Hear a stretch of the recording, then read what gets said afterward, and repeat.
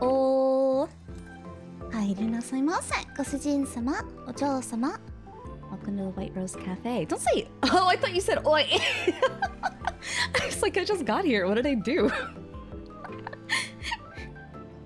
Hello, how's everyone doing today? Are we doing good? Thank you for letting me sleep yesterday. I was setting up VR chat stuff. Yeah, I'm finally getting my VR legs. I'm very happy. I could be in there for an hour before I start getting sick. Incredible. I'm excited. KK's holding a VR thing on Saturday, right?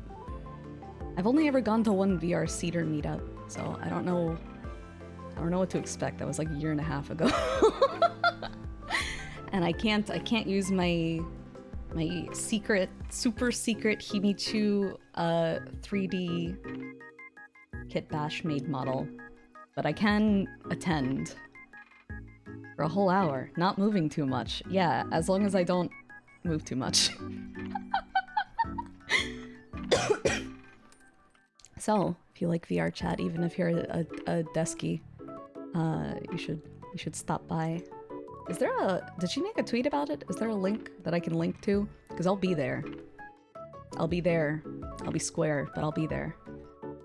In the meantime, hello Karen, hello Panis, hello Fel, hello Thunder, hello Hikage, hello Sempavor, hello Girl, hello Raycom, hello Kyle, hello Bellhound, hello Knit, hello OK Guy, hello Chilean, hello Levant, hello Jake, hello Yusha, hello Rhoda. Good evening, good afternoon. Yeah, I'm starting a little late today. I got my stream all set up and I was like, I can't think clearly. I should probably like get some fresh air.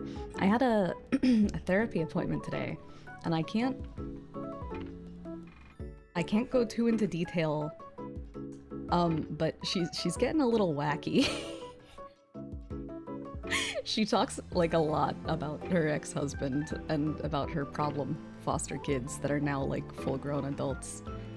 She talks a lot about her ex-husband.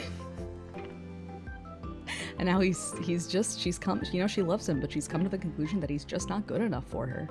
He just is not emotionally mature enough. I'm like, yeah. Wow, yeah. Sure. Makes sense.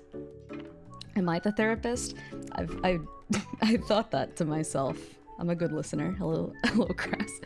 But the therapy is free. Is free? Oh my god, I really can't read. The therapy is free because it's through Momoko's work. So if I get even half an hour of valuable information from an hour-long session, I'll call it a win. I'll keep going until it becomes not beneficial. Hello, Beck. How's it going? Thank you. She also told me that, okay, I get this like on a base level, but she was like, I don't think you have depression at all. I think that like you're coping. I think that life has been pretty unkind to you. And I was like, all right, let's break this down. I think saying something like that could be helpful in changing your mentality a bit, being like, oh, this is not like a lifelong condition I have to manage. It's okay for me to feel this way or that way, right? I think that's fine. It changes it from I have like a crippling brain disease with no easy, quick change into I am doing my best with the situation given to me. I think that's fine. But I think it's irresponsible to tell someone who is still depressed when they're on like several high doses of antidepressants that they don't have depression. I think there's like a hello delusions. Thank you for following. I think there's like a happy medium somewhere in the middle that we can probably settle on. I told her about something else and she was like, when did you get diagnosed with that? And I was like, I don't know, I was like 15. She's like, is your therapist a man? I was like, Yeah, but like I brought it up. I looked into it and I was like, hey, this sounds like something I can really identify with. Maybe I should bring it up at my next psychology session. And I did, and he agreed. She was like, so he just went along with it then. I was like, what? What? I don't, what do you mean? I was like, I can't speak to the mentality of my psychiatrist like 10 years ago. I cannot say whether he went along with it or he used his medical expertise to come to the same conclusion, but like, all right. Oh, it is, but it's how do I put it? To put things into perspective, she also very smugly.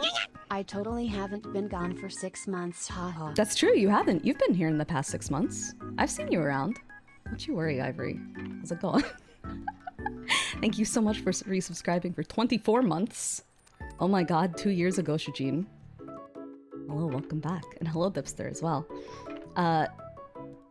Yeah, she also very smugly told me that she underwent dental surgery and she insisted that they not use anesthesia. They should just hypnotize her. And then they did, and she got through it, and she was in and out. She was done. And I was like, that's cool. Sounds cool. And to be fair, hypnosis is like a real thing. It's used in modern day psychiatry, but it's also like kind of a, what's the term? Like a placebo? Like if you can get someone into that state where they believe they're being hypnotized, they'll speak more openly to it. You know what I mean? Like, whether it's real or not doesn't really matter because the effect is proven to be real, right? So it is like used. But, sono, it's a good tag. Yeah, there we go. Hello, Reaganomicon. It's a legit thing for anesthesia, but also, yeah, the issue is also, comma. Ask her when Mercury will be in Gatorade next and if opals will generate more power. Only if you charge them in the moonlight. I had a white girl crystal phase. I had a white girl Wiccan phase. Did you guys know that? But I was like, it couldn't be helped because I was collecting cool rocks since I was a kid. So like, yes, yeah, shut up! Ugh, that's alright. It made me really happy at the time. I think any hobby you get into that makes you happy is fine. Is that a problematic take to have? Am I like lagging? I feel like I'm lagging. Is there anything I can close here? Hold on. Oh, I'm for sure lagging. Can I close this? Oh, is it because I have Mahjong Soul open? Oh yeah. As soon as I close the Mahjong Soul. That's so funny.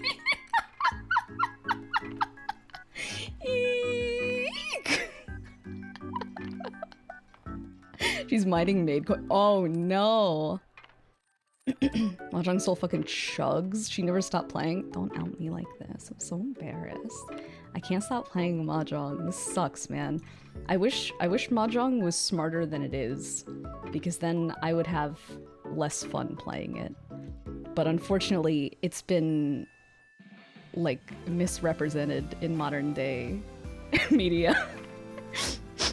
I thought it was so complicated, and that's why I didn't want to get into it. I didn't want to watch the 2-hour-long introductory level video. But then I started playing it, and I was like, I always forget I know how to play like games like poker, because I don't play them for years and years and years. And then I'm like, oh wait, I know what to do here. Can I tell you guys? Okay, can I tell you guys a secret collab idea I've had for Chuchubu? But I don't know if they'd go along with it. So everyone in Chuchubu is like an artist, right? And I thought it would be really, really, really funny if I held a collab where we played strip poker and we all like pre-drew ecchi images in case we lose a round. And then we would, the batsu is that you have to post it when you lose. And I came up with this. I was like, that's genius, that's genius, that's genius. I don't know if they'd go along with it. We'll see. Also, you can't play poker. Oh, can you play poker with 5 people? Do I have to just pick 3 of my best friends instead of 4? What the fuck? That would be awful. Yeah. Oh, you think I should bring it up to them? You think they'd say yes? I hope you're bad at poker. Fuck you.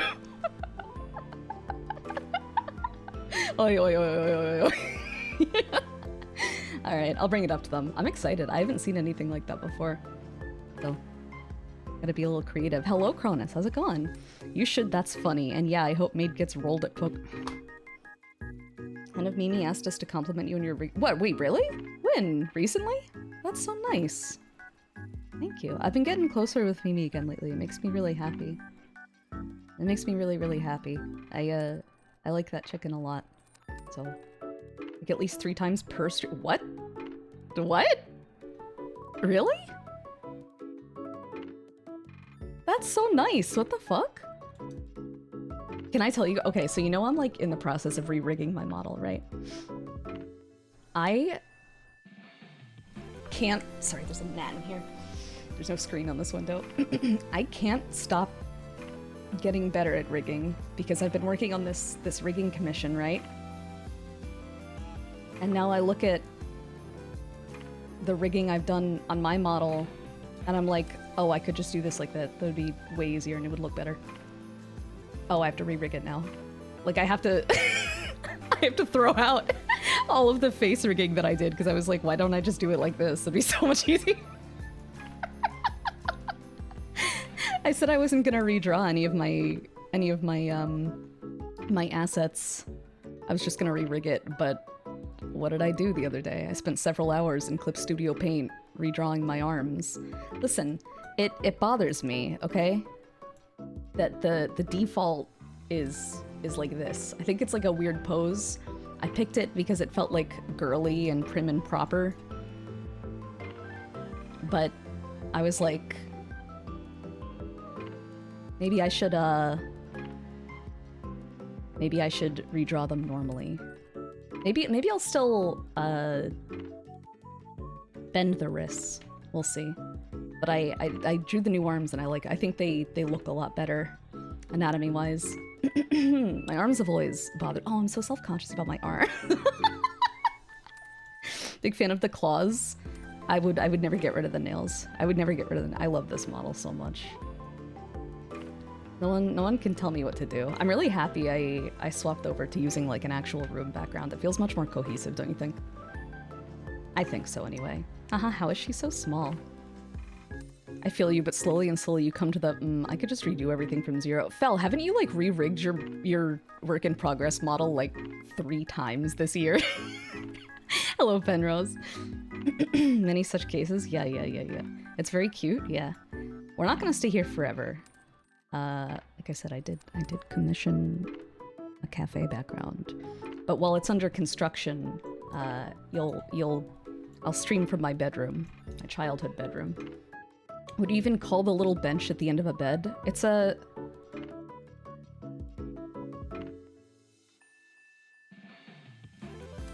A foot... Wait, no. What?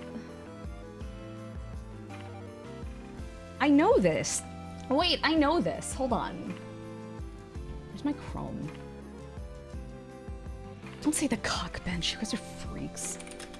Bench at the foot of the bed furniture. Well, rather disappointingly, the term most commonly attributed to this item of furnishing is, quote, bedroom bench. A footboard bench or a bed bench. Oh, thank God, I'm not just stupid, okay?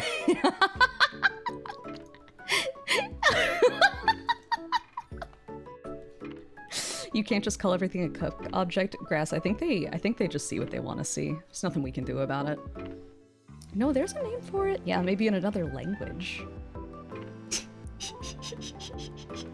Bench? I like that the room has goshujins and Maya. That's true. Maya got to eat some rabbit yesterday.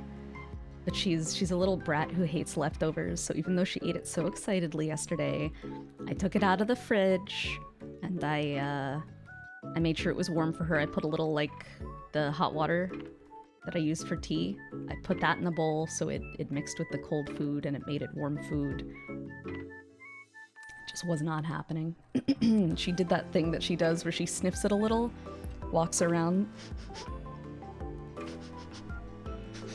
and then she turns around and tries to bury it. That's how she shows she's displeased with the food. She, like, paws imaginary dirt over it and looks at me expectantly. Oh my god. Hello, Cream! How's it going? Is that Theme Mythico Point and Click Amura? Not yet, but she will be. I've been liking these beginning of stream Zatsudans. I think this format works real well. Ottoman? I think that, isn't that, so that's what I thought, but I think an ottoman is like a footrest for a recliner or a chair, like in the living room, right? Yeah, like a couch. Animation of Maya sniffing a Goshujin, then trying to bury them. Oh, that'd be so cute. That'd be so cute, diva. She is. Ottoman is a footrest, yes. What is a bed bench but a big, long footrest? Oh yeah, I've had royal milk tea in the fridge. I was saving it for a special day, and I really needed a pick-me-up this morning. I was super tired. I've been like waking up later. I've been going to sleep later.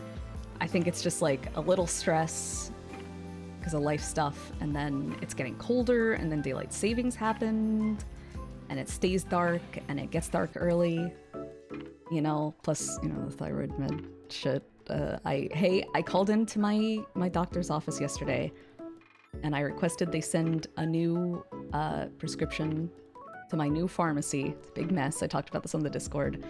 And they said, give us, well, the automated system said, give us a minimum of 2 business days to process this request. So maybe today they sent it. But I don't have a thing set up to send me a text when my medication is ready at this new pharmacy, so I might have to call them. Who knows? 2 business days is like 3 weeks. You're so right, actually. I had the best mail day ever yesterday. I can't believe I have Dojin merch. I can't believe that was one of my goals. That was one of my dreams. Fell here made Takako acrylic keychains and sent them out to some lucky Goshujins, and I am also a lucky Goshujin. Please let me show you. Hold on. Chotto. Here, I'll just take Kyle's photo. I'll steal Kyle's photo. Look. Kyle's based. He so is. Look at that! We made little Goshujin stickers too. How cute is that? I'm so happy. So happy. I gave me yeah, you gave me like a lot of Goshujins. I have so many Goshujins now. And then you didn't even write love you, maid. You didn't write like so glad we've been friends for so long. You didn't write thanks for everything. You just wrote on the letter. That's what you did. Thanks. Thank you. I got that. I got the counterweight for my headset, so now I can be in VR and it doesn't immediately hurt my neck horribly and throw off my balance. And that's worked really well. And then I also received, when we watched EGI2 the other night, I went to Alan's store and I ordered a book that he published, like a little book that I've wanted for a long time. Made VRC stream win. I've got a very VR chat pilled friend who recommended that I wait until I get full body tracking to do a stream with it because the body language makes all the difference. And I said, you know what, that checks out. So, not till I do that, but that gives me plenty of time to get used to VR more and more. And I would like to. I already have the OBS screen set up for it. Hello, Ham. How's it going? How I learned valuable information from the book. Well, it's called $8.95, and it's called A Guide to Avoiding Bank Fees and Chatting Online by Alan Resnick.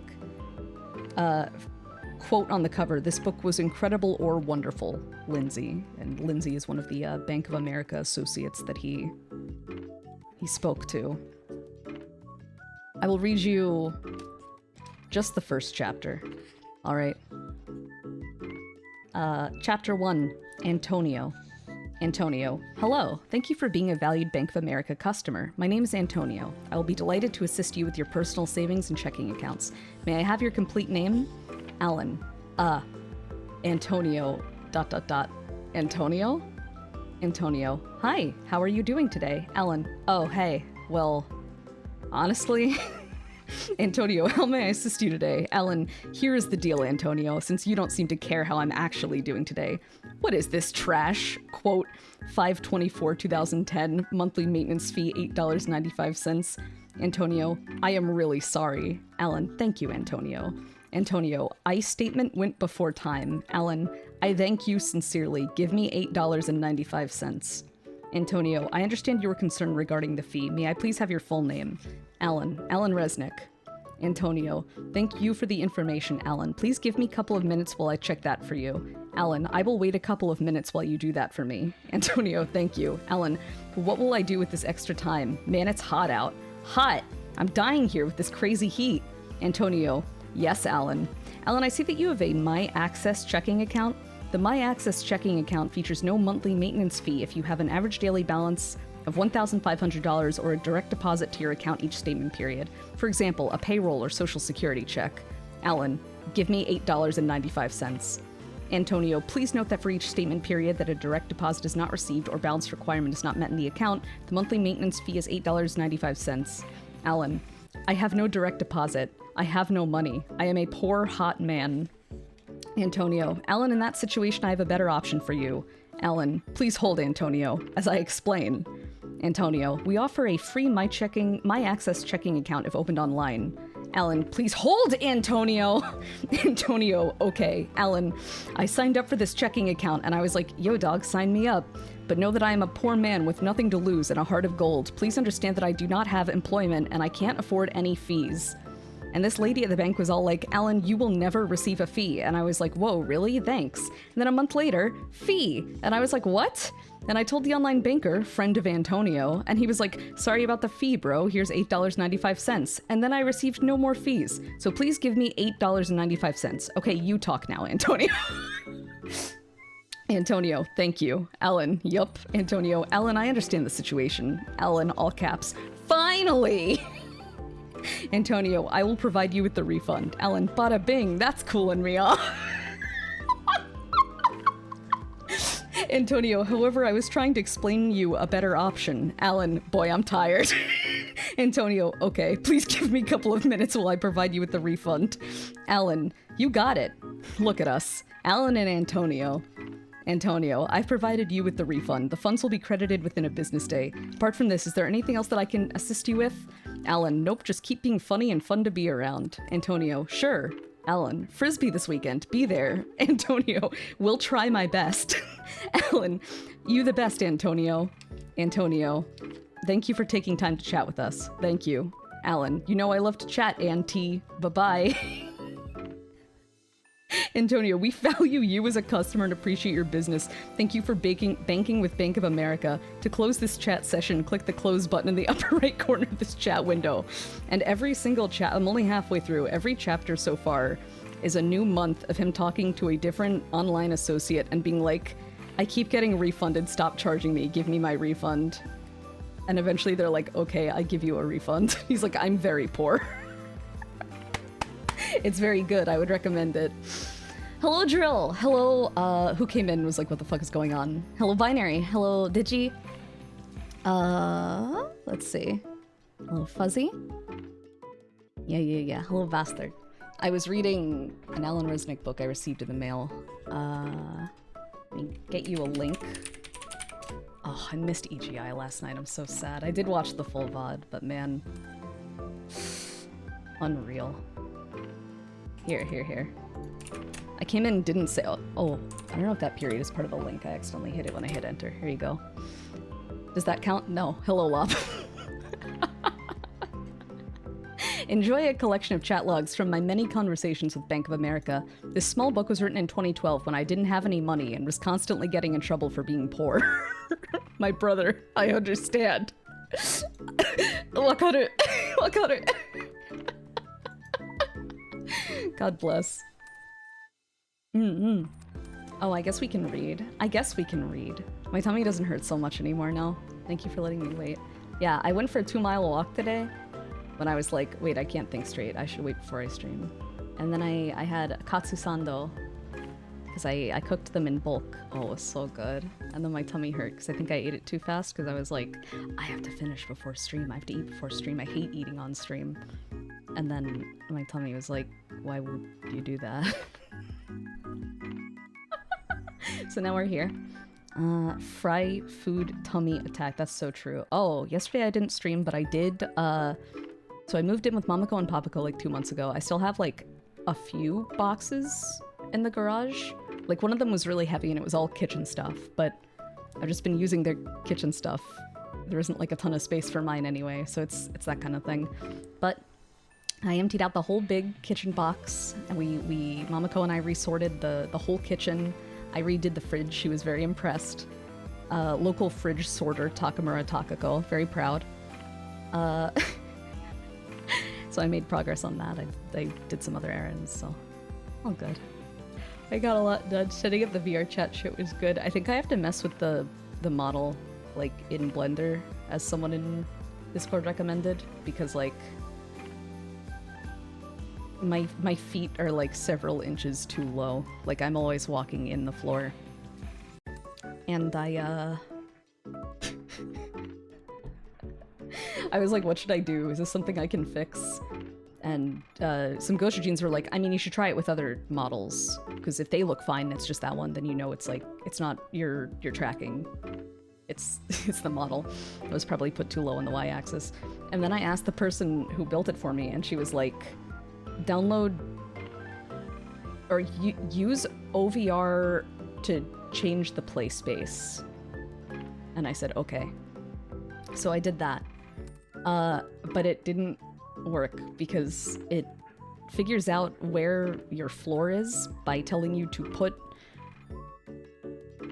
a controller on the floor, and I can't go lower than the floor. I tried raising the headset a little bit while I put it on the floor, and that didn't work. I also can't raise the headset because then my model just goes on her tippy toes and it looks fucking crazy because she already has heels. Just dig a hole. Oh my god, you're so smart.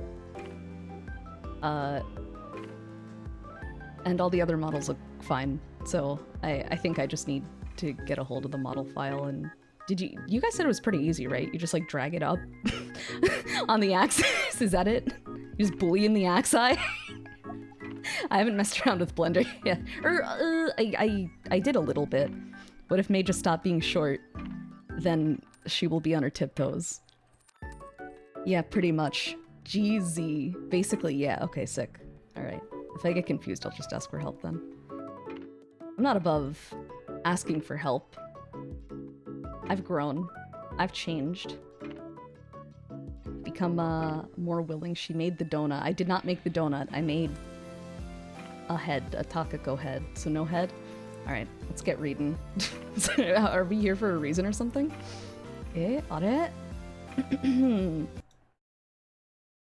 let me turn the game volume on. Oh, she's a little noisy.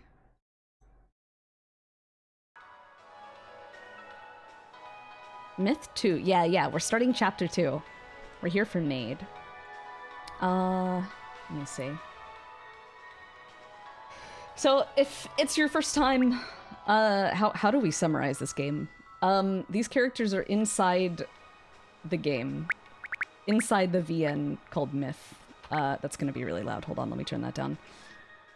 And they're self-aware, and they're trying to, get out? They're trying to, like, get the shadow people to get along with the shadowless people to avoid Ragnarok, I think? It's, like, very confusing. But it's getting very, very neat, very trippy. And we finished the first loop. So, probably our protag's memories have been wiped. We'll see how quickly they get if they do it wrong, they instantly get killed off and get written out of the story. So, we'll see. Okay, I can't click on this. Oh yeah, he keeps a notebook And to avoid forgetting his memory and forgetting, like, the people who've died and been written out, he has been writing down everything about them. He's been writing down, like, what the plot was so far and, like, what he thinks is done by a character's volition and what's part of the story that they have to either get around or, like, work around, whatever. So... what a mess. Fine. Early morning, November 2016, AM 2:09. It's not, it's daytime. Oh, we have an, ooh, the setup is different. What the hell? Wait. All right. Whoa! Wait, no way. Wait, each chapter is the same title, but you can choose which myth A, myth B. Wait, this is so cool. What the fuck?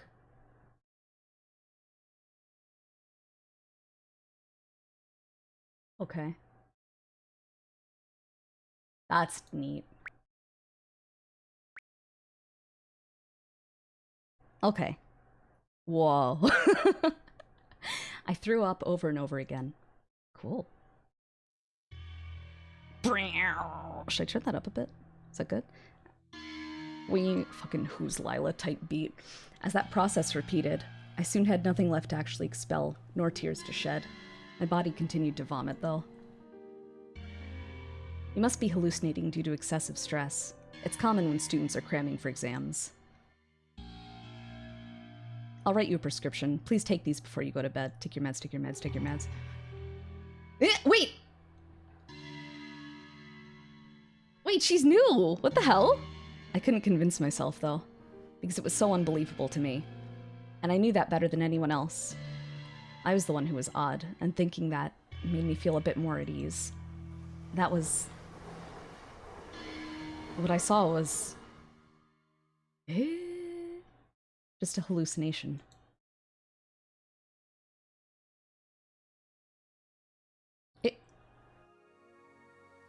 Light filled my gloomy room as I opened the window.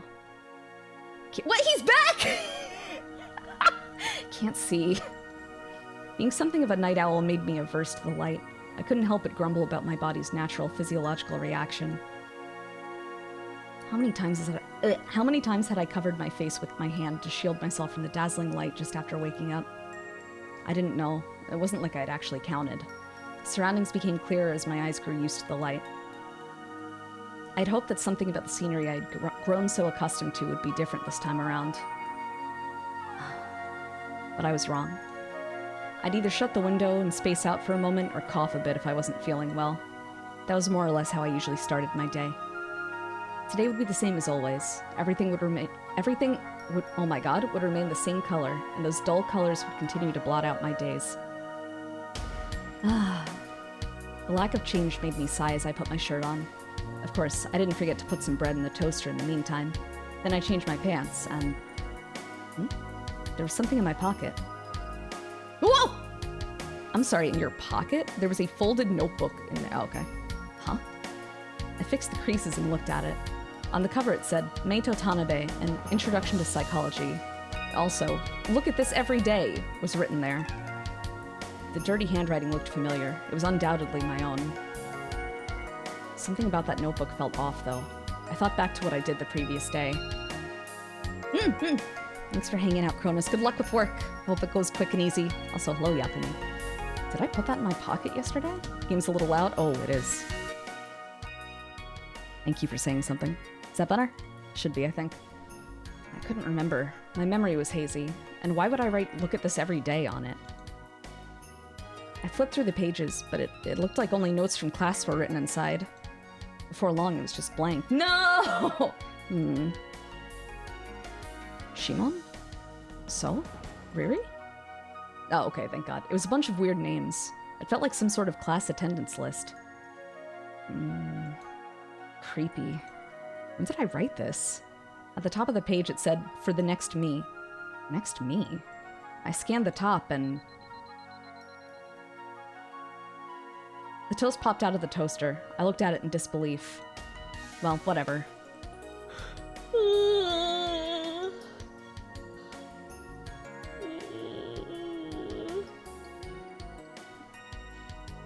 Did I set the gate? What? No. Are you messing with me? Oh, can you set the gate? Oh, Jesus, sorry. My concerns about that notebook faded away with that dopey yawn of mine. Oi! I put my pants on, quickly consumed the toast, grabbed my bag, and unlocked the front door. Might as well. I put the notebook in my bag and went outside. 7:30 a.m. I was right on time. I looked at the people passing by as I chewed on a breath mint. They were like walking corpses. Well, maybe not corpses, but I'd never actually interacted with them in my entire life. I made my way through the throngs of people as I proceeded through that ever-familiar scenery. The students disappeared into the school building, and I soon followed. I went through the entranceway, entered my classroom, and then prepared for class before a teacher showed up. I was studying social sciences. Nietzsche and Maslow were cited. My textbook droned on and on. This world is wonderful. Our society is the culmination of the entirety of human cultivation. We are superhumans. The writing was too obstinate for my liking, but I still ruminated on it as my gaze drifted towards my desk for some reason. I couldn't get excited for class. What we covered just wasn't particularly engaging. They're new types. Ding dong. All my classmates began to take their textbooks out from their desk upon hearing the bell ring, and I did the same. After class, I headed home, sighing along the way. The scenery as I returned was just as familiar to me as the scenery I saw heading to class. It was like that scenery had been burned into my retinas. Simpleton. I laughed at myself for thinking that, because I was no different from any of those other people who saw the same scene every day. Oh?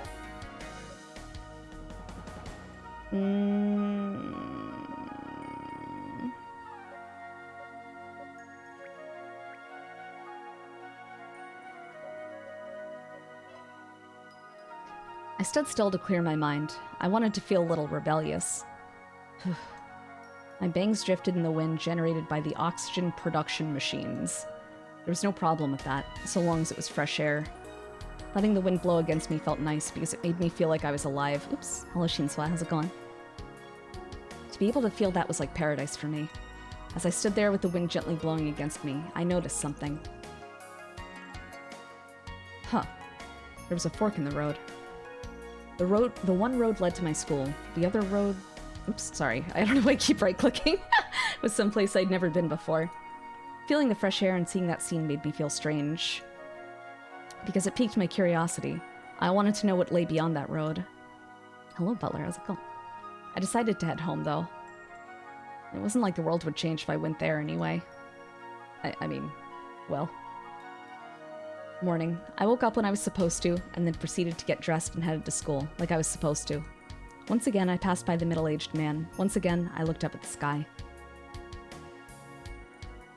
Even doing that felt necessary to me. Even thinking that felt necessary. Eh? What? Hope everybody good? Yeah. All doing good to my knowledge. Thank you. Hope work goes well. I gazed at the other side of the intersection with a faint bit of hope in my heart. It was neither worthwhile nor efficient, and it wasn't like anything was going to change by doing that. I just wanted something to be different, for there to be something I'd never seen before.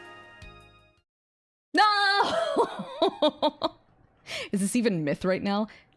Good question.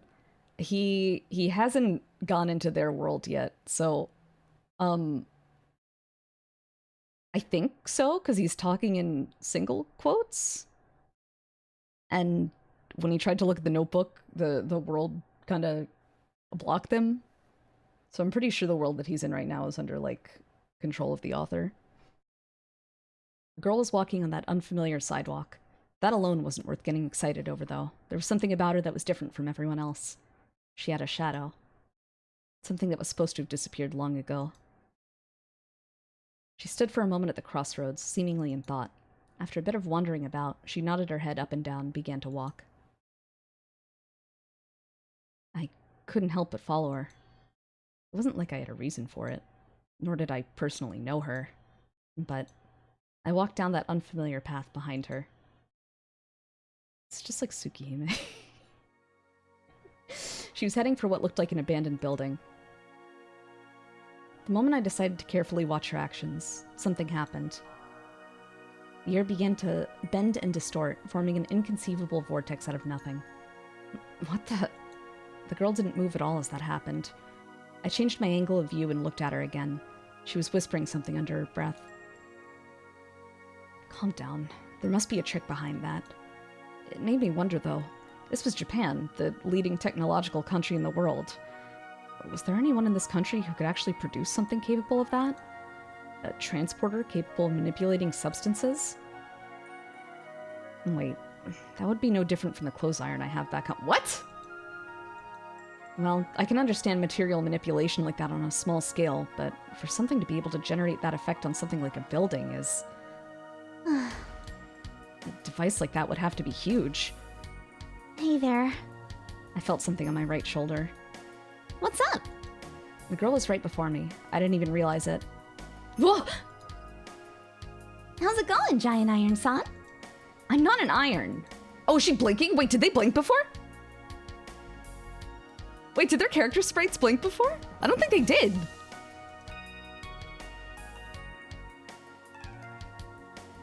They did not. Oh, that's so sick. Is she psychic or something? Shimon, the Magnificent. How bizarre. I'm just being old school. I had no idea what she meant. So, who are you? She smiled as she said that. I took a deep breath, then...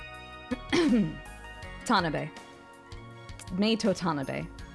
Told her that. Hey, yo, Meito-san. She was overly friendly. What's that behind you? Oh, that? Her expression changed upon hearing my question. I immediately realized she was kind of a simpleton. Did you see the gate? No. I said I didn't. Then... Wait a second! I also realized she overreacted a lot. It's not right to lie. I didn't think it'd be a good idea to tell you the truth. So, what are you gonna do with me? Kidnap me? Imprison me? Wait, you're really gonna do that? I was just joking, but... I'm just horsing around. I want to invite you to another world. It's no different from kidnapping me. I'm not gonna kidnap you. Anyway, it's fine. I'll even provide you with 3 meals a day. See you later. I decided to get out of there before things took a turn for the worse. Wait a second!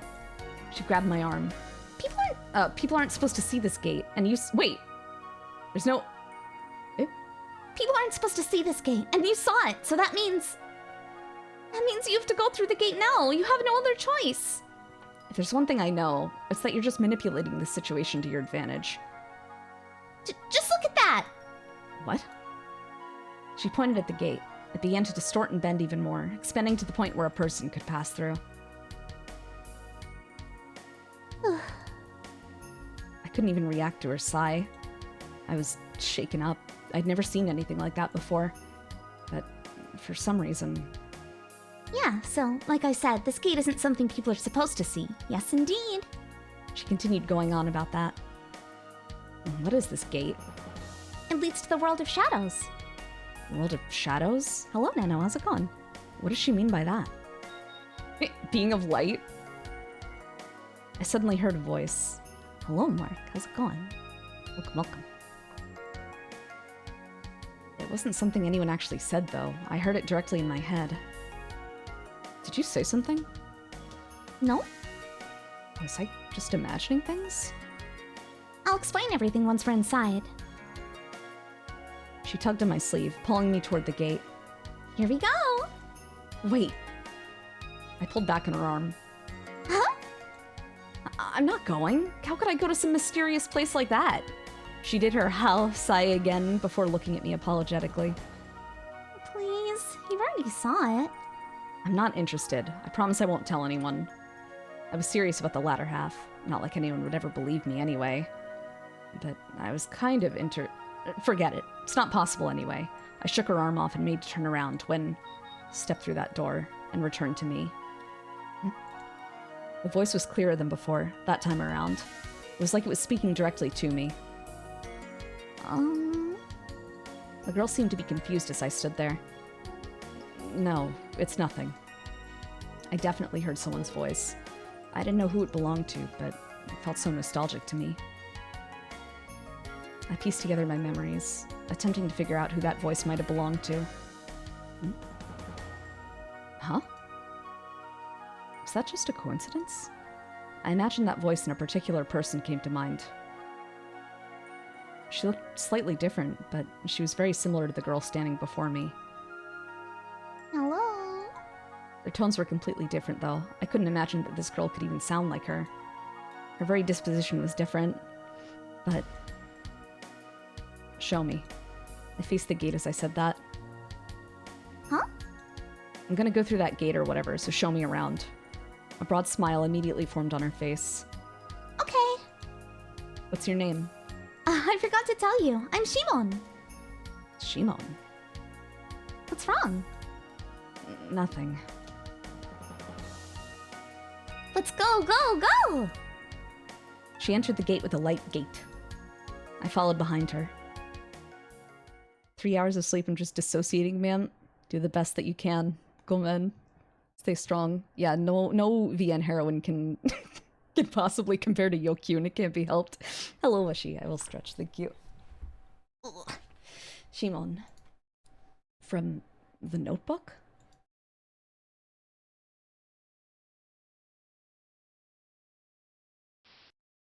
Oh, let's go! The world changed.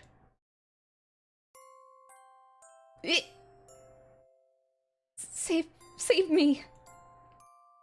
I finally found my place in this world. I finally found something to protect. And I would kill. So I could respond to her love. Kill people. People? I was wrong. Ah! Black rain, warm black rain fell to the ground. Scattering all about. You're something else.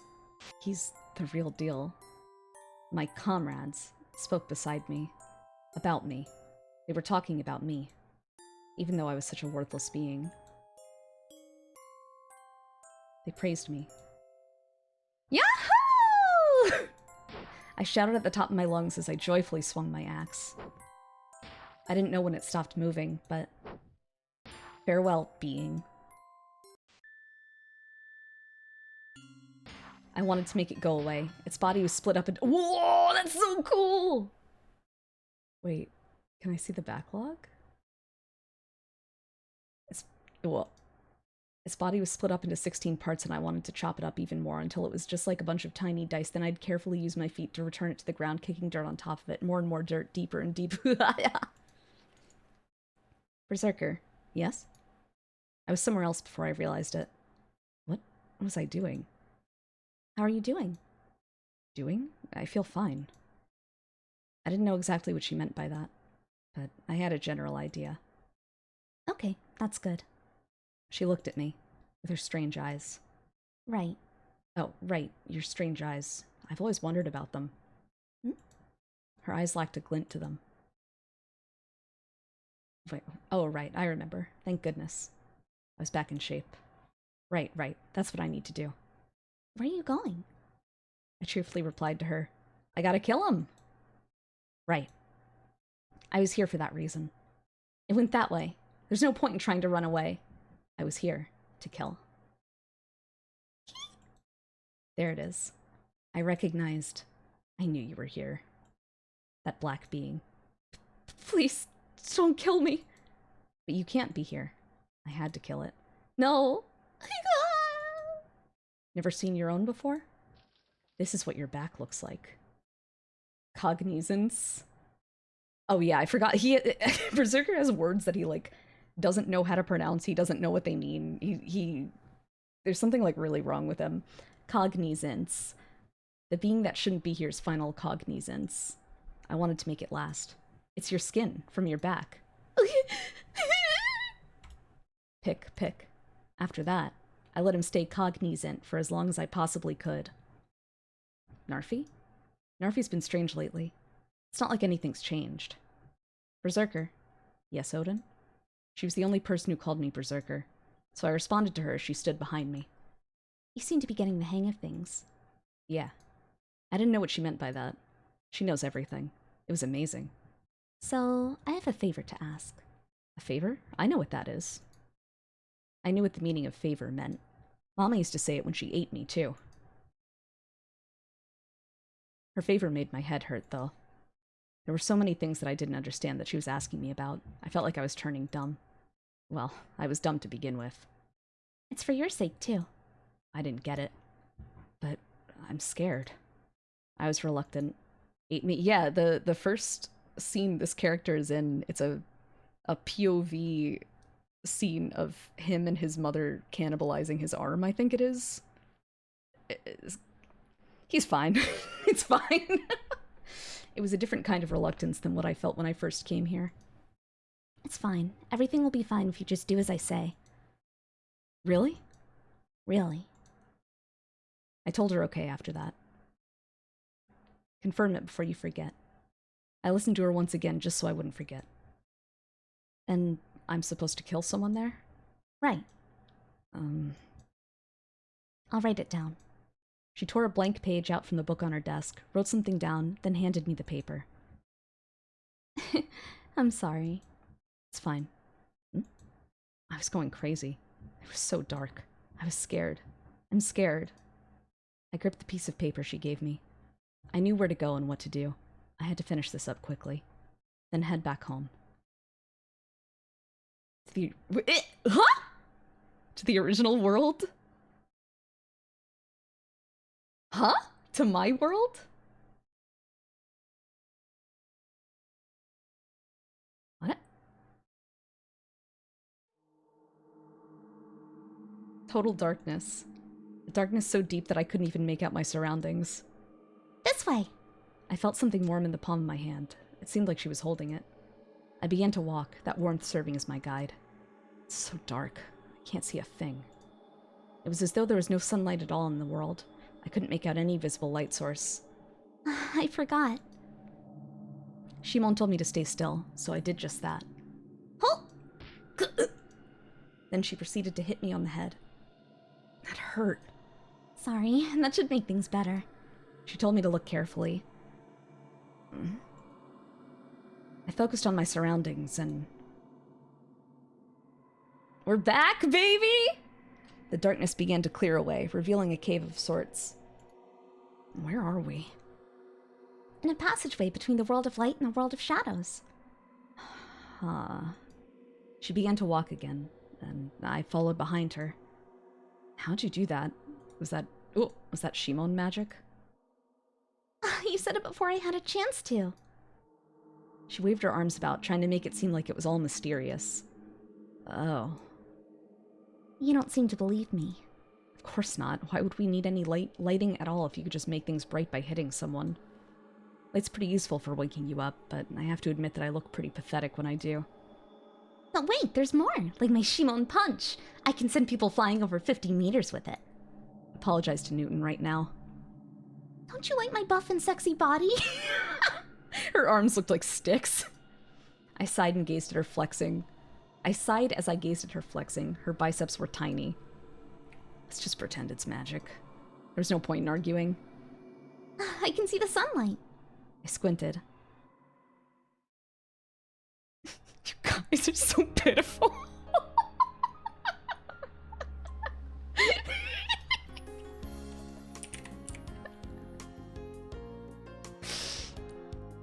Before me were sprawling grasslands.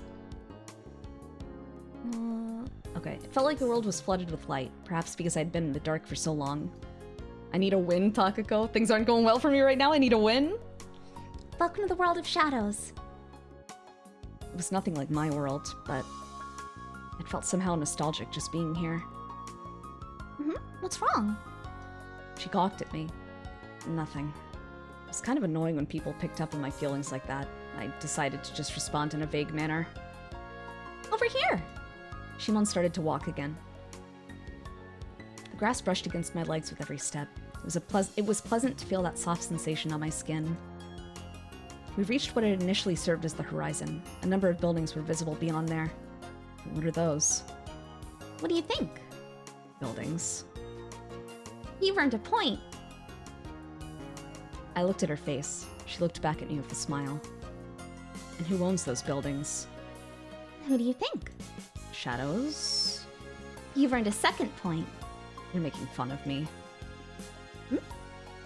Never mind.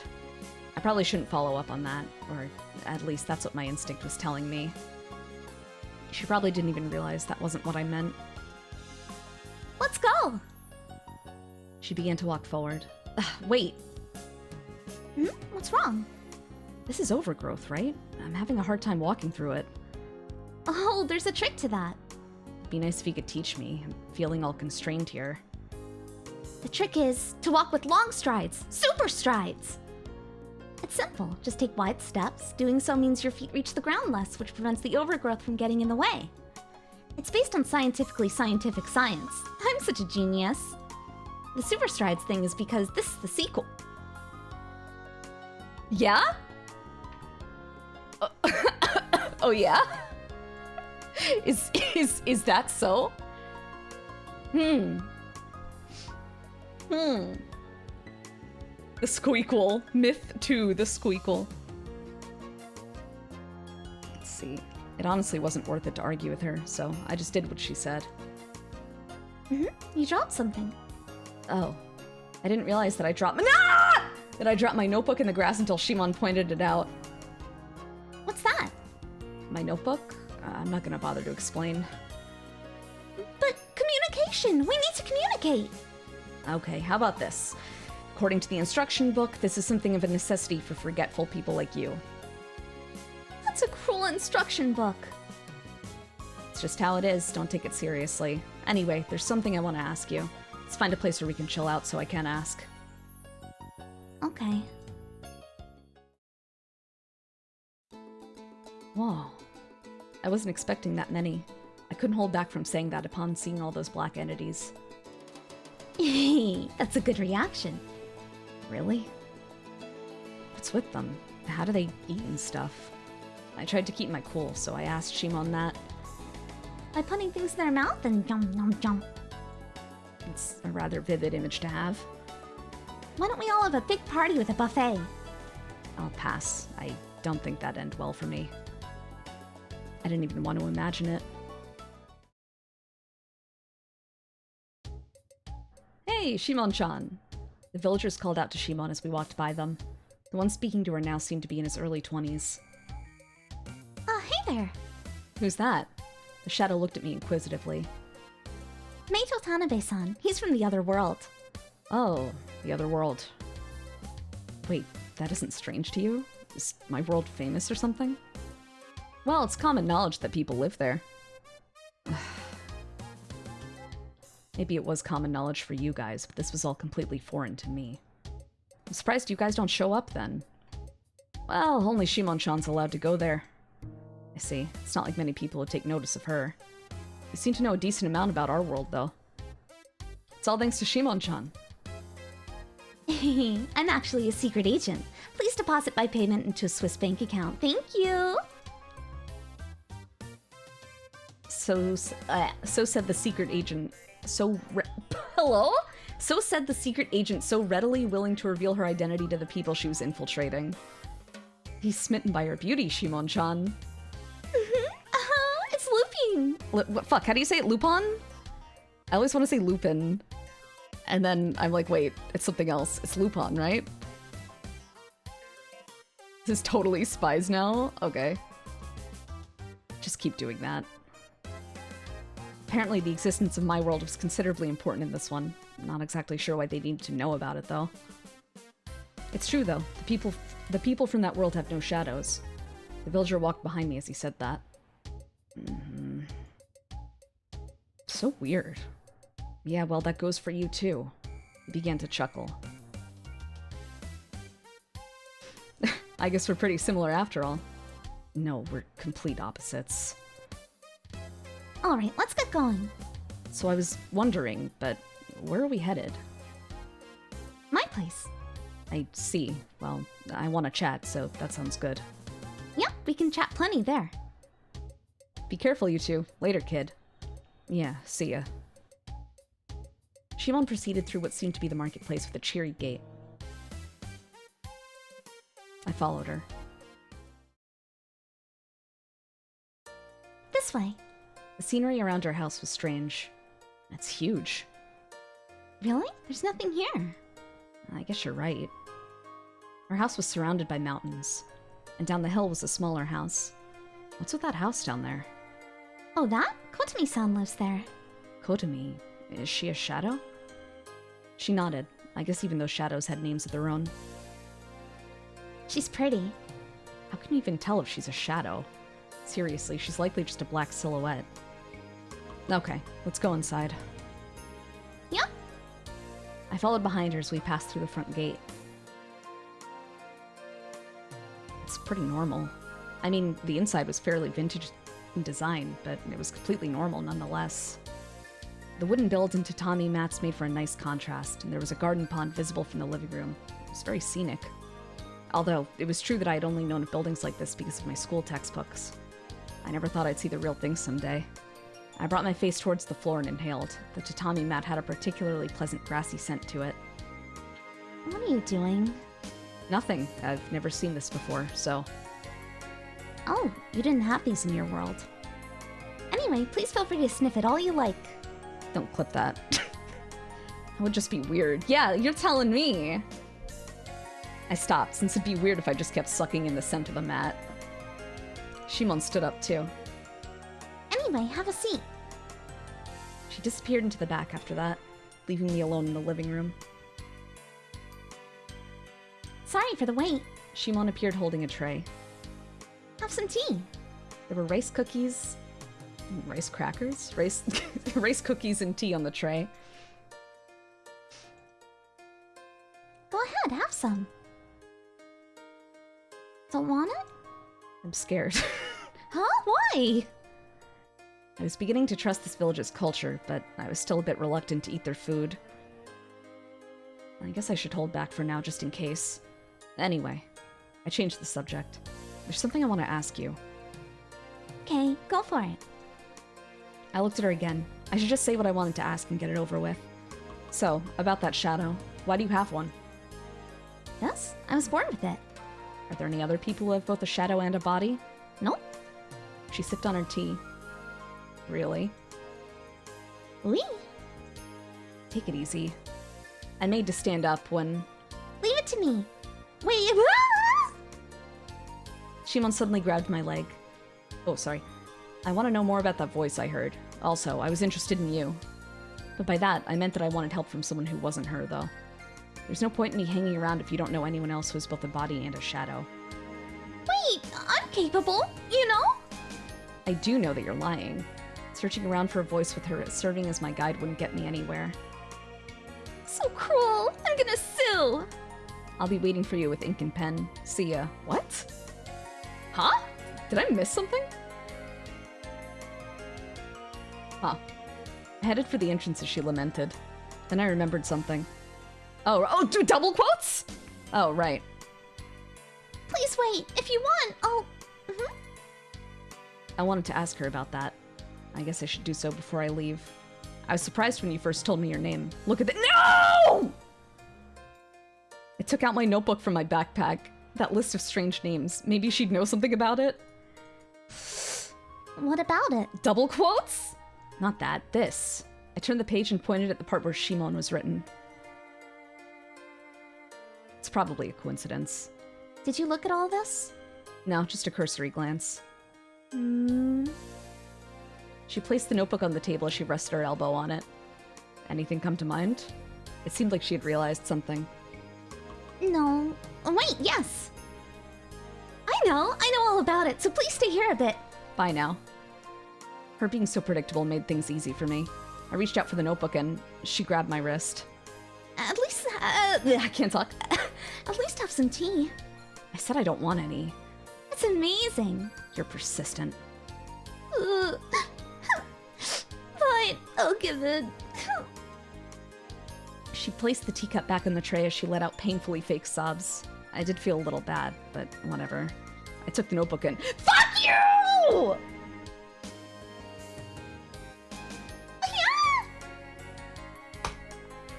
Oh my god. The table shook. Huh? Sending tea flying all over the place. I'm so mad. I'm so mad. I'm so mad. What are you doing? My mistake. It spread all across the table. Gah. And my notebook was sopping wet. Wait. Okay. Alright. I picked it up and wiped away the tea. The letters all blotted together, making it difficult— No! Making it difficult to make out what was written. Even the pages were stuck together. I could barely flip through them. I'm sorry. Shimon didn't seem to know what to do. Damn it, what was written in it? I'm not sure. Maybe it was something like a novel you penned? Then those people were characters in it? I don't remember writing anything like that. Maybe you were spacing out while you did? Well, that might have been possible. I did tend to space out after class ended. Maybe I did write something out of boredom one day. Meito-san, your clothes are all wet. Oh, you're right. That's why it was so cold. Allow me to take responsibility and wash them. No, they'll dry soon enough. Was that a sneeze? No way. There's just something in my nose.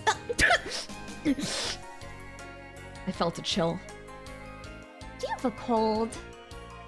My head was beginning to hurt. Oh my god. This is fucked up. This must have been some kind of curse. She must have been responsible for it. Alright, I get it. I'll stay. A broad smile formed on her face. Yay! She must have been scheming something. But seeing her smile like that made me feel better, oddly enough. Oh, yeah, there was something else I wanted to ask you. Hit me. Have you ever suddenly heard someone's voice around here? A voice? I heard someone's voice when I was talking with you in front of the gate. Definitely wasn't your voice either. What did it say? Being of light, step through that door, or something? Being of light? She crossed her arms and began to think. I can't understand why I would just suddenly hear someone say that, but for some reason I feel like I should search for whoever that voice belonged to. It was nostalgic and somehow sorrowful as it called for me. Is it okay if I help too? I know all about this world, so I think I'd be of help. Well, the more people helping, the better. Considering what Shimon said earlier, it's unlikely that there are other people like her who live in this world. It'd be better than searching on my own, though, I guess. Can I ask for your help, then? Of course, you're my number 2 candidate for friendship after all. I don't recall becoming your friend. Oh, so mean. That was how I laid claim to my new, though unreliable, comrade of sorts. No!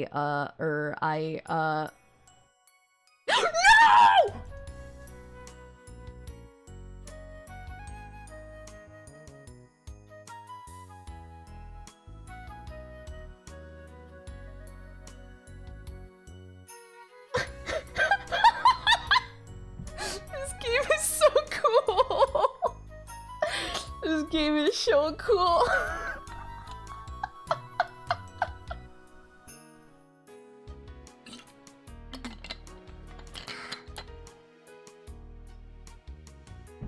How was it? Shimon showed me to my room after I walked around our house a bit. It was getting late. Are you sure? Isn't this room a little too nice for me? I felt like I wouldn't really be able to calm my nerves sleeping in such a big room by myself.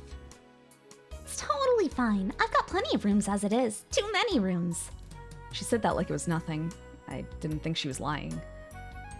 Her house was big enough that just looking around the whole place took practically the entire day. It's far too big for her to live here on her own. Don't you get lonely sometimes living in a place like this all by yourself? Not at all. I've got everyone else around here with me. She flashed me a smile after that. I see. She really did love her friends. What is it?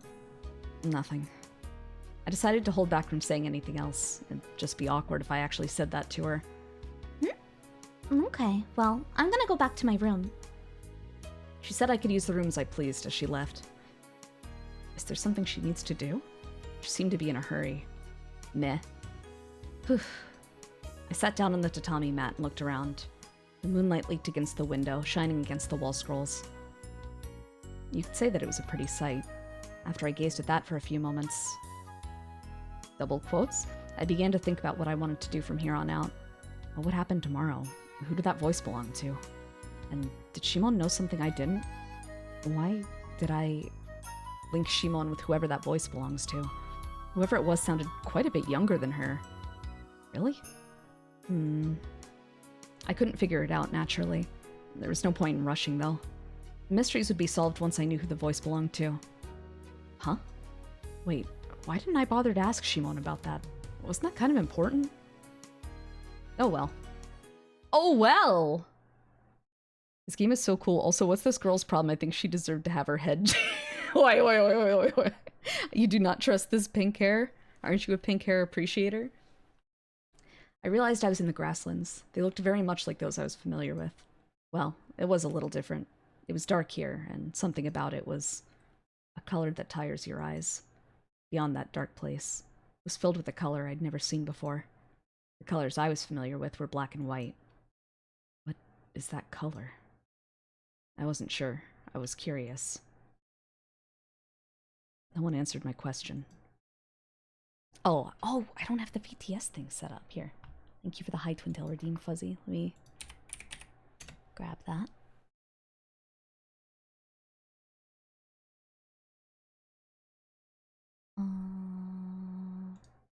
There we go. Thank you.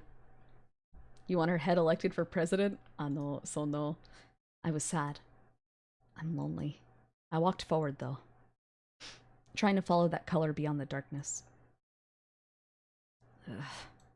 I couldn't catch it, though. I really wanted to, but I couldn't make it. My head began to feel dizzy. But a tree.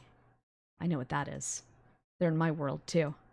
It looked like a place where I killed the shadows. When was that? I don't remember, but it doesn't matter. There was a person behind the tree. It wasn't a shadow. I couldn't make them out very well. Excuse me, do you know Hibiki Shindo? What a weird person. They won't talk to me. Come on, say something. What a weird person. I was irritated before, but now I was really irritated. Hey! I couldn't see their face. They didn't answer me. Peered into that person's face, then pulled my head back. You're weird. I'm leaving. I went to follow that color again. Was that person? No, they couldn't be. What do you mean? Finish your thought! I reached a strange place after pursuing that color for a bit. It looked just like my world. There were shadows there. So many shadows. It wouldn't be right to kill them. I looked at the piece of paper the girl gave me. First is Hibiki Shindo. Second is maid Tanabe. And finally, Loki-san.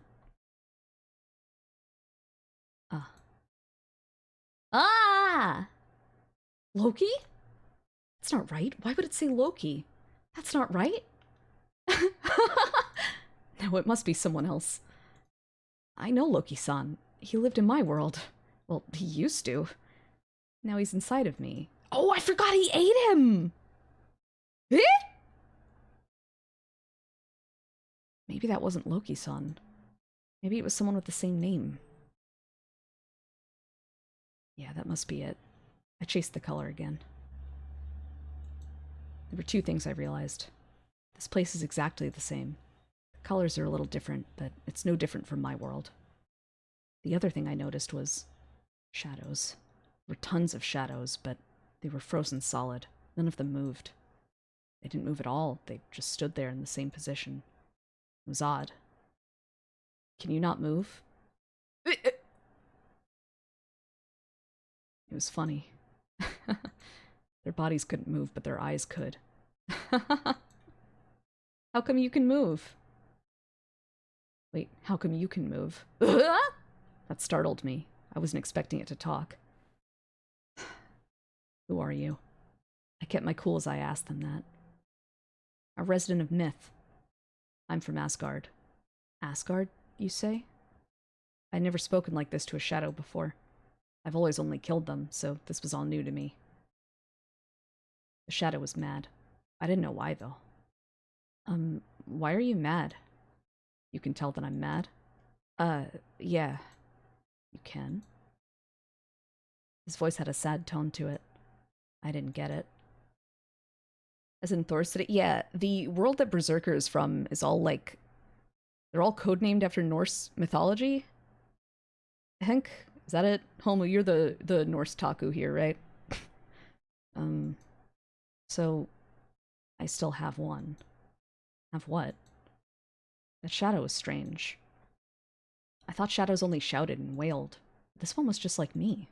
It cried and it got mad and... Why did you come here? To kill shadows. The shadow's eyes went wide. I didn't get it. What's wrong? Who are you working for? Huh? Working for? Who told you to come here?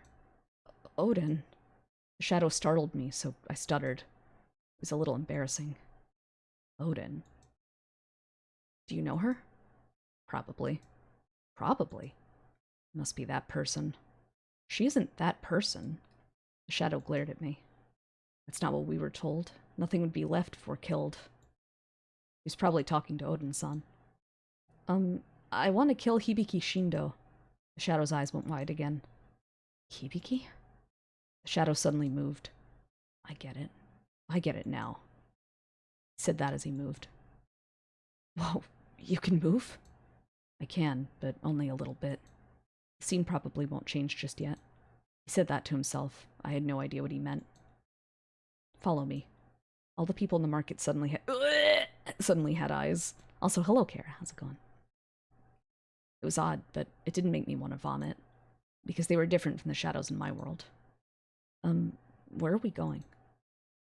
You want to know where Hibiki is, right? I'm going to take you to meet someone who's close with her. Really? Thank you. I gave the shadow my thanks as we went up the dark hill. This sucks.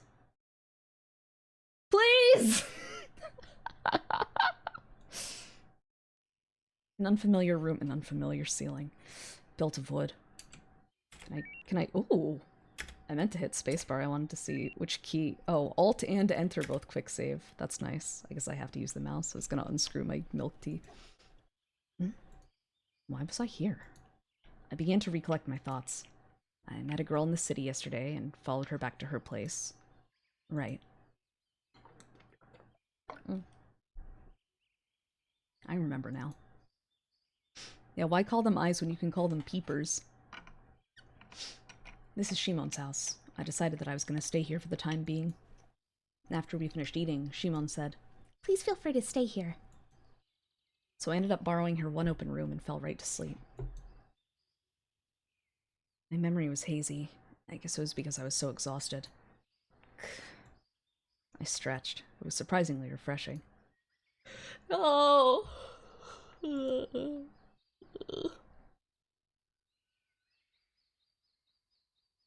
Ugh. Guess I'll head to the living room. I put on my shirt and headed out. Morning. Shimon was there. She was holding tableware. She must have been preparing breakfast. Have a seat. Breakfast will be ready shortly. I sat at the table like she told me to. It was covered in tableware. It's so empty without the other two there. Let's give our thanks. Thanks for the meal. Rub-a-dub-dub, thanks for the grub. Shimon did some strange gesture. Thanks for the meal. I just followed along with her. I didn't know what any of the food she'd prepared was. There was plenty of variety, though. When will you be leaving? For? Huh? The grasslands. Grasslands? Jeez, did you forget? I said there might be something out there yesterday. No, you didn't. No, she didn't. Did you? I really didn't remember. Why the grasslands? Because there might be a clue. She smiled and placed her chopsticks on the table. She really did wolf down her breakfast. Feels like morning. Shimon stretched beside me. She certainly was carefree. To a fault. She should know not to do that kind of thing in front of guys, since it emphasizes your body. Hey, ladies, you're not allowed to stretch. It might tempt people. Don't don't feel the sun on your skin and enjoy the nice morning air. You whore. Oh, Stretch, thank you. Kind of floozy. Obviously, it's daytime. No, that's not it. Doesn't it smell nice out here? It's the fresh morning air. She was insane. It's not like morning in particular had a unique set. This guy! She continued, perhaps picking up on the doubtful look I had on my face. This is what morning smells like. Does morning not have a scent in your world? I shook my head. So, what produces that scent? Dunno. And you're fine with not knowing that? Oh my god. Oh, I scrolled. Jesus, sorry. It's not gonna kill you. I'm living proof of that. She boasted about it, which hardly served as proof that the air wouldn't kill me, though. Anyway, I don't think it'll harm you. Plus, it's better to not know the answer to your question. She began to walk after making that bold statement. I am forcefully brought back to my least favorite video on the internet, Fate Stay Night and the power of not knowing anything, or whatever it's called. Where Digi talks about not knowing anything about Fate for like half an hour and is like, I think that's good actually. I think Type Moon is more interesting the less you know about it, so I'm purposely not going to consume any Fate stuff. I think it's better. I think you can enjoy Fate better if you don't engage with it and don't know what you're talking about. Oh, I'm getting so mad just thinking about it. Oh my god. Ugh! It's better to not know the answer? That was logic I couldn't follow. So true, Tanabe. Anything and everything had an answer. At least that's what my world asserted. 0 days without thinking about the Fate vid. We gotta, it's been like, what, 2 years? We gotta rewatch that sometime. I gotta get mad again. Oh my god, we should do that today. Oh, I think I still have it downloaded. That might be on my other hard drive. We'll see. We'll see. I'm sure it's still up online. That truth must also apply to this one. I looked at Shimon from a distance. She was considerably far ahead of me. Oh, maybe things like that just didn't matter in this world. If all the people in this village are like Shimon, then I could definitely see that being true. I couldn't imagine there being particularly inquisitive people in any case. It would be funny to do it right now. Okay. Since I'm thinking about it, I'll forget if I don't. Alright, hold on. Chotto.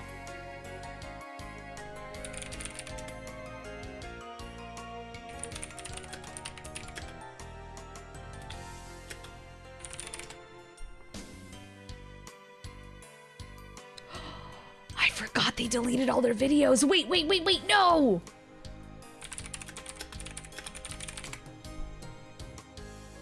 Wait.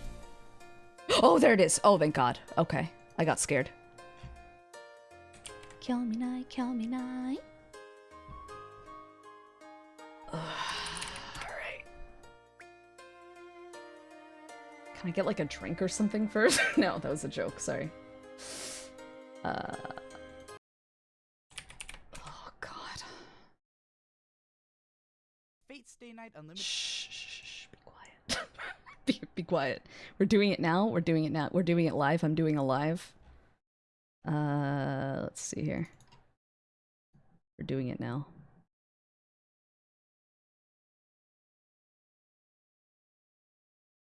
Here. Just a casual 2 hour. Oh, it's not 2. It's like 5 minutes. I thought it was half an hour, but I think I just understood the trauma poorly. I think my brain didn't, you know, register it. The other one. Oh no, we're not gonna watch the Gigic one. Hell no. Oh. Fate Stay Night Unlimited Blade Works just had its first hour-long TV episode, and it was pretty damn cool. True. Sure, it was kind of ridiculously slow and not that much happened, but it was unbelievably gorgeous to look at, easily better looking than Fate Zero, and even Kata no Kyokai, much like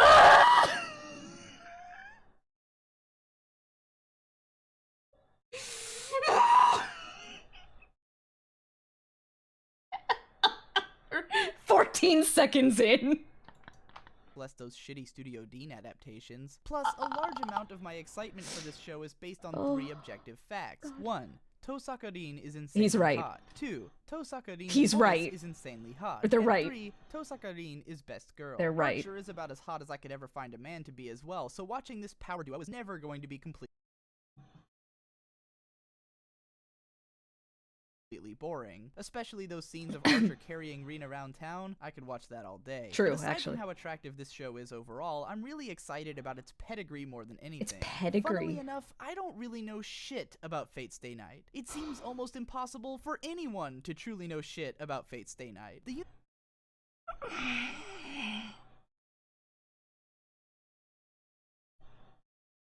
me a second, alright?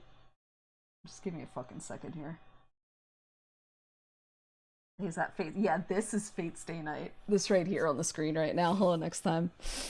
The universe of Type Moon stories is so broad and dense that you could probably take a few semesters of classes on it and still be upstaged in a conversation with other fans. Why does your enjoyment of something, why does that not exist in your own little bubble? Why does it matter what other people? Fate Stay Night itself is an obscenely long visual novel, which you have to beat 3 times to get all of the different story. Hey, you really, like, don't, though. You can, the game says, hey, you've read this scene already, do you want to skip to the new part? Every single time you start a scene that you've read already. Fate is like 30 hours, it's a little longer than that, but it's certainly not, like, well, alright. Arcs, and it's got a sequel and a prequel novel which has an anime and some tie-in games and some tie-in manga which have their own anime and this alt universe shit, not to mention Type Moon. It's almost like, I don't know. It's almost like things that are good tend to become successful. And when something's successful, they tend to make more of it. That's crazy. That's nuts. Other games take place in the same universe, but some of them are like a different version of that universe. The Tsukihime anime doesn't exist, and Jesus Christ. Not to mention, if you actually try to read the visual and light novels for any of this stuff, you've got to power through Kinoko Nasu's obtuse writings.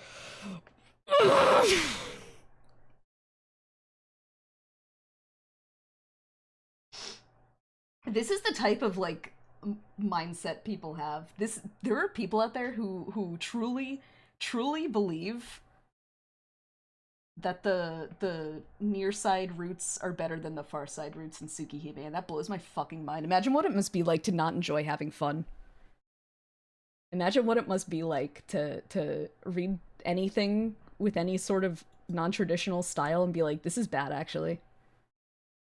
Imagine not looking at melting wall solvable meaning and being like, this is garbage.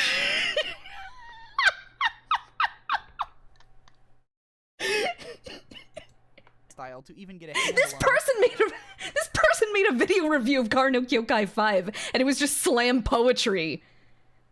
And they're gonna shit on Nasu for writing like this. Their whole review for Kara no Kyokai 5 was just like, spiral. The spiral is a paradox. What does it mean?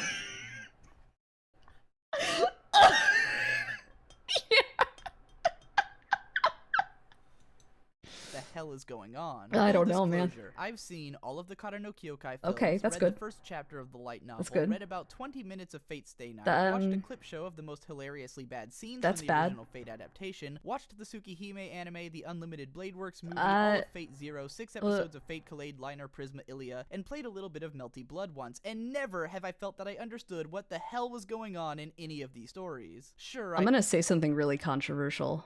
I'm gonna say something incredibly controversial. If you... And people are... Can I say something without you guys getting mad? If you get through this much Type Moon knowledge, and you have no idea what's going on, that's like a you problem.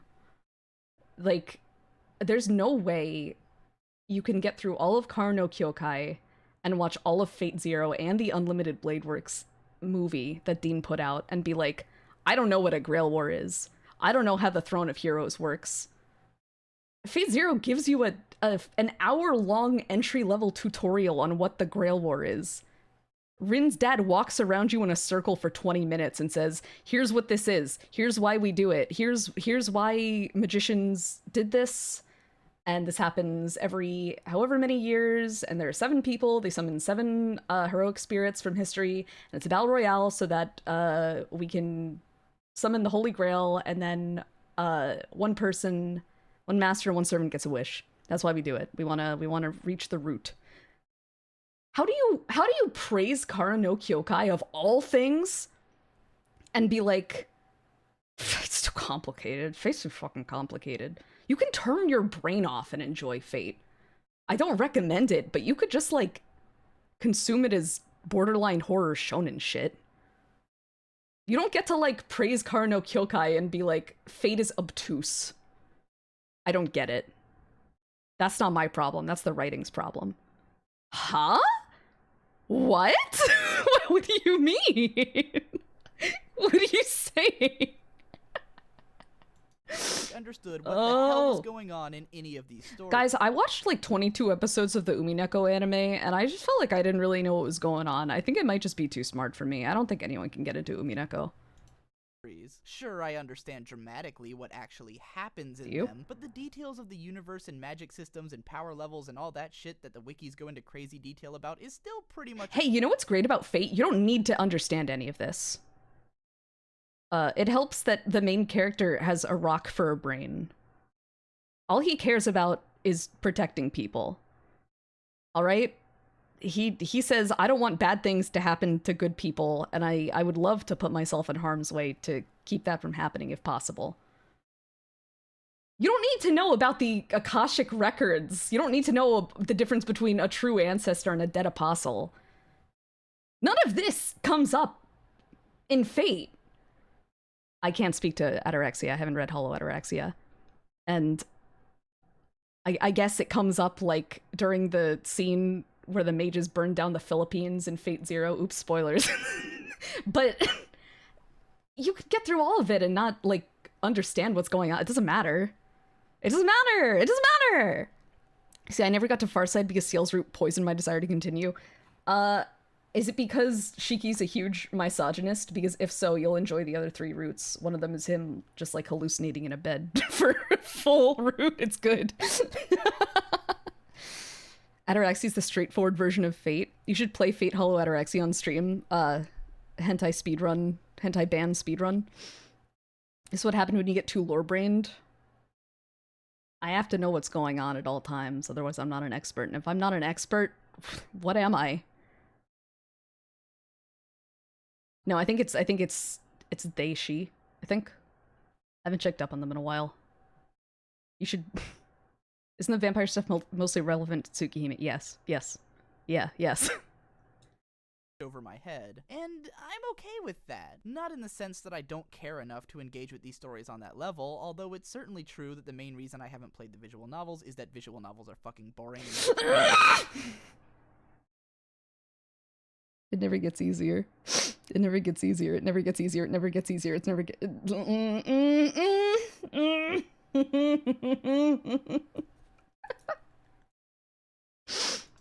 Long. I do more or less Way think too of myself fucking as a long. fan of Type Moon stuff, as Kara no Kyokai is one of my favorite series, and I enjoyed Fate Zero quite a bit. I love Takashi Takeuchi's character designs, I love the dark urban settings, spiced with bits of Lovecraftian horror. Damn, it sounds like this is something you would love then. It sounds like you enjoy this a lot, and you should seek out more of the content since it's out there. Fantastical magical stuff, and I love the aesthetic that UFO Table brings to these works in their animation. Yeah, I love lens flares. Not knowing shit is fun in its own way. Whenever I see images or references to things that I don't know about in the Nasuverse, it gives me this sense of adventure and wonderment. Like there's still so much left that I haven't even explored and don't understand. Is this true? Nuggets of info and treats waiting to be discovered and appreciated. Is this Sometimes true? I suspect that the mystery of wondering what the hell I'm looking at is more interesting than if I actually knew what I was looking at. It's not to say that I'd be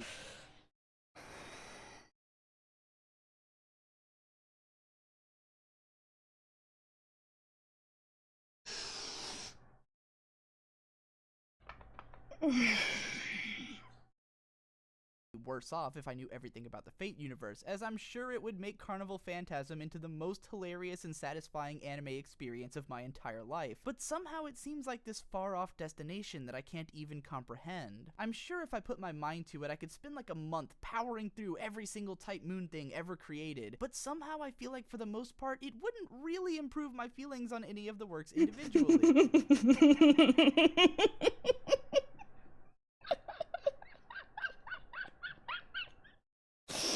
I could spend the time reading Fate Stay Night, but I don't think it would make me like Fate Stay Night more. I don't know. What do I know?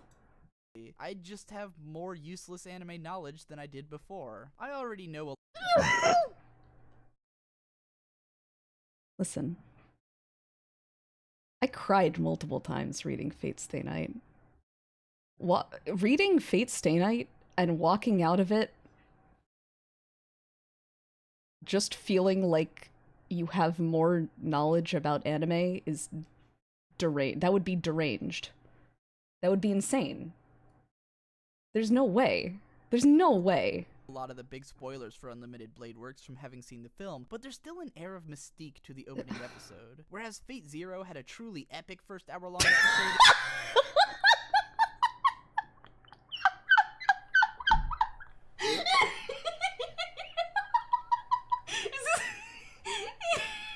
If I wasn't familiar with this creator's other content, I would think this is a parody. There's no way.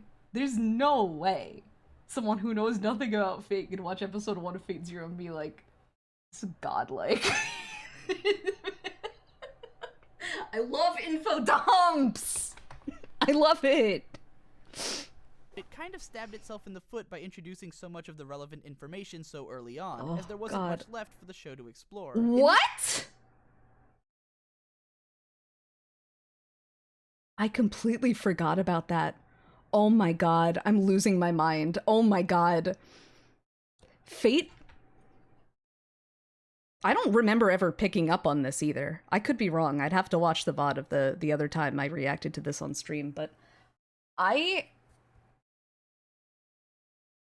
don't think a person exists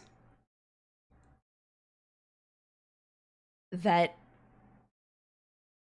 can watch Fate Zero all the way through, say, I really enjoyed it, and say, but, I don't know, nothing happened, you know? There weren't any themes, there wasn't anything explored after episode 1. I don't know, I kind of wish it stayed more like that, because then there would be stuff going on.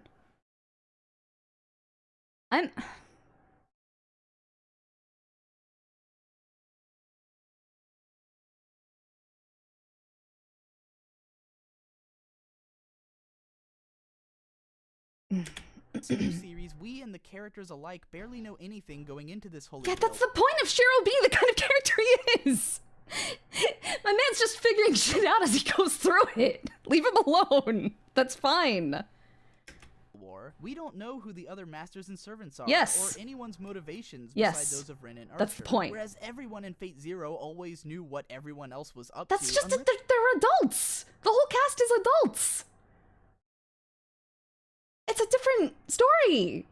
It's written by a different person!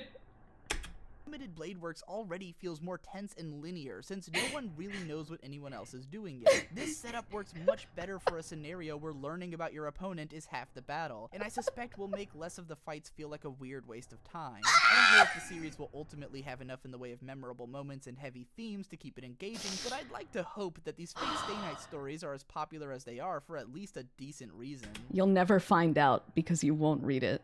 You'll never know whether or not Fate is popular because it's good or not. I guess we'll never know. We'll just have to set it aside.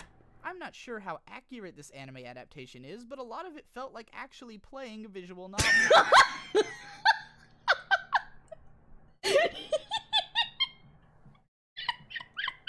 My favorite part of reading Fate Stay Night was...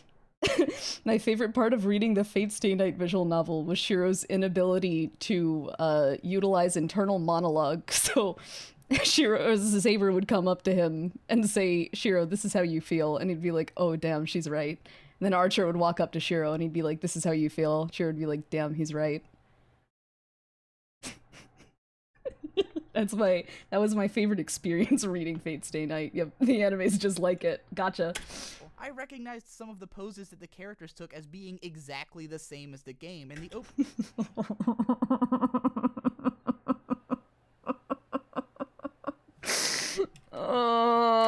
opening scene of Tosaka walking around to school and stopping to chat with each important character along the way was so visual novel-like that it almost felt wrong in an anime. Even so, I'm sure that fans of the franchise will point out every little detail that gets skipped and tell everyone to go play the game to really understand what's going on. Yeah, I just did. Yes. Wow. I'm being called out. Personally, though, I'm just down for whatever I get. Oh? If you want to keep up with my impressions of this show week by week, subscribe to my anime vlogging channel, where I'll be sharing my thoughts on it from here on This out. woman. This woman. This woman. This woman. This chair, this chair, this chair.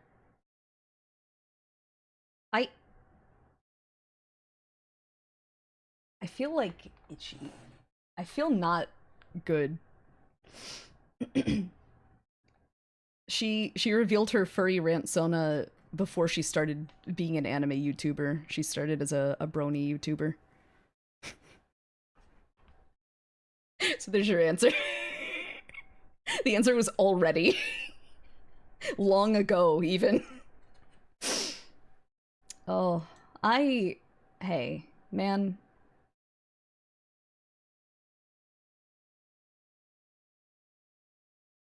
I just want to talk about Face Day Night. I'm just trying to vibe. I'm just trying to... She made some good points about Rin being hot at the start. You're so right, actually. You're so right. You're free to talk about Fate Stay Night. I'm so glad I'm a streamer. I'm so glad I'm a streamer. Visual novels are too fucking long and boring. Now that we've gotten that out of the way, let's resume our myth playthrough.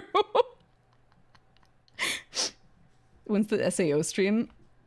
You know what? I'm doing content creation full time. Do I have PowerPoint on this computer?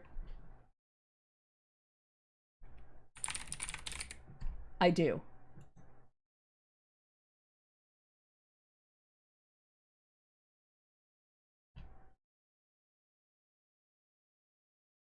I'm saving this to my desktop.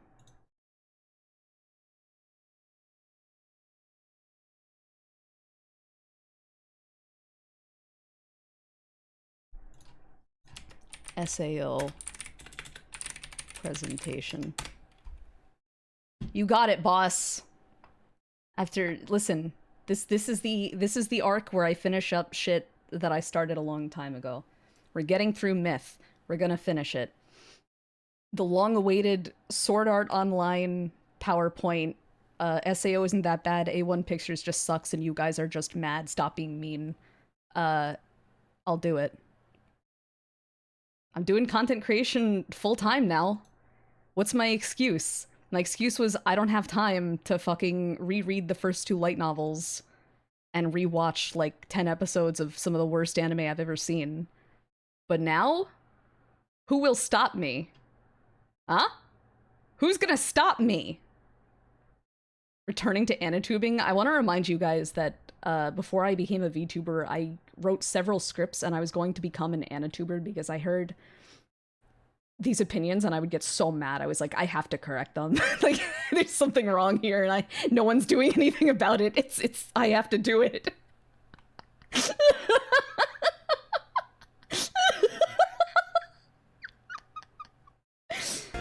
Oh, it's loud. Thank God we dodged that path, huh? You should just dust off those old scripts and roll with it. I can't because my main script that I wrote in like 2018 was Dempa 101 and now KK has done a thorough presentation on it already. Shimata. Someone is wrong on the internet and I will fix it! Yeah, wow, you do know me. You can still be an Anituber, I think it'd be funny. I've considered it.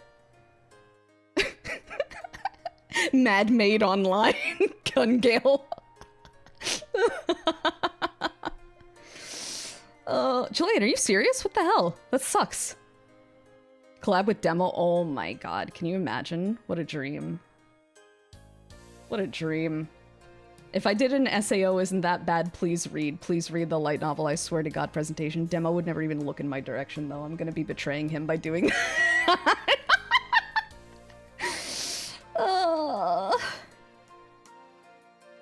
IRL maid looking at mid-anime, they can't keep getting away with it. So true. So true. Instead of being mad online, you became maid online. Yeah, it's been working out pretty well for me. would recommend, I suppose. All right. I gotta rehydrate. That was exhausting.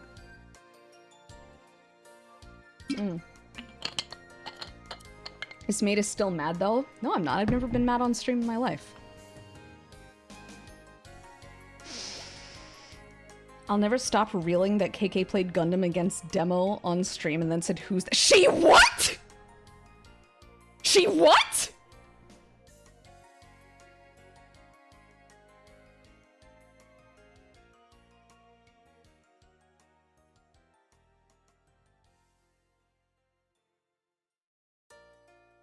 What?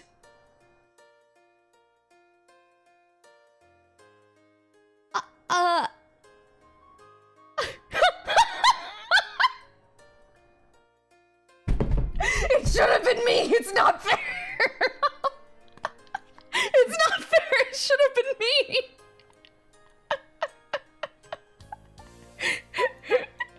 No. Oh God. That's all right. Hanase. If all the people in this village are like Shimon, then I could definitely see that being true. I couldn't imagine them being particularly inquisitive people in any case. After all, you can get by without knowing those kinds of things. The morning breeze blew my hair around, and I wasn't happy with the conclusion I reached, but it wasn't like there was much more I could do about that. Oh. So, any destination in mind? She continued walking through the grasslands as I questioned her. Nowhere in particular. Then where are we headed? I don't know. Don't piss me off. Let me finish. What? Have you ever heard of the expression to search for something with a fine-toothed comb? Yeah. That's all there is to it. That was a tactic very befitting of her. I guess we didn't really have much of a choice, though. What we were looking for was kind of abstract and offbeat anyway. Carefully checking around for clues while we walked was probably the best course of action. I haven't been over there before. Meaning? There might be something that way. Marvelous, Wanson. We'd be here all day if I actually corrected her. I decided to ignore it as I swept my grass. I swept my grass? I swept my gaze along the grasslands. It was far too vast. A literal ocean of green. Oh, voice! Are you there? The answer was obvious. We're gonna get lost if we're not careful. We weren't leaving any marks or checkpoints behind us. Just when I was thinking that, though, we came across a tree. Shimon, leave a marker on that tree so we know we've been here. Oh, your wish is my command, sir. She trotted over to the tree. Done. Draw something over there, too. Make sure it's the same thing so that we'll remember it. The trees were about roughly the same distance away from each other. They would serve their purpose as a landmark rather well. Roger. She trotted towards the next tree.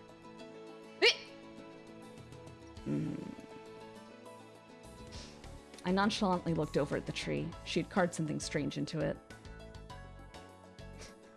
Who's this geezer supposed to be? It's a picture of you. Your brow furrowed, your look stern. I see. Wait, there's no quotes! Damn it, Shimon! I raced up to her. When a strong breeze blew across the grasslands, it's just like the happening. It was a tailwind. It was warm, like that of a spring breeze. I turned around. I saw a difference among the gentle rolling hills. I approached whatever it was, cautious not to lose sight of it. Let's go! It was a person. Isn't it? Put more accurately, a girl. She was using the grasslands as a bed. I was gonna check whether it was actually a coffin of sorts, though. What? Are you alive? I called out to her, slightly apprehensive. Hey. I shook her body. Then... Ugh. She opened her eyes.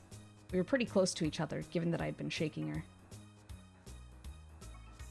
The two of us gazed at one another. We were close enough that my actions could have been perceived as perverted. This is bad. Don't get the wrong idea. I was just checking to make sure you weren't dead. I wasn't thinking of anything. You pervert. What are you smiling for? Her smile was so radiant that it was like she had just finished a task that took some great effort.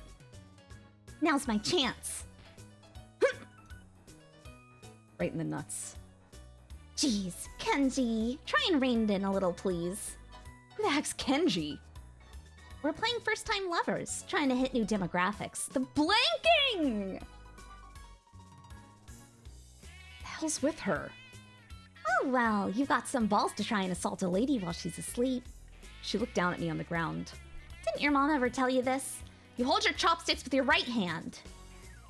I really didn't understand her at all. Nothing she did or said made any sense. She was either some new type of person I had never encountered before, or... Mom, I'm sorry, but I'm actually left-handed! just a complete mystery. Who the heck are you? A human. You brat.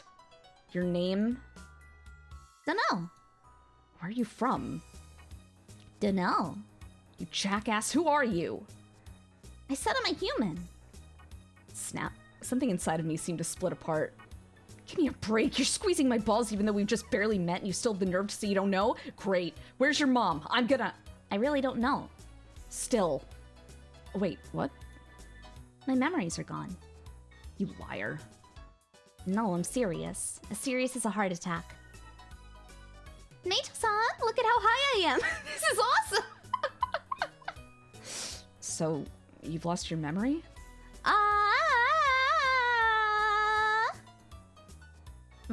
Something like that.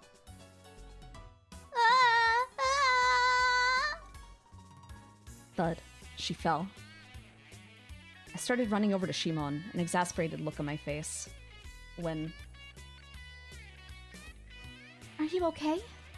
Another girl appeared from behind the tree. She had a shadow of her own as well. Maybe there really were a bunch of others like these girls Shimon simply didn't know? The girl who just appeared had a gentle, calm demeanor about her. She must have been in her mid-20s, judging by her looks. Here, let me apply some ointment. The voice wasn't hers either. I realized once again just how ignorant Shimon was of her own world. She said there was no one else like her here, but we found two others almost immediately upon looking around a bit. Her information wasn't reliable in the least. All better. The other girl had already finished taking care of Shimon by the time we reached the tree. She really only had a few scratches. It wasn't anything serious, but declining the girl's kind offer would have been rude. I put aside my various concerns and expressed my thanks to the girl in Shimon's place. Excuse me, thanks. I just did what I could. She humbly replied. Her carefree smile made it difficult to pick up on her true intentions. It gave me the impression that she had some sort of ulterior motive. The glint in her eyes only further emphasized her mysterious nature. I don't feel like that was his impression of her the first time they met. But, Oh, maybe I could have done more. Well, actually, I guess that was about all I could do. No, I have an idea. I could at least tend to her wounds by licking them. Okay, maybe I was wrong about her having some sort of ulterior motive. Who are you? What's your name? Shouldn't you give your name first before asking what hers is? That's true. I'm Meito Tanabe. I'm a student from a different world. I'm Shimon. I live in the village that's just down that way. Yo, I'm Goku. No, she's known as Brat. No, I'm Goku! I screeched like an old record player. The woman looked at everyone. Shimon-san, Meito-san, Goku-san. Okay, I know all your names now. So, what's your name? Riri. Riri, can I ask you something? Sure, anything you wish. Where'd you come from? Is there another village around here? No, you see... She hung her head for a moment as she searched for an answer. I was just here when I came to. I don't really know what's going on. Could she also be... Are you suffering from amnesia as well? Yes, I only remember my name. Same as me, then. The brat happily clung to the older girl. I guess so. Are you guys familiar with one another? I thought there might have been some connection between the two given their circumstances. She doesn't look familiar. Same here. Well, this is going nowhere fast. I heaved a heavy sigh. I thought they'd be able to provide me with some clues, but... Bye then. Thanks for taking care of Shimon. I gave Riri my thanks once again before turning around, planning to leave. Let's go, Shimon. Hold it! The brat seemed to have other things in mind, though. She inclined her body at a 45-degree angle as she pointed at us. What? What? Hut? Pizza? Hut? Pizza Hut? Make it great! I was at a loss for words. Yeah, me too. Did you even listen to what I just said? Huh? I said, do you really think you can get away with leaving two ladies alone out in the wilderness? Like hell you're a lady. Naito-san, Shimon finally spoke up. I want to invite them to my home. I figured she'd say that. She was the one who readily wanted to have me, a young guy, stay at her place. Having another girl or two was probably no problem at all to her. We're friends now, after all. She was quick to come to conclusions like that. Honestly, I had no desire to interact with annoying people. Riri was fine. It was that brat next to her that was the problem. So, what's the problem? There was a good chance that she would interfere with my personal life in some manner based on her personality. Not interacting with people who I thought would be an annoyance like that formed the foundation of my personal ideology. The big 3-0. The big... the big 3. Why are those faces? What? What the fuck? Thank you for resubscribing, Lot, for 30 months. Thank you. What have you done? You summoned them. How about it, Riri-san? Will you come to my house? That would be wonderful, but is it really okay? I don't mind at all. I'd love to have you. Are you okay with that, Tanabe-san? I'm fine with whatever you decide. It's not like I had any choice in the matter. It was Shimon's house, after all. I had to leave the decision to her. Episode V, The Bed Strikes Back. The brat was ecstatic. I changed my... This is an act of discrimination. Shimon-san, please speak up. Naito-san. mind. Alright, fine, I'll give in.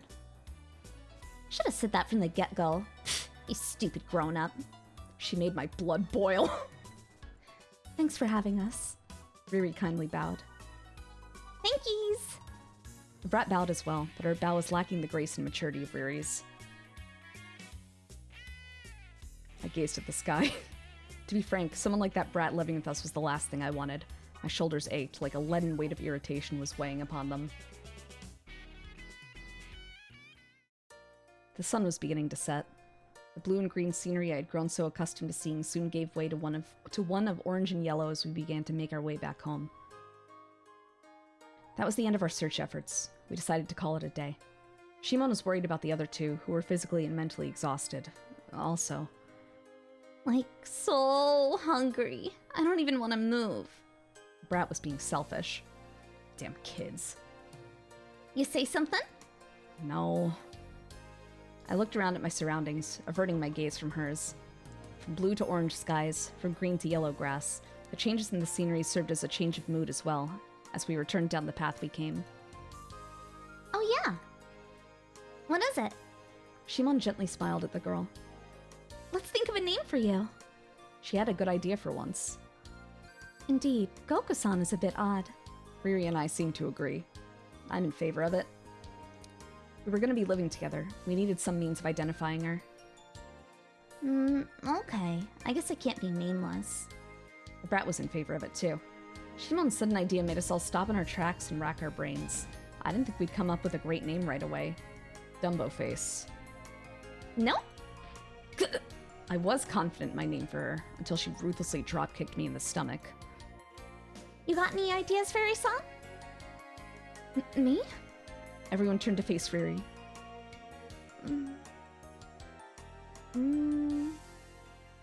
No, nothing comes to mind. Well, don't you think I kind of have a boyish side to me? Do you? Yeah, totally. Try to think of something that would fit a tomboy. She probably thought that Riri had the best chance of coming up with a decent name for her. She wasn't wrong, especially when you compared Riri to Shimon. What if you mix a boy's name with a girl's, like Vander and Gina? But that's enough.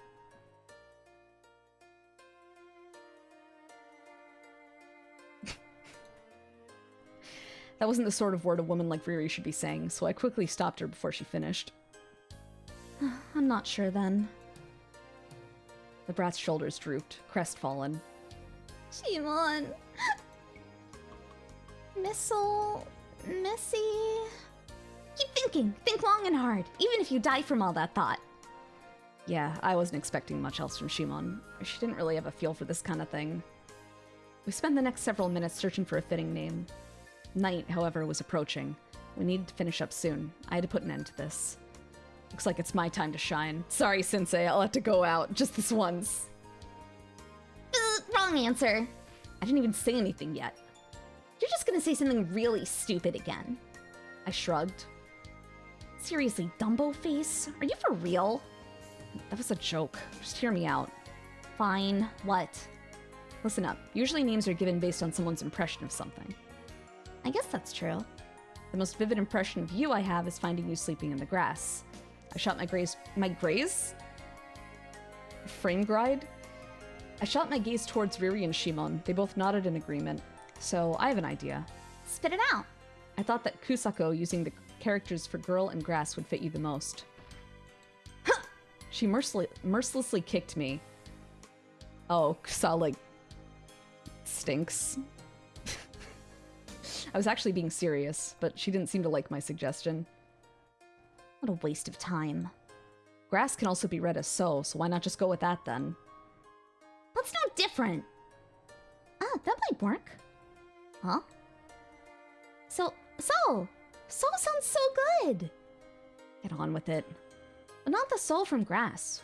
Why don't we write it like soul for musical performance? That's not bad at all. The brat's eyes glimmered. She seemed to like it too. Yeah, that's great. Strong, courageous, refined, beautiful. A name fit for a princess like myself. So we're sticking with So. Thanks again, and nice to meet ya. Nice to meet you, So-san. It's very nice to meet you. Yeah. So we finally settled on a name. We didn't make it back to Shimon's place until evening. Ugh, so tired. So plopped down by the gate, claiming she couldn't walk anymore. Let's at least go inside and get something to eat. Yeah, let's do that. So barged directly into Shimon's house. I followed her in. Dinner! Are you even capable of being quiet for just a minute? Two starved beasts anxiously awaited for their dinner in the living room. The nerve of you saying something like that to a growing lady. You are not a lady. I bet you don't even cook. Ain't that the truth? I have a PhD in eating. Don't make up random degrees. Everyone would have a degree in that if it actually existed. Seriously, it's too hard to cook. Not really, it's fun. Really now? You saying you can cook? Well, I usually just use the microwave. A micro what?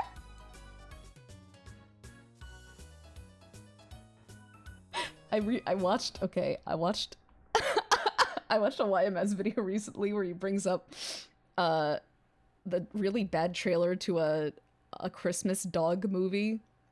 You know, one of those. And the dog it's a talking dog, and he meets this girl, and he's like, "Are we in the North Pole?" And she's like, "No, we're in Iowa." And he's like, "Iowa what?"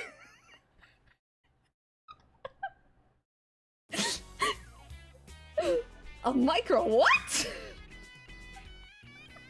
It's really convenient. All you have to do is put something in it and it'll heat up. Put something in it and it'll heat up? Mr. Tanabe, do you mean what I think you mean? Cut it out, you pervert. I'd given up attempting to explain. Dinner's ready. Riri showed up holding our dinner. She had good timing.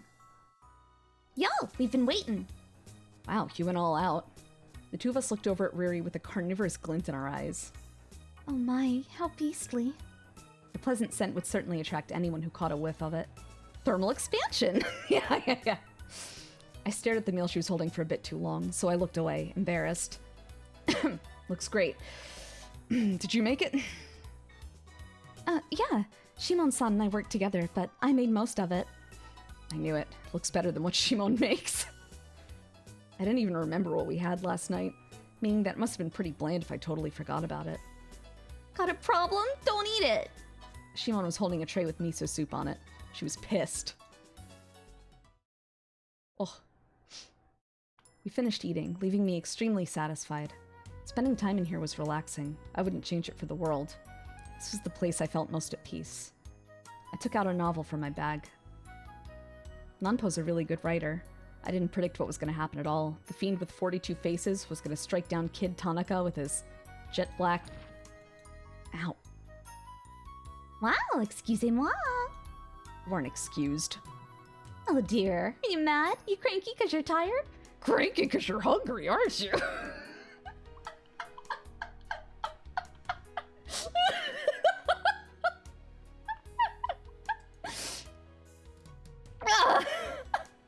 I'd be able to sleep in peace if you weren't around. The reason she was here was because... Why? There's nowhere else for her to sleep? Aren't there any empty rooms? There are, but it'll take some time to clean one of them since I'm mostly using them to store things. That made sense. It would take all night to clean one of them if we started now. And the one open room we could use has just enough space for a single futon. I'm sorry, but one of you will have to spend the night in Meito-san's room. No! Oh my. I'm really sorry. I refuse! I refusingly refuse! We agree on something for once. So and I vigorously shook hands. But then you'd be sharing a room with Riri-san. Oh. So was one thing, but I couldn't share a room with Riri. We were both adults after all, and she likely wouldn't want to. Then I guess I'll be spending the evening with you, Meito-san. Hold on, we're... Yes? No, don't so readily agree to it. We're both adults. Yes? No, that's a bad thing. Ethically speaking, us sharing a room isn't really the best... Wait a second, Shimon, can't you just use your room? What? Having the conversation suddenly directed her way seemed to catch Shimon off guard. I can't do that. Why not? I have things I do at night. What do you do at night? That's a secret. Oh my god! We thought this was a jerking off joke the first time we read it, but now,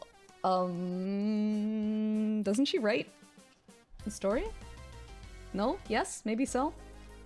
Is it something so important that you can't even put it off for one night? I can't. Sorry. Okay. Shimon owned this house anyway. As a simple lodger, I had no right to make her say or do otherwise. You're sleeping with me tonight, so... Look, we've got no choice. You'd rather me share the room with Riri? You're saying that sharing it with me ain't a problem? Not really. What's that supposed to mean? Simply put, you're a kid. Her right foot was aimed squarely at me. My reflexes kicked in immediately as I steadied myself on my left leg and turned my right. Her kick sliced through the air though, missing its intended target, my right leg. Too slow! Not even a moment later, she planted her right foot on the tatami mat, kicking it up.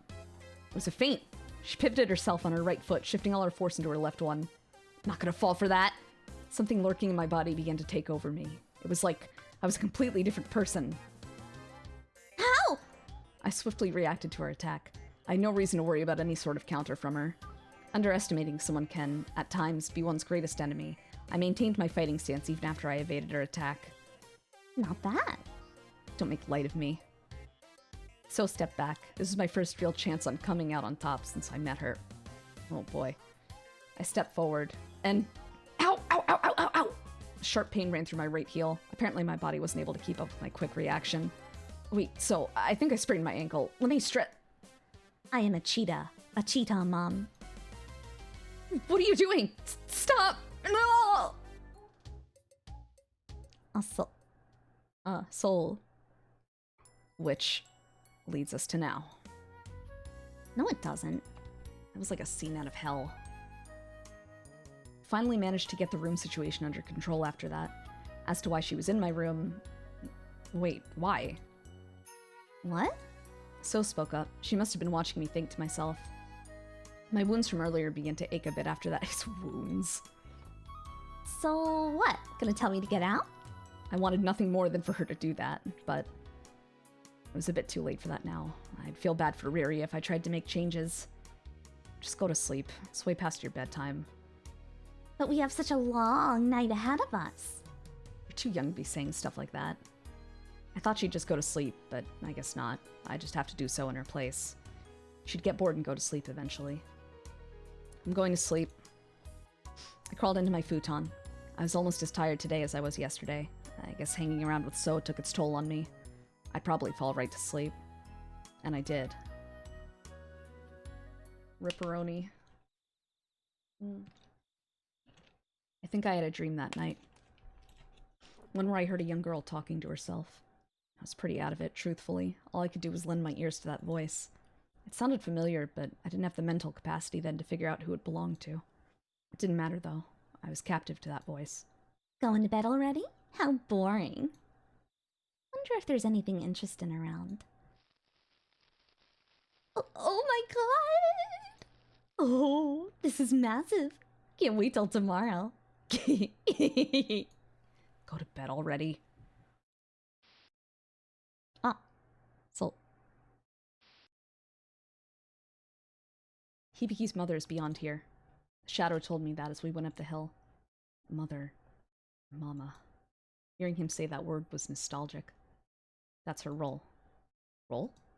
Don't be stupid. But I am stupid. I love Berserker so much. The shadow scratched his head. Maybe she's a mama. Maybe she isn't. What does that mean? I want to get back to the market before the Einar show up. Ask her yourself. The shadow began to... Oh?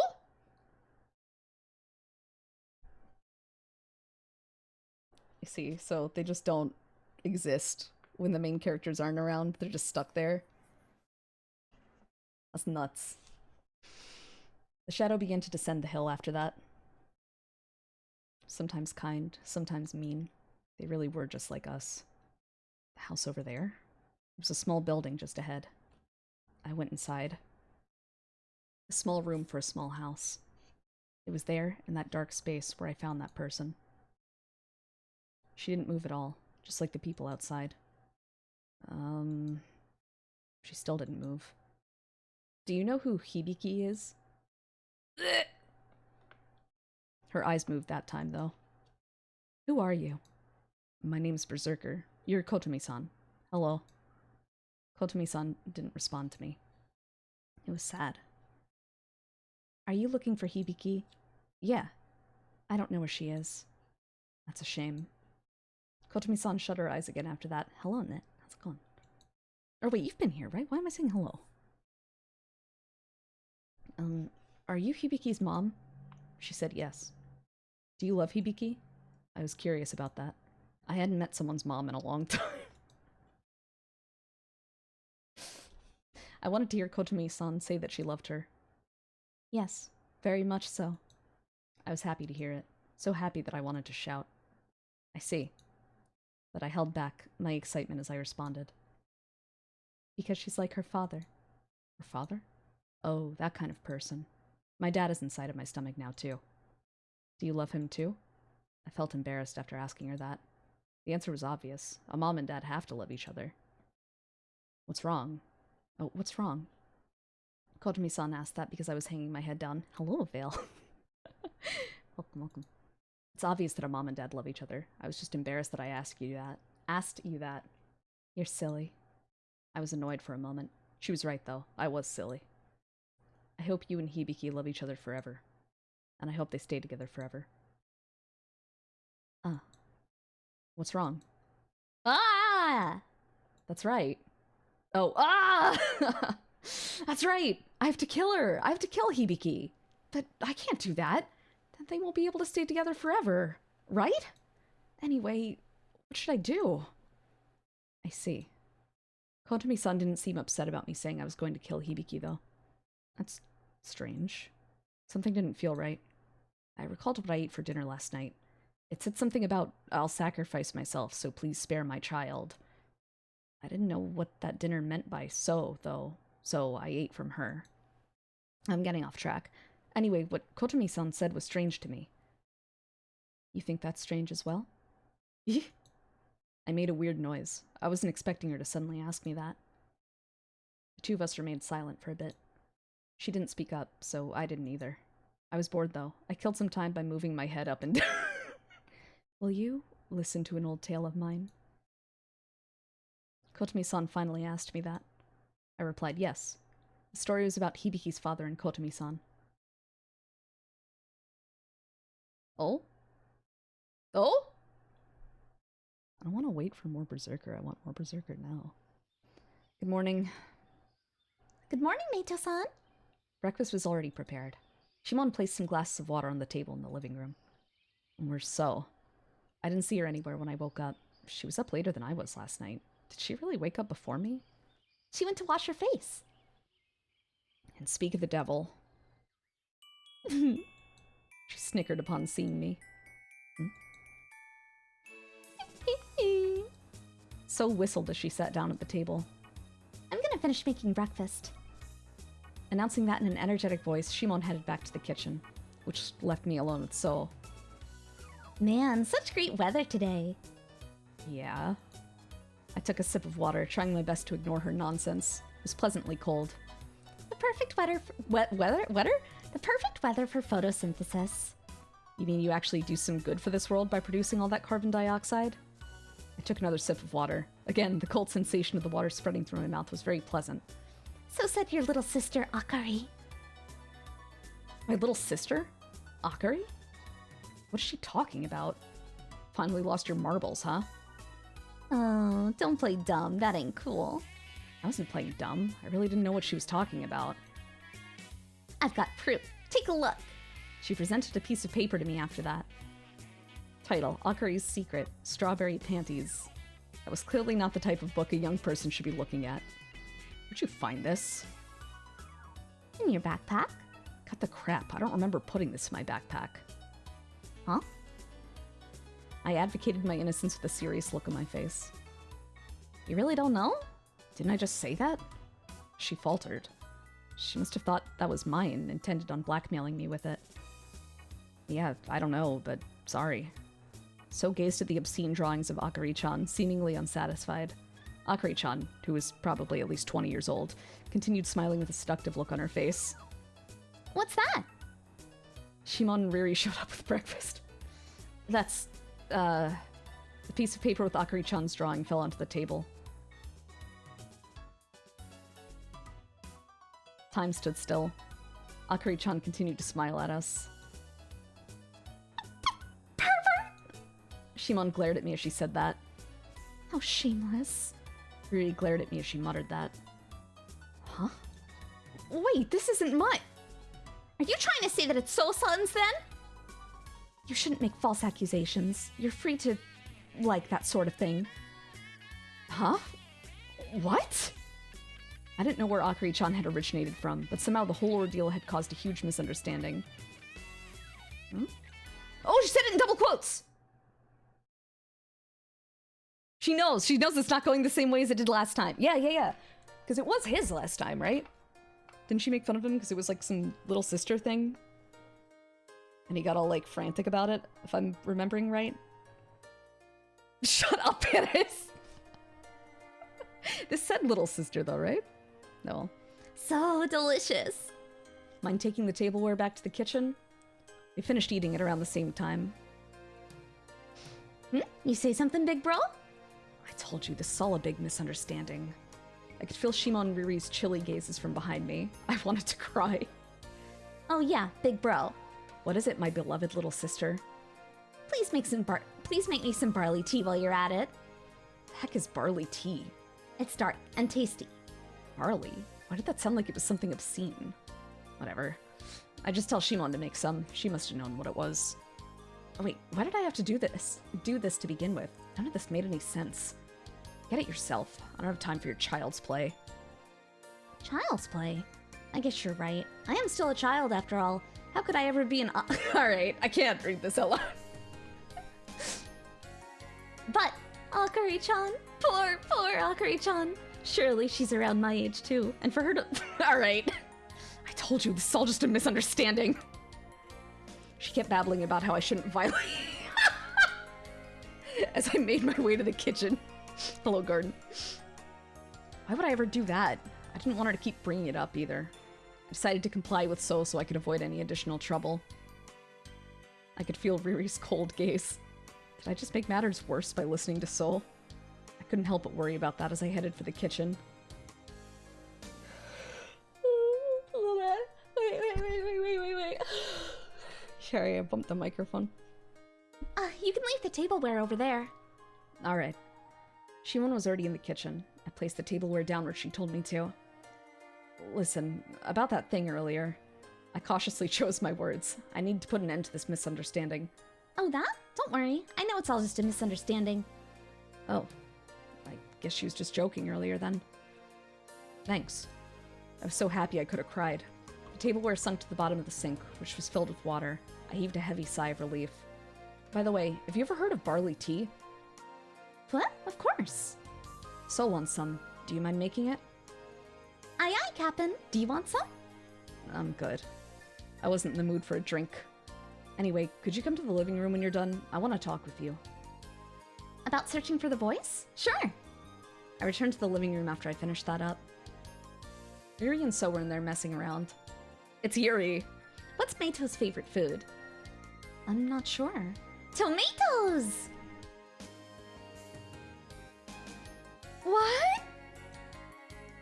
Tomato dances the salsa. He's living La Vida Loca. What are you two doing? Huh? Meito-san. Comedy routines all need an audience, but that retort wasn't right. You need to... They were apparently really bored. Whatever. I told Shimon about the barley tea. She said she'd make some in a bit when she was done. Good job. It was hardly worth the trouble, but whatever. Okay. I didn't want to push it. Plus, there were other things I was more curious about. I wanted to know more about them.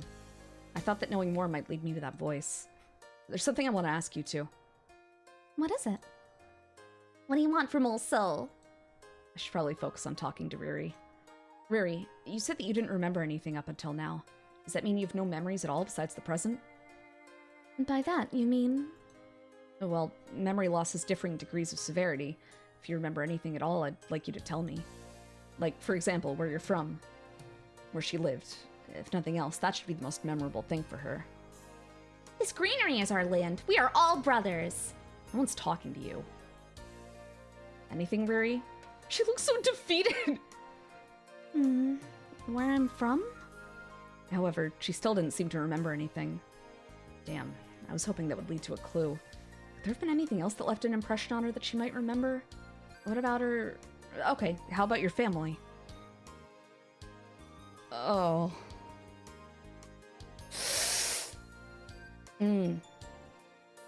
My family? Yeah, any ideas? I imagine they'd leave something of an impression on you. They should be the people she spent the most time with. There had to be something. Family. Oh my god. So whispered to herself. Something come to mind, So? Yeah. I don't remember. Riri suddenly spoke up. I ain't got a clue. I see.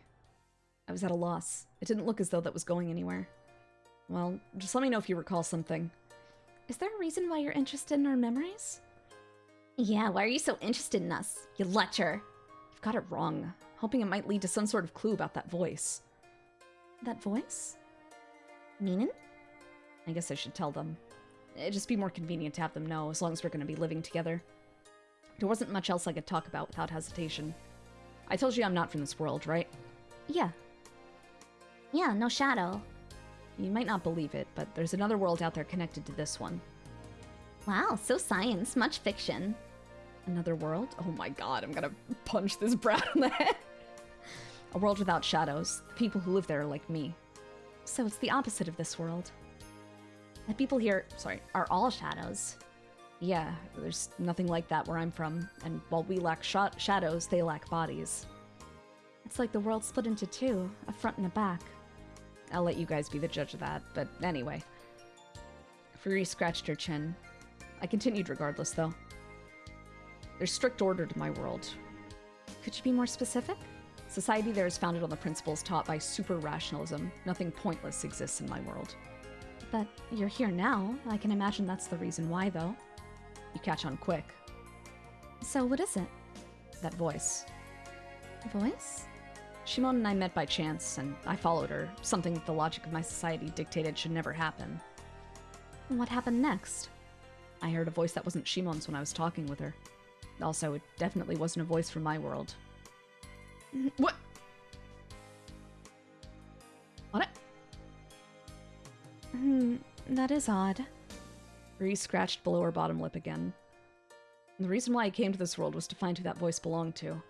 Both this place and you are a complete mystery to me. That's why I thought you might have some link to that voice. I get it now. Riri nodded. Explaining things to her was easy since she actually thought before she spoke. I was grateful to have Riri here. Oops. Unfortunately, So-san and I are both suffering from memory loss at the moment. I promise you that this is the truth. But that doesn't mean I don't intend to help. I'll immediately let you know if I recall something. Thanks. Sorry for the wait. Shimon showed up at a good time. Have a seat. I wasn't sure why I gave her a friendly invitation to sit, but she didn't object. KK? She didn't seem to object, though. Riri hung her head, seemingly in thought. She loves the right mouse button. I don't know why. I don't know why. So, on the other hand, was fast asleep. I think asking the chief would be the best course of action. The village chief? I'd never heard of that person before. He's the head of this village. He's very knowledgeable, so there's a chance he might know something. Wait, didn't I tell you that already? No, you did not, Shimon. No? Alright, let's get going. I stood up. I'll go with you. Are you sure? The village chief might be able to help me recover some of my memories as well. Really? I appreciate it. I'm gonna go play around. Really? I appreciate it. I was relieved that So was going to go off and do her own thing, while the three of us would head for the village chief's house. Poor So. Always getting owned. Long, long ago, there was a wife and husband who loved one another. They were good friends from childhood. They knew everything about each other. They were always together, both at school and even where they worked. This is the tale of their love. Sorry, did I keep you waiting? The girl treasured the boy so much. Nah, I just got here. A cheap lie. The girl was over 30 minutes late. Sorry. But he still lied. Because the girl loved those kind lies of his. She felt so happy seeing him smile wryly like that. What are these 3D? Hey, Kei-kun. She spoke to him, even though she knew he had a habit of falling asleep on the train. So why? She loved to play with the boy's fingernails. She knew that he didn't like that, though. So the reason she spoke to him was to make sure he was asleep. I love you. I'll always love you. She felt like, oh, thank you, I will stop Schwidman. Every moment she spent with him was wonderful. She felt so happy just repeating the same silly things with him. Meeting up with him, taking a trip to someplace far away, looking at the night scenery as they eat dinner, having sex. Eventually they got married. It was obvious that would happen, though. Because the girl loved the boy, and the boy loved the girl. You're mine. And you're mine. Neither of them knew whether that was actually true or not, but their already strong bond was strengthened just from saying that to each other. She felt so happy as she reflected on the kiss they'd share after that. I'll be back.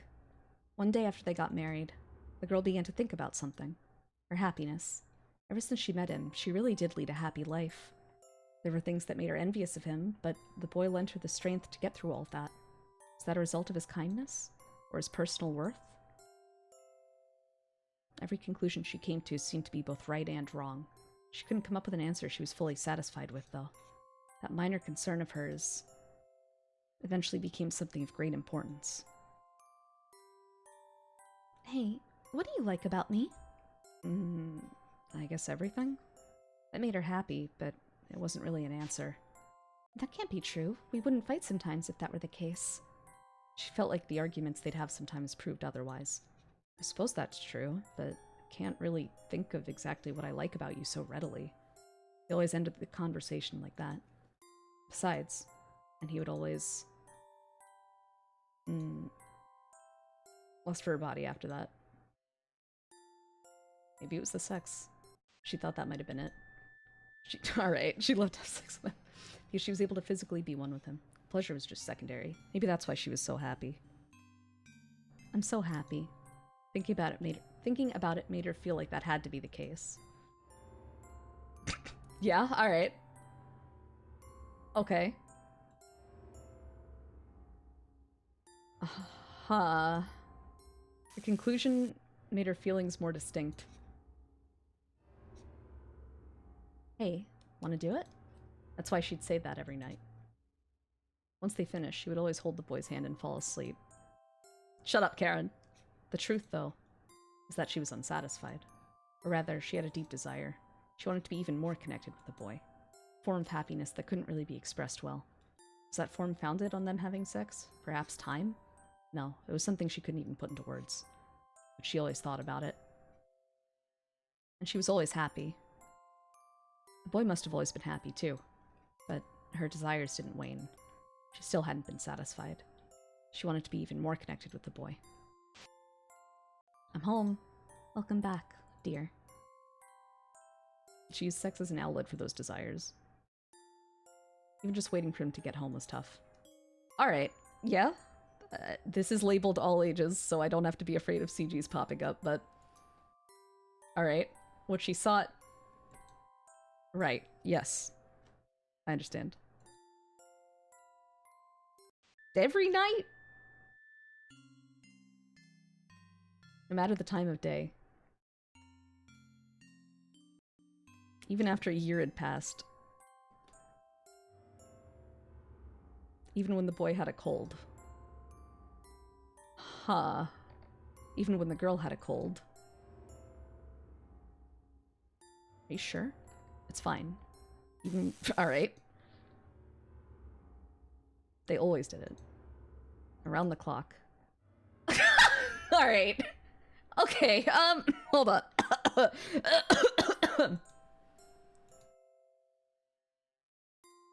Alright. Yep. Okay. Mm-hmm. Alright, we're safe, I think. After a number of years had passed since they got married, the boy noticed something off about the girl's stomach. Hello, God. Don't pop up now. Oh my god. Ah!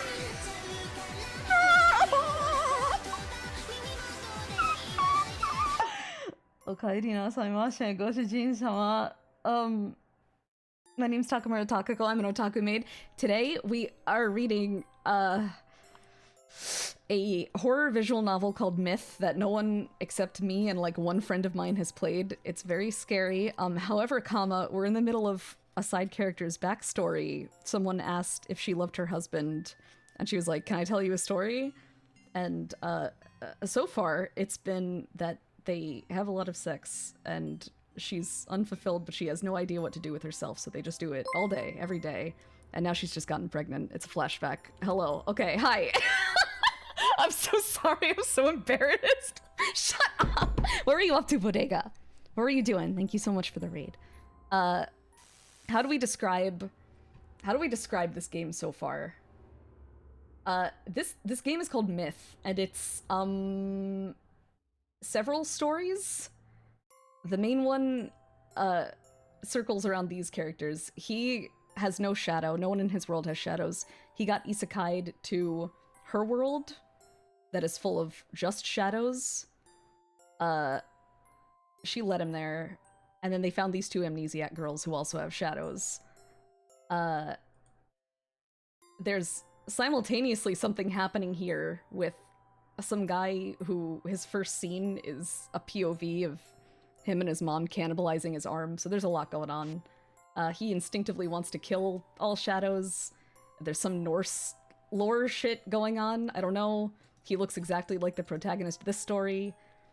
It's revealed that the game is like meta, like they're in a story called Myth, and whenever they start like breaking out of the narrative, they start talking in double quotes and becoming more self-aware.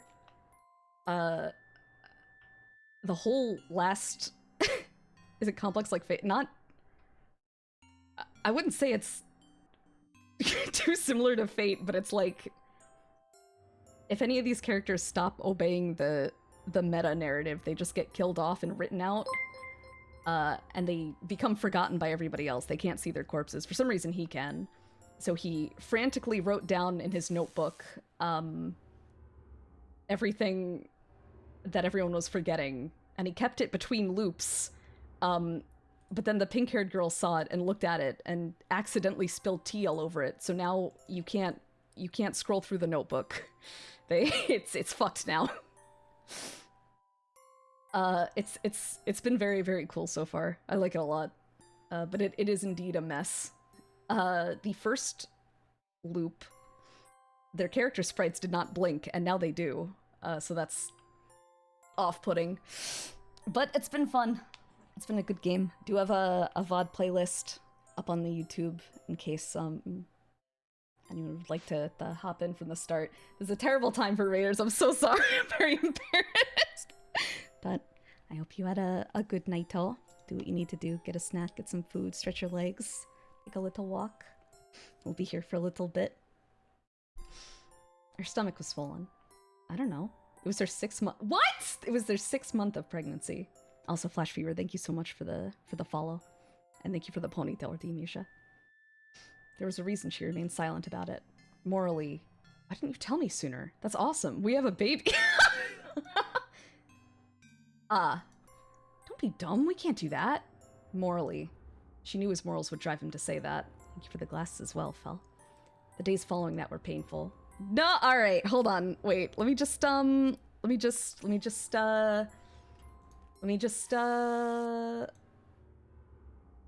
all have different ways for confirming their love for one another, people that is. And to the girl, hers was sex, but the boy refused to have sex with her after that. Okay. Oh my god. Oh my god. Okay, this is the all ages version, but alright. Eventually she gave birth. The boy and girl's baby, a product of their love. Morally speaking, she should have been able to love that baby. Morally, at least. There. The boy greatly cared for the child. We should be good now, I think. I mean, there's no CGs. It's just, you know, it's a bit, giddy. Even the child's own mother. Hey, dear? Yeah? Let's do it. We'll wake Hibiki if we do it. Did you make her baby food yet?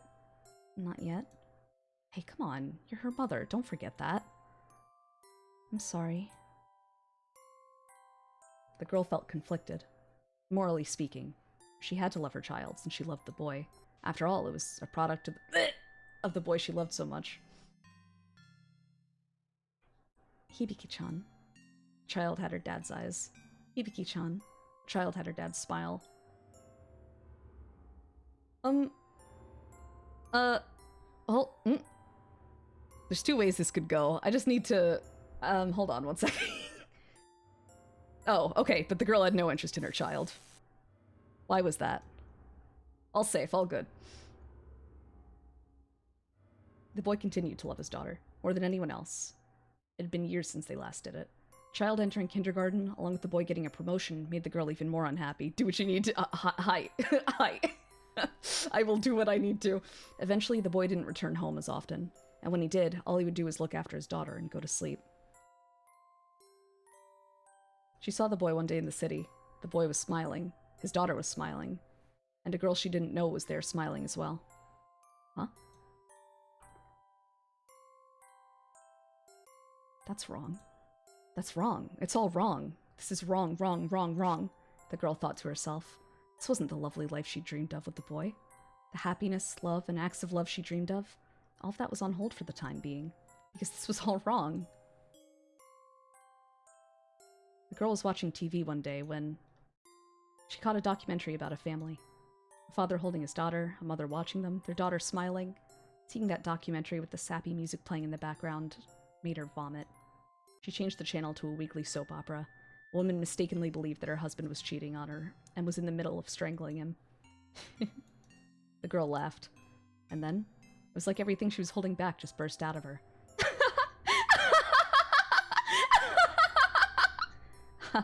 Even her daughter laughed at her for laughing like that. To murder. That was a very logical reason to murder someone. Very reasonable. Only natural. The girl loved the boy. The boy loved the girl. So there was no problem with the girl wanting to monopolize the boy. She had the right to do that. The boy said this when they got married. You're mine, and you're mine. They made a promise. And so long as neither of them were lying, then it was fine for her to own the boy. The boy must have been happy with that as well. To be fair, her own desire to own him was definitely selfish, but it meant that they could love one another forever if she did that. I'm so happy. A documentary like that would make anyone cry. If they played Chopin during some of the scenes, anyone would be moved to tears. It'd be a love story never seen before. Hibiki-chan? Yeah? You went out with your father the other day, right? Yeah. It's the lady you were with? Papa's friend. I see. I want to be friends with her too. Let's go together. Let's all play together. Yeah, will you show me where she lives? Sure, she lives nearby. Let's go together. Okay. The boy was asleep in that lady's room. He was fast asleep. He must have been tired after working. Mama, why won't she move? There was a white towel in the room. Mama? The girl wrapped the towel around the boy. She's, Bleeding? well, put simply, Mama? Mama?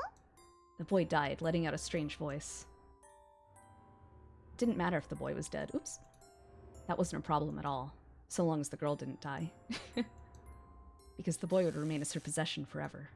The girl carefully wrapped her hands around the boy's neck, but she gripped his neck a little too tightly. The boy's neck snapped. His head was just dangling about. That was a little unpleasant. Mama, what's going on? It was a tragedy. The scene could be described as nothing else. Such a tragedy. Mama, what are you doing? The girl finally laid claim to the boy. No!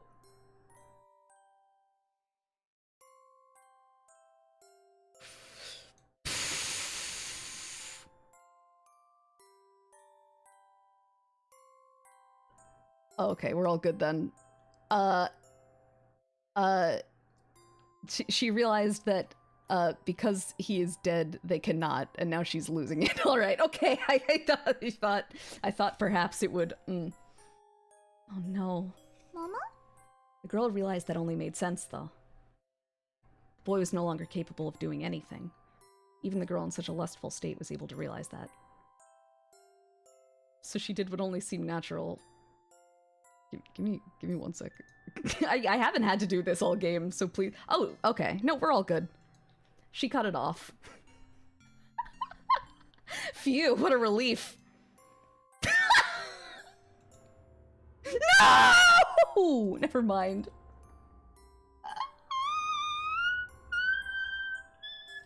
I swear. Listen! Goshujins! The game hasn't been like this so far, right? Can you testify? Can you testify that this is like entirely different from the rest of the game? I mean, it's still a good game, but it's... shut the fuck up, Panis. Don't stop! I wouldn't be able to stream it if the whole game was like this. Die. Oh my god, I can't... Oh, wow, alright.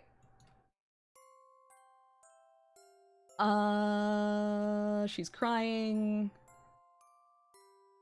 Well, they're together forever. Very cool. This is a bit different. Unfortunately, though, a horrid stench eventually appeared from the boy's body still lying on the bed. Oh my god. Oh my god. She didn't want to think about the consequences of her action. That was true for anyone, though.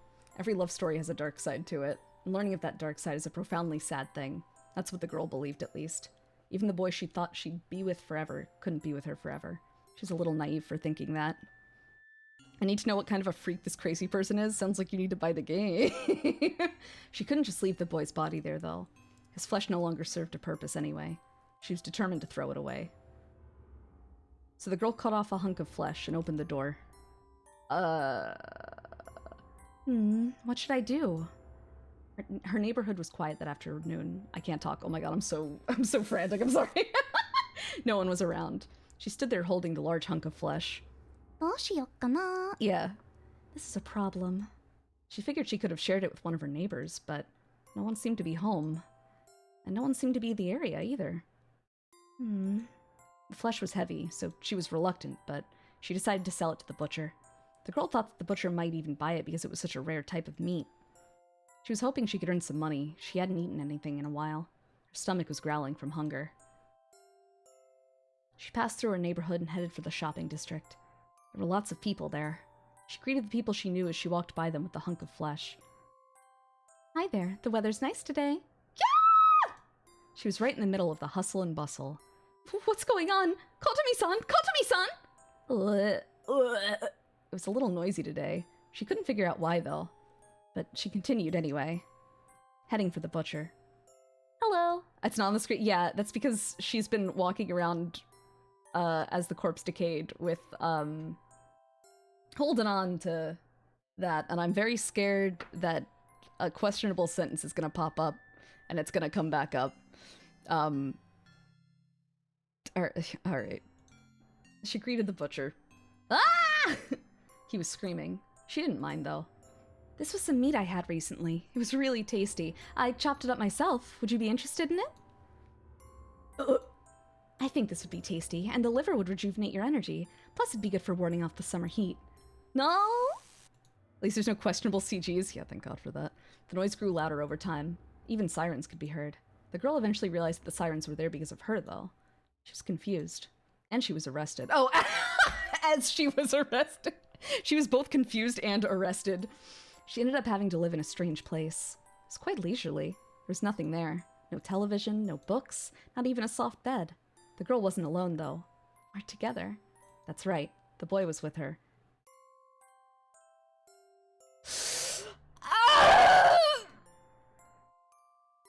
Put it on screen, Takako. We're all adults here. Don't worry about it. We're fine. Just, you know.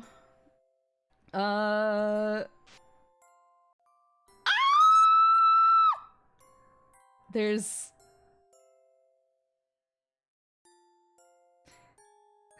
bugs. There's bugs.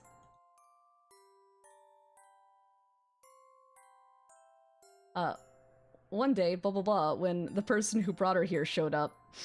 Time to meet with your daughter. And the person said that. Her daughter? She didn't care. She had no interest in that thing. The problem was, you know, that and the boy. That person made her meet with her daughter, though. The girl looked at her daughter behind very solid bars. She was surprised. The girl hadn't seen her daughter in a bit, but she did look very much like her father. Even the mole she had in her earlobe was like her father's. That's not right, the girl muttered to herself. Ah! And then screamed. She hated it. Her daughter was more like her father than she was like her. That wasn't right. That was all wrong. It wasn't what she expected. The boy belonged to the girl, after all. Her daughter wasn't worthy of owning the boy. You! The girl tried to kill her daughter. She wanted to strangle her. The bars got in the way, though. So she couldn't do it. Not that day, at least. But maybe another day. It's unfortunate. Hibiki-chan, you should leave now. A young girl who was with the girl's daughter spoke up. The guard held back the girl, but the other person said this. It's fine. I'd like to talk with 293827 alone for a bit. The guard left after that. You. Who are you? Who are you to Hibiki? Don't you get it? I'm her guardian. The girl's impression of that person changed once everyone else was gone. That person had a very kind smile on her face earlier, but now she was wearing a frighteningly cold smile. Prisoner number 293827, first name, what? FN Carson? Real name Kotomi Shindo? The young girl handed the girl a business card. Good afternoon, Takako. Good afternoon. Have you ever thought about your happiness? Oh no! How could this possibly get worse? Cult time, baby! Let's go! Alright, why not? Have you ever thought about your happiness before? That was the truth. And that business card would change the lives of both Hibiki and the girl. I'd like to speak to you about your and Hibiki-chan's personal futures. Is that okay? I want to go home! Hoin Kyoma? Oh, good. Okay, that's nice. Good. The birds chirped. It must have been morning. My eyelids felt heavy. Before me was a large creature. Meow. The creature licked my cheek. The course of action I should take in this unexpected, unpleasant situation was obvious. Wait, new chapter isn't it 2? What? Wait. Wait. Huh? Eh!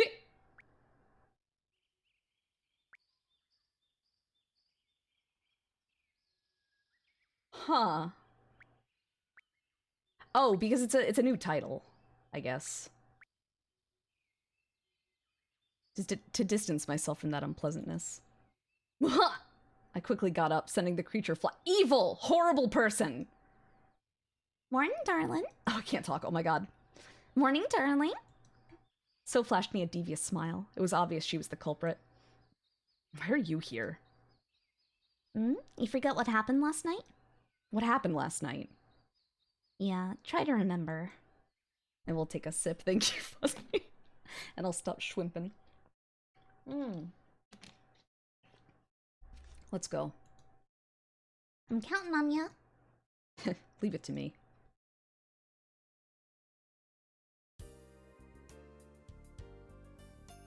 What? Thus, the Dark Knight Mato, former captain of Malon's aerial unit, the Blue Wings, joined the commanding officer of the Mogula Knights, so on a journey to the remote village of Shadow. They headed for the Foggy Valley as they departed Malon Castle. People's very dreams.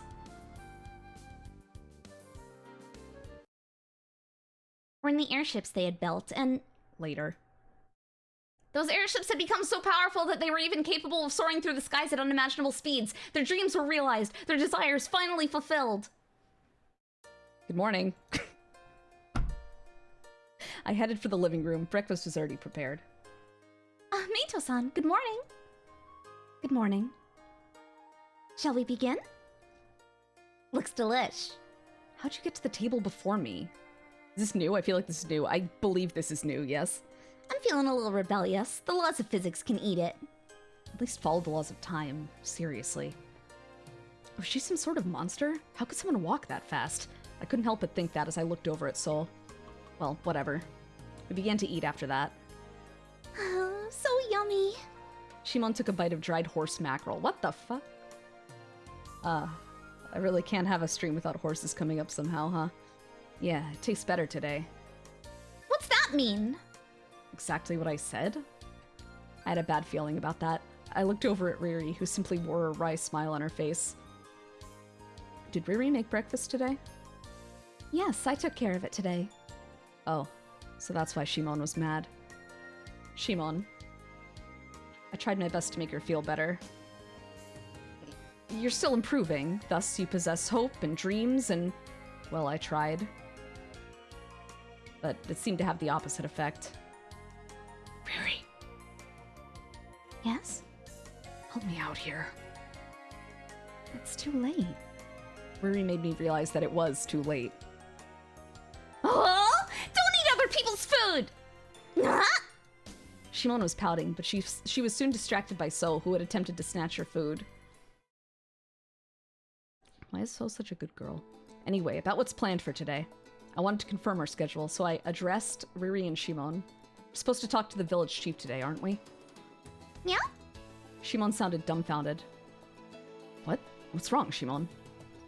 We visited his house yesterday. Oh no! With the double quotes? Wait, really? You guys should have taken me along. You were there with us. Really?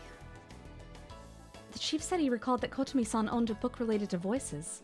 But he wasn't particularly sure, so whether that's true or not remains to be seen. Are we doing the days we skipped last time? No. The days we skipped were like way later on, right? It was you're talking about the bit where he finds Shimon dead and he gets so fucking mad that Riri just disappears from the story for like 2 days and he kicks Shimon's head around like a soccer ball. It's like around here, I think, no? Riri quickly summarized everything, which made it easy to get caught up. still didn't remember going to visit the chief, though. Alright, so we need to meet with Kotomi? She's our only lead. You said the same thing yesterday. Give me some money! Get out of here! I drove away a thief who attacked us the moment we went outside. Oh, jeez. You could have held back a bit. I'm not gonna do that just because you're a brat. The Dumbo was without anyone to play with and desperately sought attention. Wakaru, wakaru. Be nice, Meito-san. So-san must be lonely by herself. I know, I know. Wanna come with us? Like hell I do, you nerd! I expected as much. And be a good girl and go play by yourself. Don't get in our way. Shut up! I know that! So ran off, pissed. Ouchie fucking jeez, don't say it. Someone's gonna do it. It's gonna be so loud. It's gonna be so loud. Hey, So? She ignored me as she kept on running. What happened? She hurt herself? Like her knee? Looking at her from behind made it seem like she was limping a bit as she ran. You're imagining things. Alright, we have no close quote. And we're also, I think... Didn't she fuck up her leg? Like, when she was looking for Shimon's birthday shit when they found her after she was gone in the woods for, like, 2 or 3 days? Let's get going. Oh, okay, never mind. Alright. Fucking jeez! It is. Thank you for 500 bits. Ouchie! Fucking jeez! This is Kotomi-san's house. It was the small house I saw on my first day here. It's actually a rather nice place, though. Is Berserker still here? Because... if so...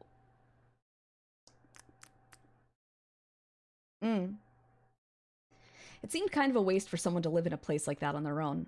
Well, it wasn't like there was much in the village to begin with. Everyone probably has plenty of land.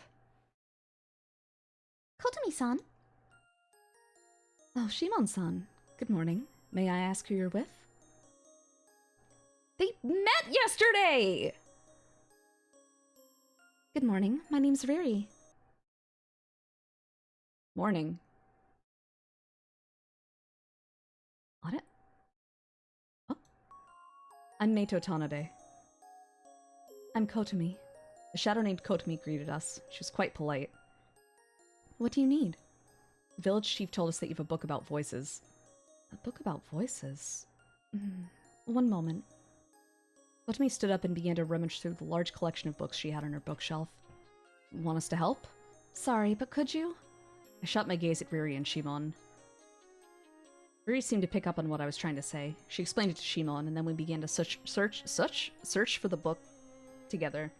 She wasn't here last time? I think she was, but then they were looking... Oh, fuck. How did it go? It's been so long. I think they got told... She said I had a book on voices, but I don't have it anymore. I think you should check at this abandoned house on the edge of town. And then when he did, he found a book on voices, and it was heavily implied to be his own journal, and the narrative just, like, ignores it, and is like, I found the book. Hey, isn't this? That's weird. Anyway, I put it in my bag, and it's just, like, not brought up again.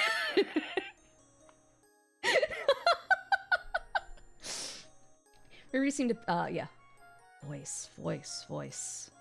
I looked through her enormous collection of books for one pertaining to voices. Voice. Nothing. I couldn't find anything like that, even though I was pretty sure I'd looked through the majority of the books. Maybe the chief was just being kooky. He was probably just mistaken, but if we can't find it, then there's nothing we can do. Seems I wasn't of much help. No, you were a big help. Sorry for barging in all of a sudden. I'll look around a bit more. There's some places I haven't checked yet. Thanks. No rush, though. I guess we're empty-handed. I was a bit dejected as we left Kotomi's house. A journey of 1,000 miles begins with a single step. We should try looking for the voice from a different angle. Different angle? Do you have an idea in mind? Well, we could try talking to the other villagers, or look around outside. Yeah, I guess that's about all we can do, considering we have no other leads. That was still better than not acting at all, though. I guess we could ask the villagers tomorrow. Nato-san, over there. Shimon had a serious expression on her face. I looked over at where she was pointing to find... Who's that? I didn't recognize that person. Plus, they didn't fit in with the rest of the villagers. Do you know them? No way. I'm just as shocked as you are. They're the same as us. That's right. That person had a body, in addition to a shadow that extended all the way to where we were standing in the sun. Alright, take your bets. Is it Berserker or the girl that we saw at the beginning of this chapter? Hey! I'm drinking. Yes. Also. Girl. Girly. You're just saying that because you want it to be the girl. It's Dave from account, thank God. You're so right. None. I called out to that person, but they didn't seem to hear me. They just kept on walking. Let's follow them. Okay. Person passed through the market. Just where were they going? I want more Berserker. I'm always wanting more Berserker. And they headed down a small trail. Hey, can you hear us? I shouted. It looks like they can't. The person just kept on walking, almost as though ignoring us. The sun had completely set by the time the person arrived at their destination, a gloomy house. No, is this the woman that wasn't there in the first loop? Have we found her? What the fuck? Can you actually live in this beaten up place? The outside was a wreck. Even what little of the inside I could see didn't seem like it was particularly hospitable. Anyway, let's go in. We avoided the overgrowth surrounding the house and went inside. Excuse me. Oh, based? The person who appeared before us was presumably the same person we saw before. She seemed to be younger than Shimon, but she possessed a shadow and body of her own. She was definitely a young girl, given how short she was. Sorry for bothering you all of a sudden. We just happened to see you earlier. Shadow and body. Same as me. Do you live here? Yeah. What's your name? Uni? Uni? That's a strange name. Sure. She was probably trying to say shut up, but she began to sniffle. Sure. Tears began to fill her eyes. Don't cry, come on! But it was too late. Eeny, meeny, miny, mo. Catch a... What the fuck is she doing? Catch a tiger by the tail. If he hollers, let him go. Shimon started singing something that was entirely inappropriate. Shoot. Yeah. I didn't have time to worry about that, though. Uni, look, I'm sorry. I just wanted to ask you some things. No. Please? Smile. Please? Smiles. Smiles. What manner of beast is this, Desu? Sure. Kids, man. Why does everything they do have to piss me off? Nothing but dimwits with a capital D, I swear. What is the matter with this dude? Uni-chan, would you mind talking with us? Okay? Okay. Come on, don't play favorites. It's Len. She walked into the wrong VN. An amusement park? Uni nodded. She was hanging her head so much that it looked like she was looking beneath the veranda. Nato-san, what's that? How to put it? It's a place with a lot of things to play on, like a merry-go-round or roller coaster or... Popsicles. Or popsicles. Or popsicles, yes. Oh, it sounds cool. Yeah, pretty much. So, Uni's waiting for her mom to come home from an amusement park? Yeah. When did she leave? Yesterday. It's surprisingly recent. Yeah. Do you even understand what I just said? Yeah. Oh. When's your mom coming back? And she finds the amusement park. She doesn't even know where the amusement park is? No, it's far away. She said it was too far for me. Then, doesn't that mean she'd be waiting for a while? So you tried to follow your mom? That's why you were here in the outskirts? Yeah. Isn't that kind of rude? Shut up. You live on the village outskirts, too. Hello, Takako. Is that amusement park in the mountains? Yeah, there are a lot of different worlds out there. There are a lot of people with shadows and bodies like Mama and me. Really? Really. She said that so seriously that I was even more suspect about it being true.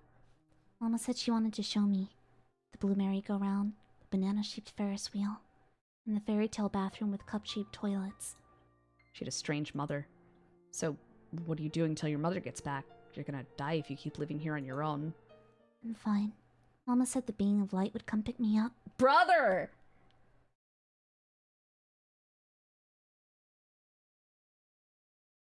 For those just tuning in, the voice that he is looking for is one that spoke to him right before he entered the portal that Shimon led him to. He has been frantically looking for any clue about this voice because, hey, what the fuck, why is someone talking into my head? Hold on, I'm gonna put my jacket on. Close the windows. And it called him a being of light.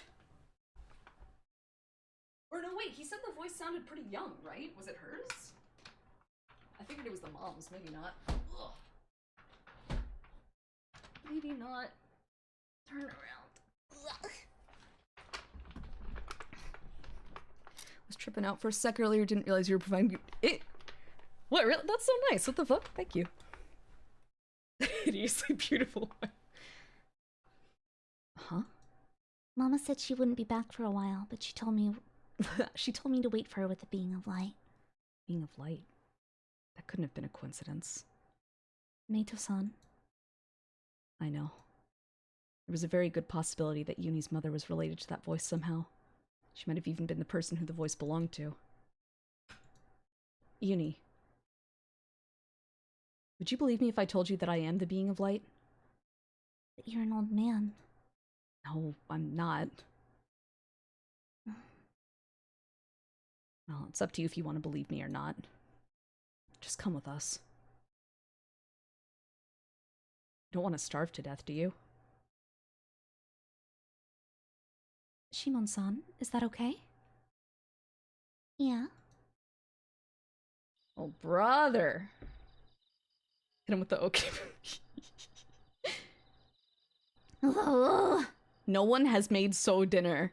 She has been alone all day. She's being neglected. They found another loli. And now no one is paying attention to her. This is so sad. So there you have it. This is Yuni. Uni? Strange name. Sha?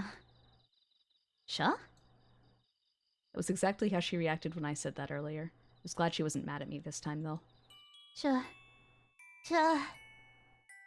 Wait, don't cry. Look, I'm sorry. Wait, I love you. You love me. We're happy. Well, at least she'd hate someone other than me. Doo-doo, la-la. So was humming some song with a woeful melody in my room. What's wrong? I'm so upset that Yuni-chan doesn't like me. I'm not used to being hated since I'm so popular. Don't worry, there are more people who don't like you than you'd think. Baton. Doki doki.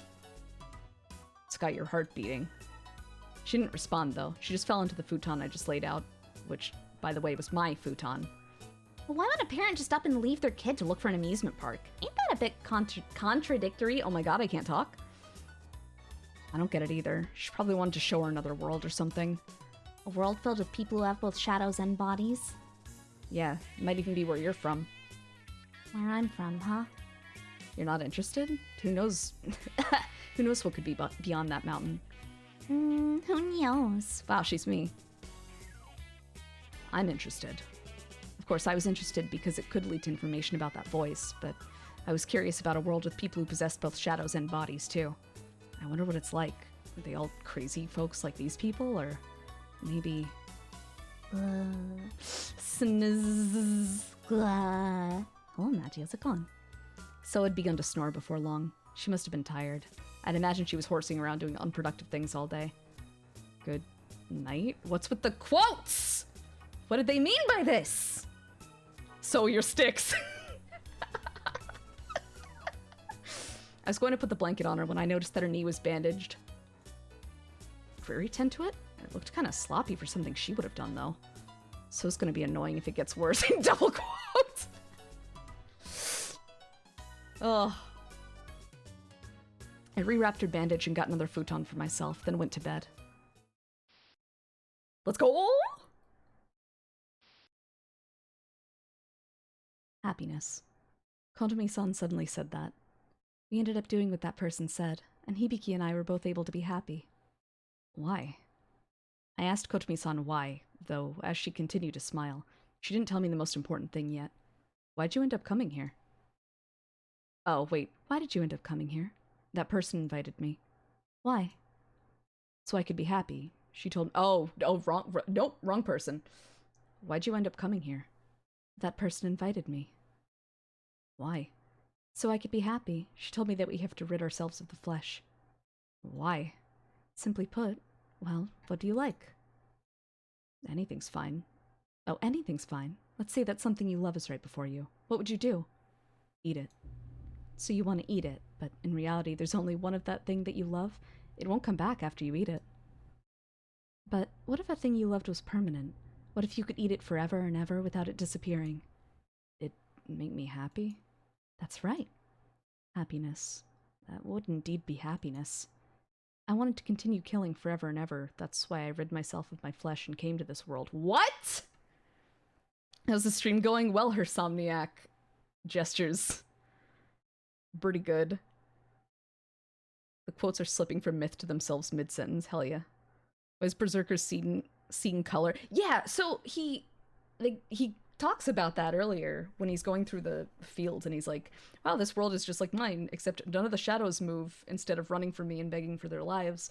And also there's like color that isn't black and white. It's weird, kind of gives me a headache. Anyway.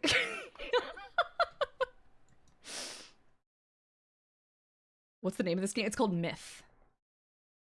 M-Y-T-H. That's happiness for you? That's right. That's what makes me happy. Kotomi-san chased me out. There was something she had to do. I wanted to ask her some more things, though. It made me sad. Oh! A girl was standing in the middle of the road. She was smiling. Move. I see. She didn't budge at all, though.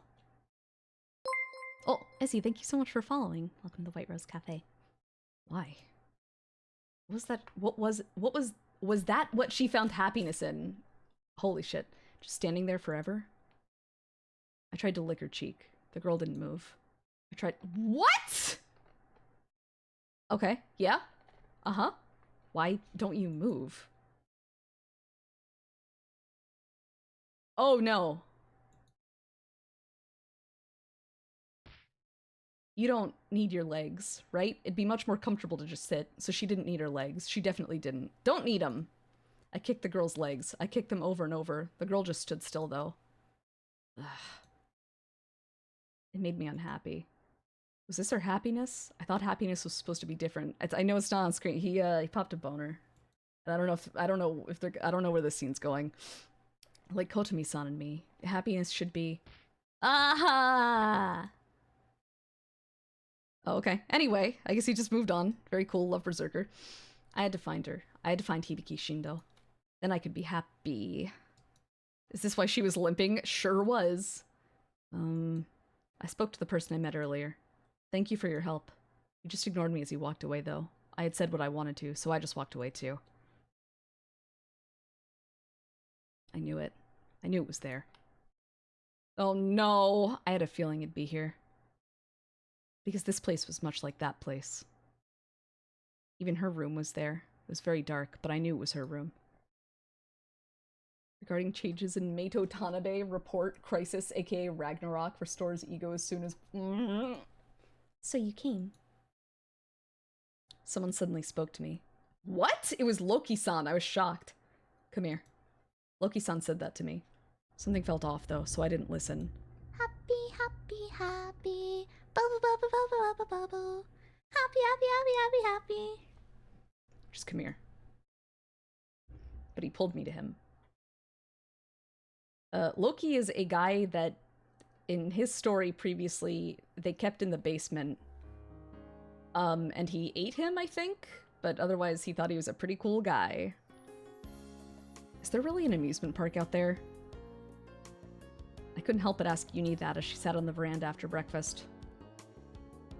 I'm not lying. Your mom said that there's an entire world beyond those mountains, but just look. I pointed at the vast range of mountains in Shimon's backyard. I don't even think there's a grocery store out there. This guy! Sure. Maybe a monorail, though? Yeah. That song induces rage. Hello, Corbin. No, it doesn't. It's a cute song. I was at a loss. I invited Uni into the garden because I wanted to ask her a bunch of things, but I really couldn't deal with kids. She had said "shuh" 4 times already. I'm done with the laundry. An angel descended from heaven to help me. Mary. Apparently I wasn't the only one thinking that, though. Uni immediately clung to Riri upon seeing her. It was almost like magnetic attraction. Understandable, honestly. Oh dear. Did Meito bully you? A lot. I see. Meito's a bad boy. Bad boys need to be punished. Lots and lots. Lots and lots. Consider the mental distress I was under. The extenuating circumstances dictate that I'm innocent here. What should we do, Your Honor? Sentenced to death. What did I do that was so wrong? That's a little too much. Let's just sentence him to get out of here for a while now, okay? For now, okay? Oh my god. Get out of here. This girl is good. Good addition. Yeah, I'm leaving. Take care of her, Riri. Okay. Oh, right. Shimon-san was calling for you. She was? She wanted to talk with you. Alright. Get out of here. I went into Shimon's room. She had a serious look on her face. She was enthusiastically reading something. She didn't even realize I'd shown up. Hey, I'm here. Meito-san? She turned the book she was reading upside down and placed it on her desk. Shimon can read? About Uni-chan. What's up? Her expression was downcast. I was interested in the house on the village outskirts she lived in, so I investigated. Apparently, Uni-chan's parents broke one of the village rules. The new track? New BGM? Village rules? There are several rules in this village. If you break one of them, you'll be forced to leave the village and are never allowed to return. Forced to leave? Is that house even part of the village? It's just barely outside. I never even noticed it before, despite living here for so long. So, what happens if someone who broke those rules enters the village? Shimon fell silent. With a sad expression, she handed me the book she was reading before. Anyone who's broken the village rules and their families, if they enter the village regardless of the circumstances, will face the most severe punishment. Meito-san, what should we do? If this keeps up, we'll... Then Uni has to leave? We can't do that! Then we let her stay? That settles it. I'll just let her stay here for the time being. Meito-san! It seems like it happened a while ago anyway. Did I miss something? Did I double-click? No. Which should mean that no one will even know who Uni is, considering her age. Meito-san. Listen, Shimon, don't tell anyone else about this. Not the villagers, or even So or Riri. Are you trying to protect Uni-chan so that she doesn't get hurt? Yeah, we'll investigate things on our own for the time being. We need to know what exactly her parents did, along with what exactly this severe punishment entails. The death penalty! Oh, sick. I opened the sliding door and saw the chief standing there in some silly pose. Upon closer inspection, though, he was covered with mud. Someone busted into my house and made a mess. Ah, my precious sickle. Chief, listen. Meito, look at this! Why would anyone do this? I have no idea. Whoever it was wore sandals. Also, I see blue hair in some places. Death penalty time, huh? After I made a promise with the chief, I got to the point. When was the last time you drove someone out of the village for breaking the rules? Very inconspicuous, Meito. Very cool. First the voice business, now the village rules? You're into some weird stuff. Just tell me. Alright, now listen. I'm in charge of this village. Do you really expect me to tell you something like that so easily? You're saying it's classified information? Not really. I glared at him. It's in the past, and I want to leave it that way. Go ask Kotomi or someone else. Did we have the skip tab option available?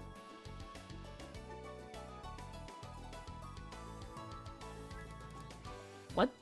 Oh, I guess that's just for previously read scenes? I don't know.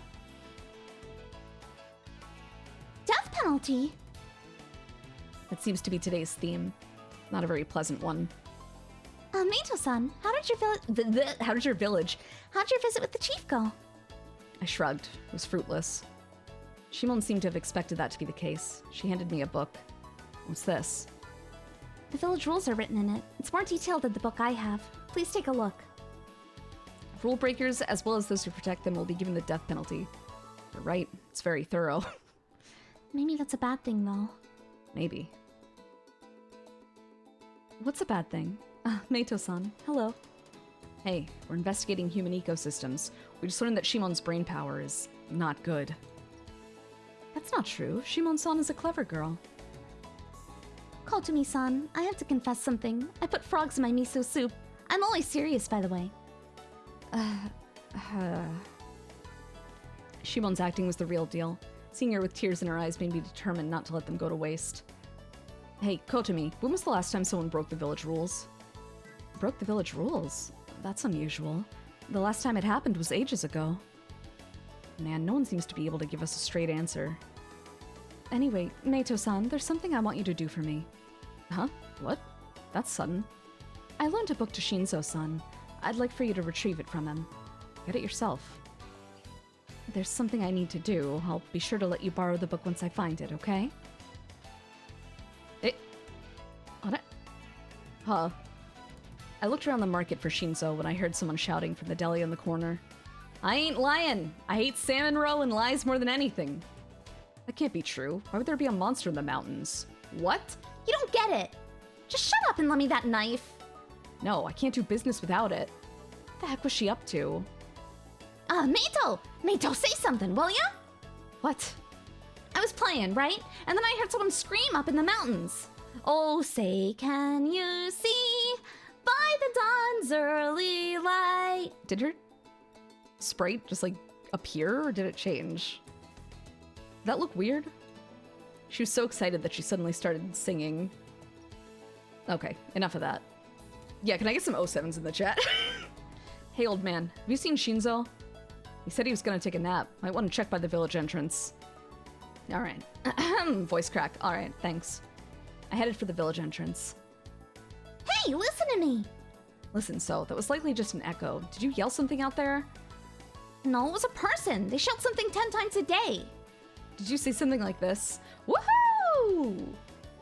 How'd you know? See you later. I had no time for her. I left the market. Man, no wonder Meito-kun gets annoyed with her. She's going on about there being a monster when it was just an echo. This girl doesn't need a knife. She just stole a scythe. Wait, so it ain't a monster? Getting my hopes up. I'm gonna go complain to that echo guy. Listen, an echo is just your voice repeating itself. Didn't you hear woohoo when it echoed back to you? No? It said help me. Oh my god.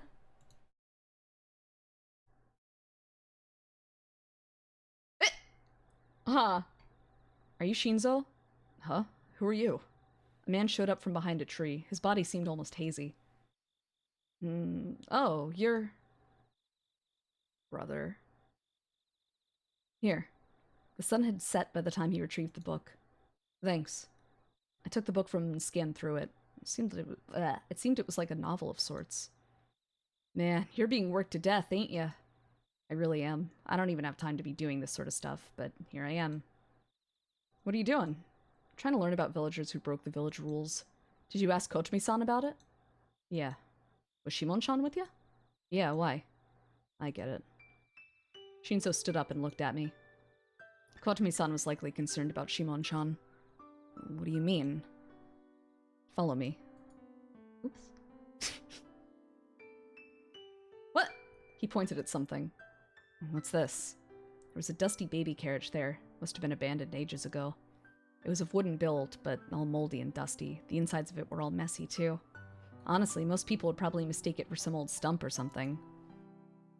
The last person who broke the village rules was Shimon-chan's mother. What? She was pretty strange, both in looks and personality. She left Shimon-chan here when she was very young. The chief drove her out of the village.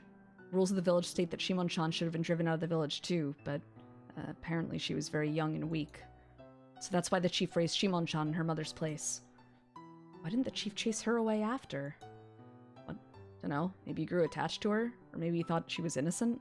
Everyone here's pretty wacky with this kind of stuff. Huh. She loves the right click. She loves pressing it. So true. I gazed at the scenery from the garden. The range of mountains I was looking at this morning. Could Shimon's mother and Yuni's mother be beyond those mountains? Let's go! Loki-san walked for a very long time. By the time I realized it, we were somewhere I'd never seen before. Loki-san, you must be confused, right? Speak up. You died, didn't you? I did. So why are you here? I'm here because I died. Then did I die too? You're not dead. It'd be a problem if you were. Loki-san showed me a piece of paper. What's that? Oh my god! It's just like that episode of Black Mirror. Huh. Interesting. Very interesting. You must have something similar, right? Yes, this. Here's the deal. We're both here because we have the same objective to complete. Yeah, at some point he learned how to spell die properly. That cult gonna be the one snatching up all the moms. Here's the, but the last part is different. That's right. I'm to kill you and you're to kill me. Well, I'm sorry, but you're gonna have to die again. I love Berserker so much! I took out the axe that the girl gave me. Don't be stupid. Ow. That hurt. I have no intention of killing you. Be nice if you didn't try to kill me either. Who's this Loki Aniki? I can't do that. I'm going to have to kill you. How to put it? That isn't what she wants. She?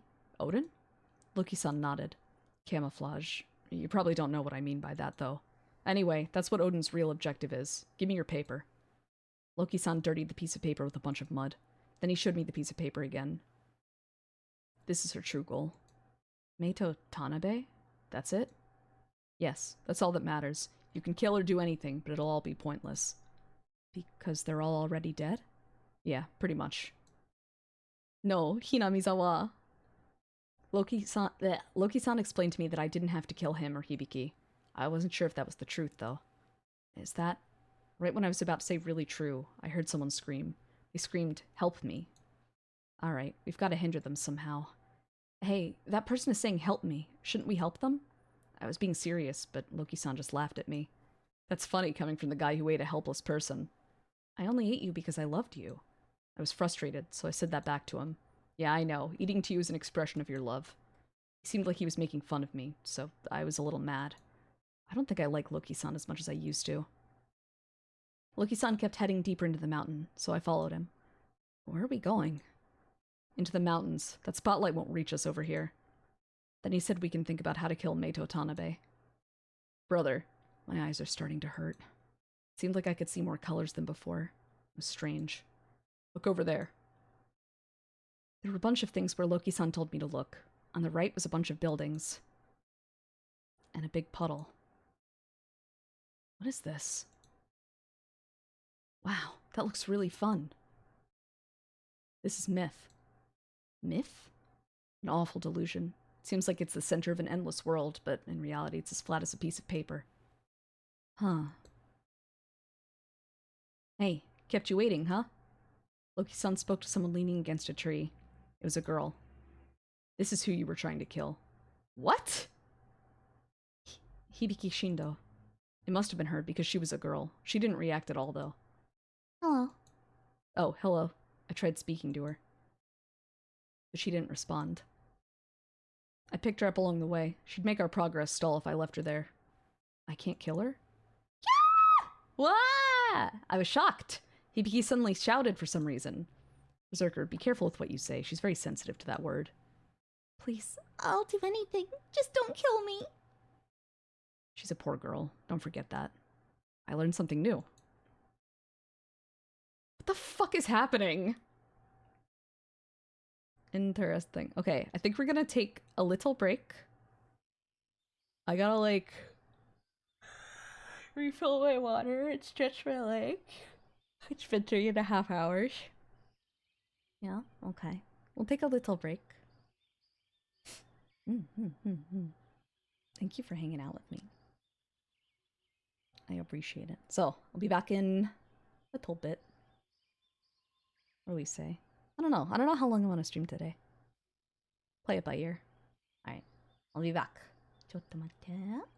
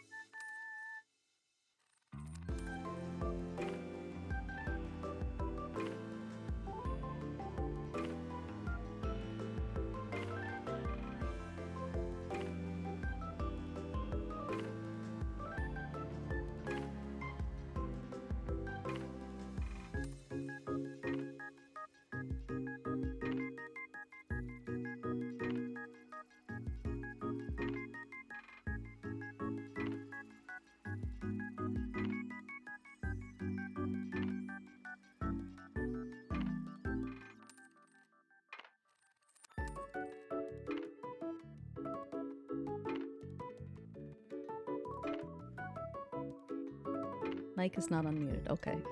There we go. Thank you so much for waiting. It was a bit of a longer break, but...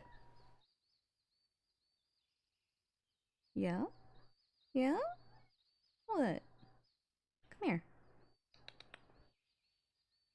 Come here. Maya. You being whiny? Were you being whiny all break? Thank you. Hello, Turlian. Hello, your waddleness.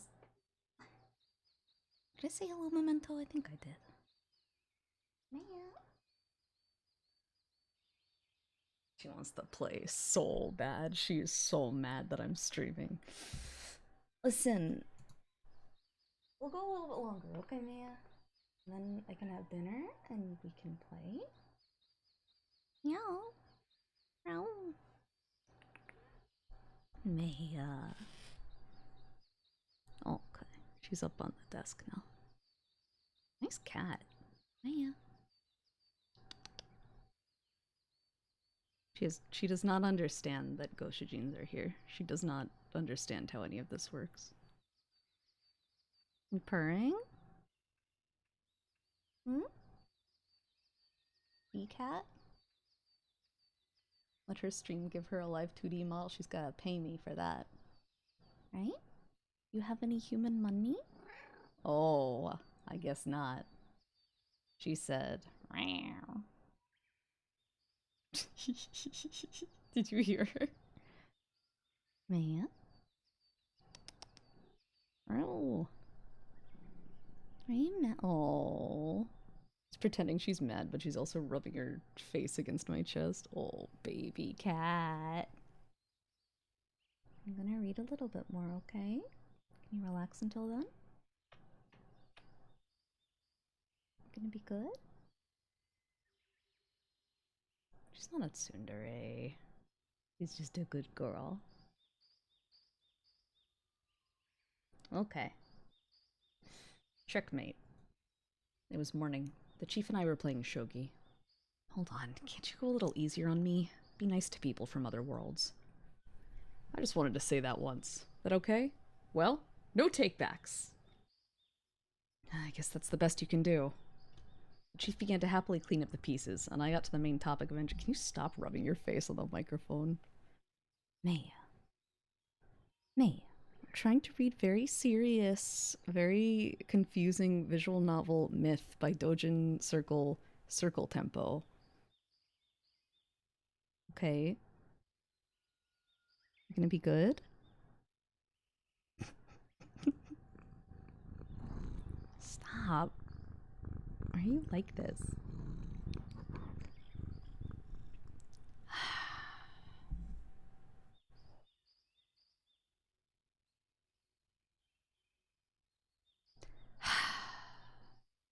So dramatic. Okay, bye. She decided she's leaving. Sorry. No, she's not leaving. She just sat down on the floor. Okay. About yesterday. Did you find my sickle? Not that. About the village rules. Oh. He didn't seem interested in discussing that. He turned his attention back to cleaning up the pieces again. I heard some things from Shinzo, particularly about why you didn't want to talk about it yesterday. That's all in the past. Ain't no point in digging it up. But I have to. What do you mean? This was a tough choice. I wasn't sure whether I should explain the situation to the chief or not. He'd be a powerful ally if he took our side. We could probably hear more about Yuni's mother and Shimon's mother. But that would require him to side with us.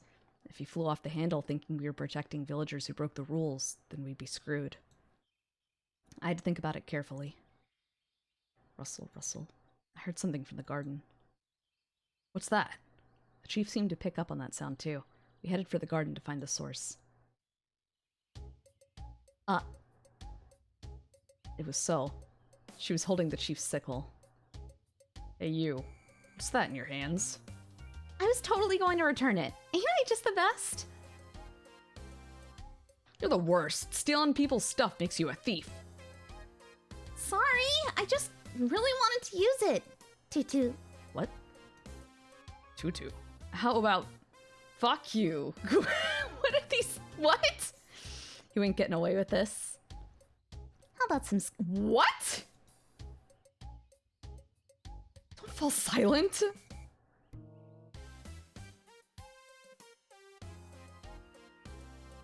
Yeah? What? Oh, thank God. Cool. The leather club is $2. It's fine, I'll ask someone else.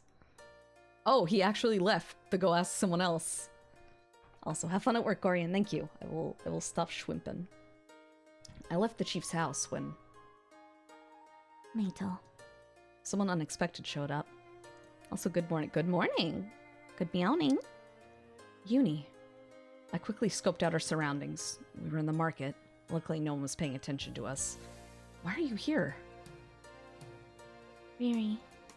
Uni pointed at Riri, who seemed to be evaluating some vegetables. She seemed to notice us, though, and put the veggies down before heading our way. Mato-san, do you prefer udon or somen noodles? Depending on your answer, I'd like to buy either ginger or miyoga. They might seem somewhat similar at face value, but they taste way different. I like somen. Understood. Then I'll go with miyoga. Okay, could you tell me why Uni's here, though? Is that a problem? Not in particular, but... But? Wouldn't it make more sense to have a little change of atmosphere instead of being cooped up in Shimon-san's house all day? Right, Uni-chan? Atmosphere of change. I'm gonna borrow Uni. How come? I need her for something. Oh, I don't mind, but... Let's go, Uni. She was completely attached to Riri, so much so that I probably had no chance of getting her to go with me. Mato-san, could you not stare at my chest? Uni, I'll grant you a wish if you come with me. Uni's expression changed. I'll go. Bargaining's a powerful tool. I'll be taking my loli and leaving. Great, then I'll be taking Uni with me, Riri. Okay.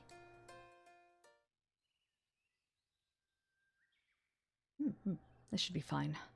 I sighed, relieved. I was glad none of the villagers had noticed her. Not that it looked like anyone would actually recognize her anyway. Still, I couldn't let my guard down. You promised. Yeah, I'm done. I'll grant your wish. The mountains. The mountains? You want to go see your mother? Uni nodded.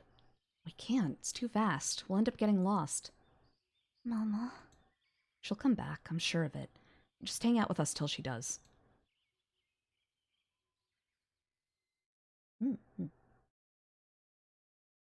I'm not sure if this is of any use to you, but I found this in Uni-chan's house. I've been cooking Takamo 5 smug. Pastor, thank you so much for resubscribing at tier 3, you animal, you wild animal, you feral animal. What have you been cooking? What is he cooking? Not sure. I'll grant your wish. No, not that one. Takamo 5 smug. A journal? Each day filled a page. I flipped through it. What? Today, Uni and I went to the nearby mountains. She loves cicadas, so we caught the biggest kind of cicada on the mountain. She was very happy. It was actively written in until recently. Doesn't seem like there's anything about the rules she broke, though. It's mostly just about Uni and what they did from day to day. It seems pretty normal. There is something I'm curious about, though. Shimon flipped through, stopping at a certain page. I've often wondered what she's doing lately. When I think about it now, she's still just as much my beloved daughter as Uni is. All I can do is regret the foolish choice I made back then. If I ever have the opportunity to see her again, I have to give her a heartfelt apology. Then she, Uni, and I could... Oh, yeah? Oh, yeah? Who's she? She must have had another daughter besides Uni. Yeah? No. No.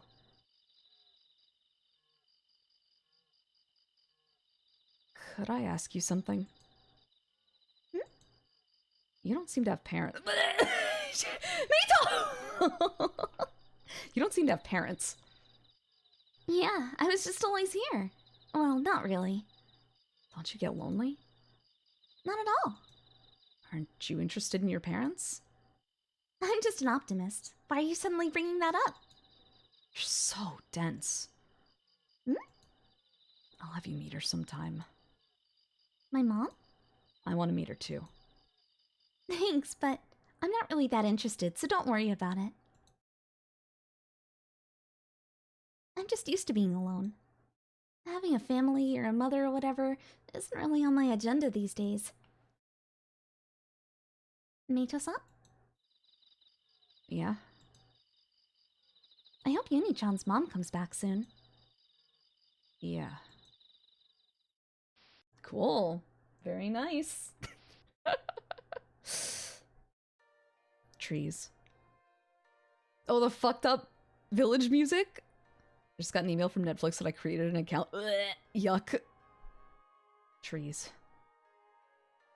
Trees. There were trees everywhere. Trees, trees, trees, trees, trees, trees, trees. Berserker. Loki-san spoke to me. I wanted to ask him about the trees, so it was good timing. What do you think of Odin?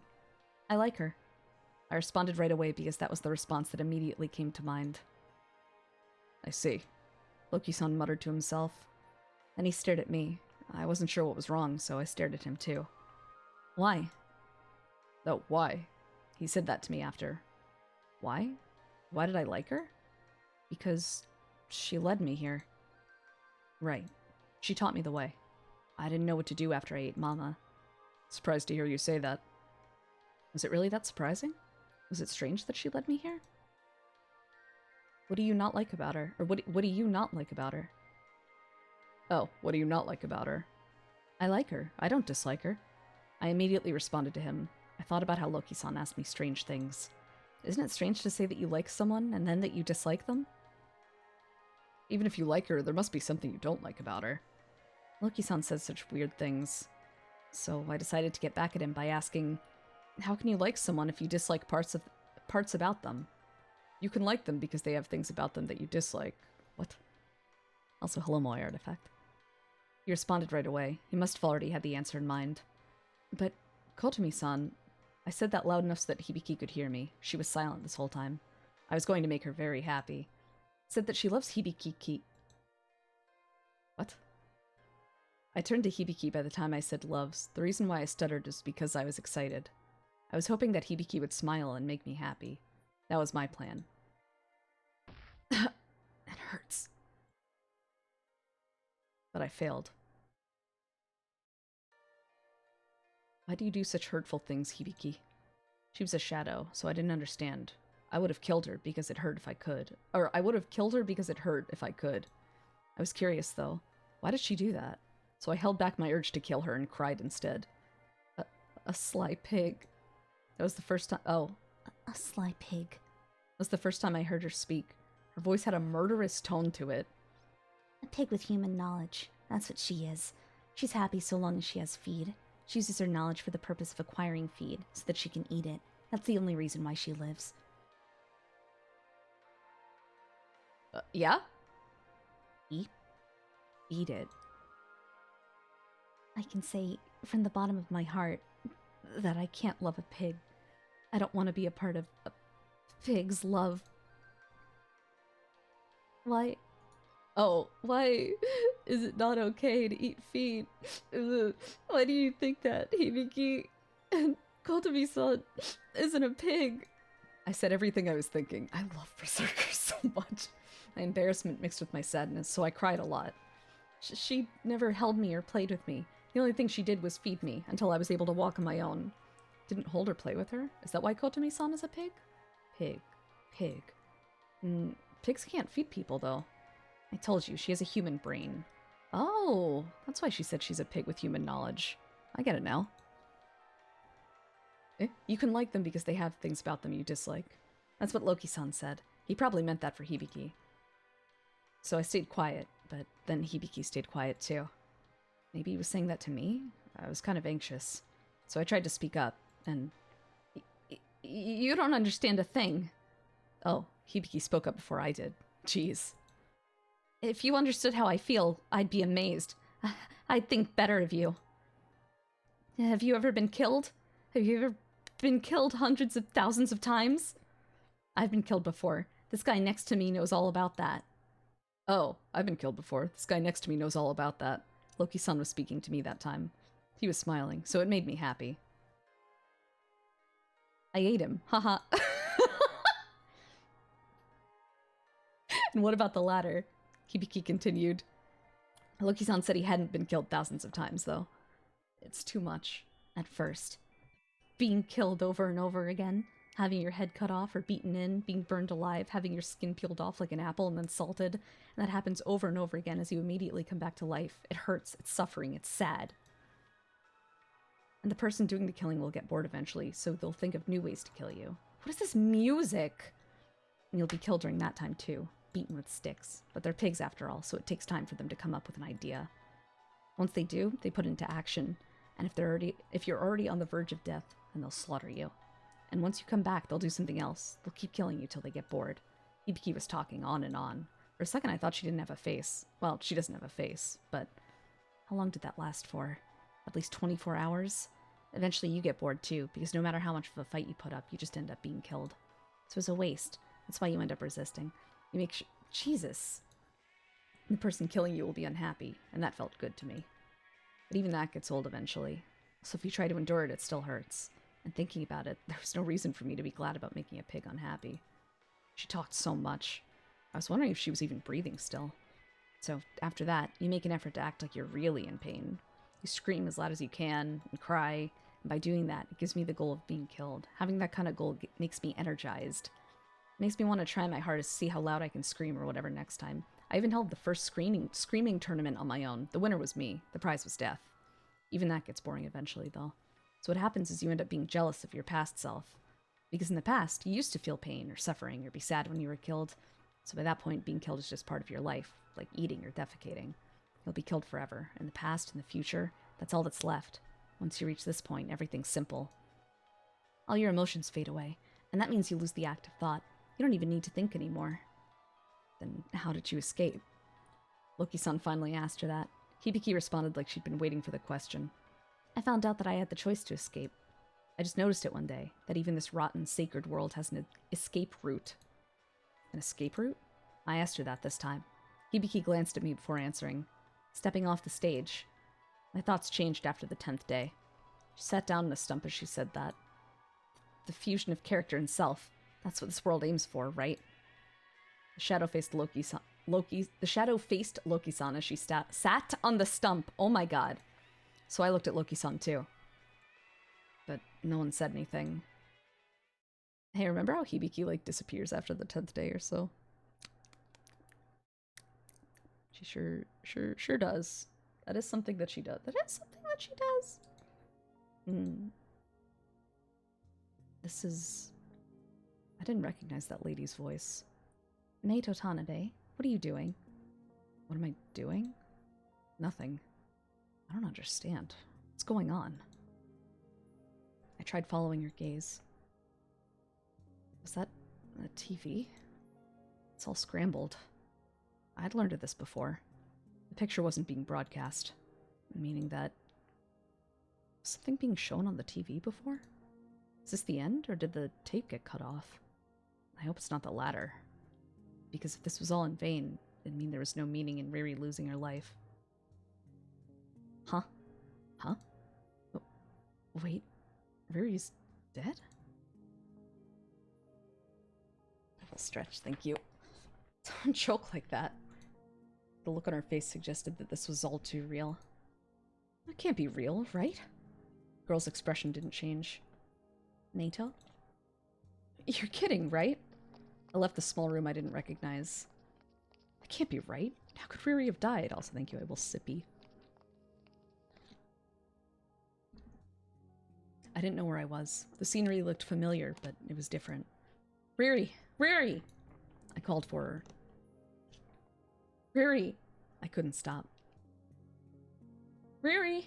I was praying she was safe. Riri! I finally reached a residential area, parallel to the mountains after shouting and running around. Mato-san? There was a small park at the corner. A girl wearing a red hoodie called out to me. Here. Was she crying? Her face was really swollen. Felt like I recognized her. Hey, do you know who Riri is? I asked the girl that. What do you mean? She did the same thing as the girl from earlier. I knit my brow and tried to figure out what she meant by that. She's my friend. Please tell me if you know anything about her. Hey, wait! She ignored me and ran off, though. She ran off towards a small thicket. Brother. Hey, come on, listen to me! Hey! Yes? Where's Riri? Right here? That's a rather philosophical question. Don't mess around. Riri? The vessel for my consciousness fundamentally exists in this world. That's the correct answer, right? Well, that's just my self-consciousness, but... What? You're alive! Well, I mean, obviously you are, but... Yes? A small girl wearing a pink outfit said you died. Damn it, I knew I couldn't trust her. I'm gonna go back and let her have a piece of my mind. I get it. You were dreaming. Oh. Brother! Huh? I'm Maya. I calmly observed my surroundings. This is my room. How did I get here? That's a pretty sure sign that you're half asleep. Riri shrugged. Breakfast is ready. You should wash your face before you come to the living room. Okay. Was that just a dream? It was a creepy dream. Why would I have a dream about Riri dying, though? Hi, Maya. What? Talk normal? Just do it. Come on. So came into mind while I was washing my face. The girl in the red outfit from my dream seemed to resemble her. Good morning, Meito-sama. No, forgive me, master.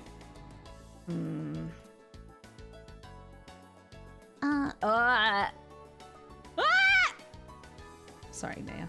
Enough. I was mistaken.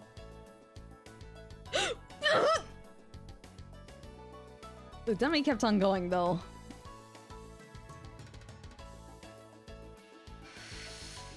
I hate this child. Why is she like this? Why is she like this? Why is she like this? Shimon knit her brow as she held her chopsticks. Cut it out, Sol. You were the one saying to talk normal. That's not normal at all. Hey, you. Are you talking shit about shit? I'm not. I'm just saying that it's dirty. Just shut up and listen. And apologize. Oh my god.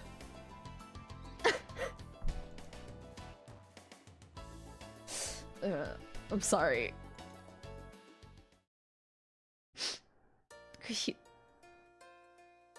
Please. Poop. We were on the veranda when Uni muttered that after breakfast. It's not the type of word a girl should be saying. I scolded Uni as I gently stroked her hair. Is Sol a boy? Shut up, Kyle. No, she's a weirdo. Don't take her seriously. That's nice. No, it isn't. Uni looked over at something. I followed her gaze. She was looking at the mountains. This was practically a morning routine of hers.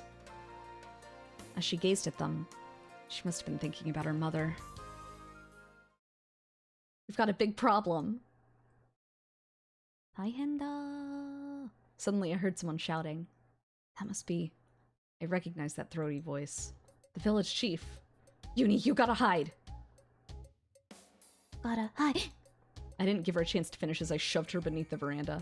Ow. Listen, stay there until I tell you to come out, okay? Uni listened to me, thankfully. Ugh! Meito, this is bad! It would appear that the nature of your offense is trespassing. I said that to the chief as he leapt over the wall. Not me, you nincompoop. There's been a robbery, and actual criminals at hand. A robbery? What's with all the ruckus?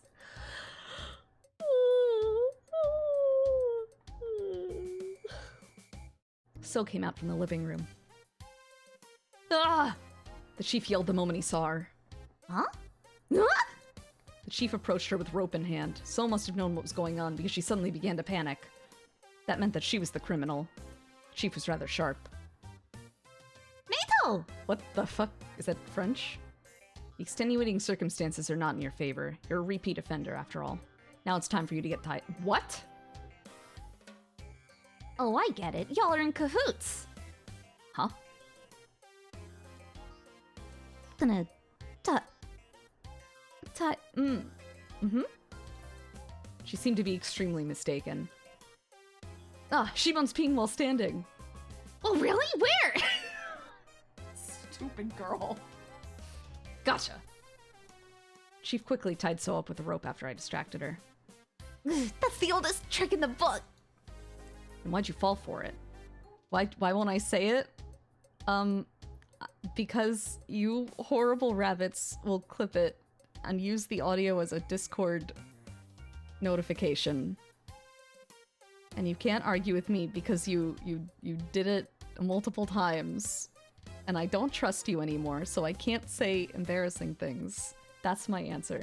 We succeeded in capturing our prey, at least. You're coming with me. You're a suspect, after all. We headed for the living room so we could get the full story from Sol. Bum, bum, bum. So, Sol-san's the culprit? We were all gathered in Shimon's living room.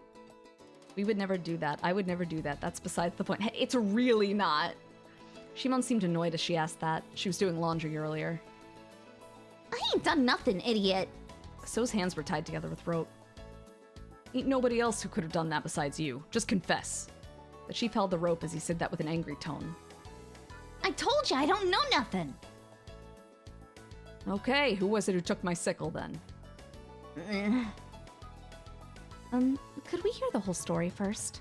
Riri finally spoke up after listening for a bit. Agreed. I can't determine whether she's actually at fault without hearing what happened first.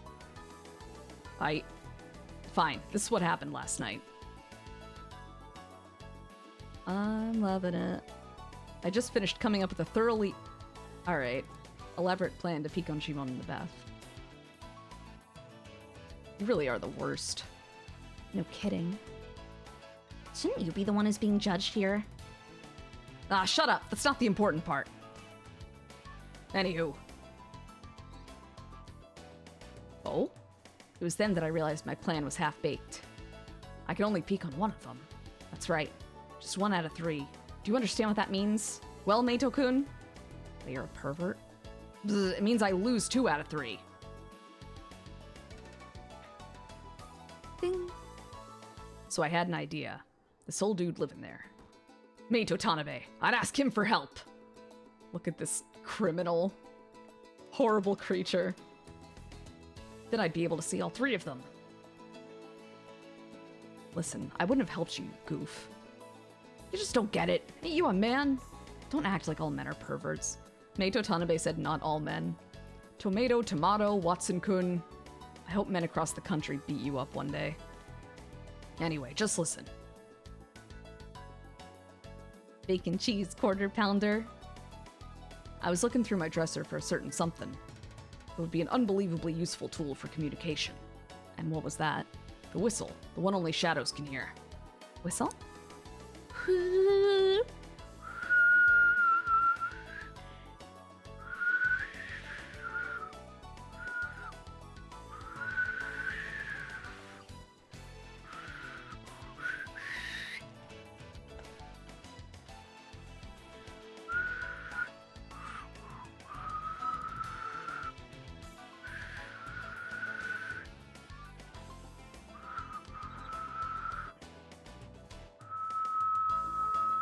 That was good!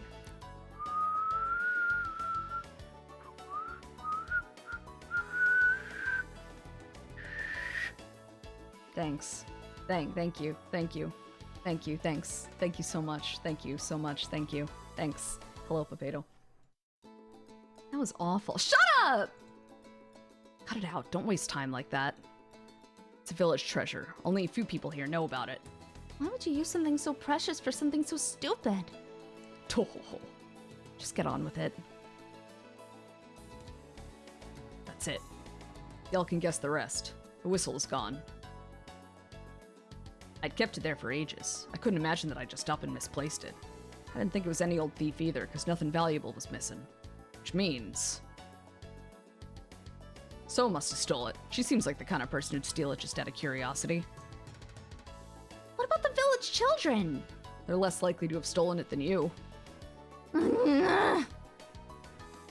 So glared at the chief. She must have hated the fact that she couldn't refute what he said. Were you at your place all day yesterday? No, I was out for a bit last night, though not for long. How long? About how long it takes to get back and forth between here and my place 4 times. Be plenty of time to steal something from him. I have an alibi for her at night at least. Generally, she and I are together from dinner until the time we go to bed. And before dinner, she's always just waiting in the living room. Yeah, and Sosan and I were playing together around sunset in front of my house. Then she has a perfect alibi? Well, what about when she was using the bath last night? Maybe she snuck out without y'all knowing and went to my place. You said it yourself. Whoever stole it likely only did it out of curiosity. There's no reason someone would go that far to steal it if that's the case. Then who's the culprit? I don't know. Maybe you're just having a midlife crisis. Makes sense. Oh, maybe... maybe you're just having a midlife crisis. Makes sense. Shut up, you nincompoop. That ain't true. That whistle's very important. I'm very careful with it. But you weren't? You were going to use it for the wrong reasons. Y'all are driving me crazy. Chief ignored Shimon's retort, but fell silent regardless. Would you really use a village treasure just to peep on people? I don't know how valuable that whistle was, but judging by his depression, it must have been pretty important to him. Chief? Will something bad happen without that? Yeah, it's very important. If something serious happens, then I won't be able to judge others. I'll forgive you if you just stole it as a joke and it's still safe. I see. I'd like to resolve this somehow, but all we could do is consider what might have happened, though. Let me go already. I say we should execute the village chief. Aye, aye. Hear, hear. What did Northern Lion say that one video? MFers just don't say hear, hear anymore. Ugh, so down. Chief left after that. The village treasure's a whistle, huh? I wonder where it went. No one would steal something like that in this village. Or at least that's what I'd like to think. Meito-san, could I have a moment?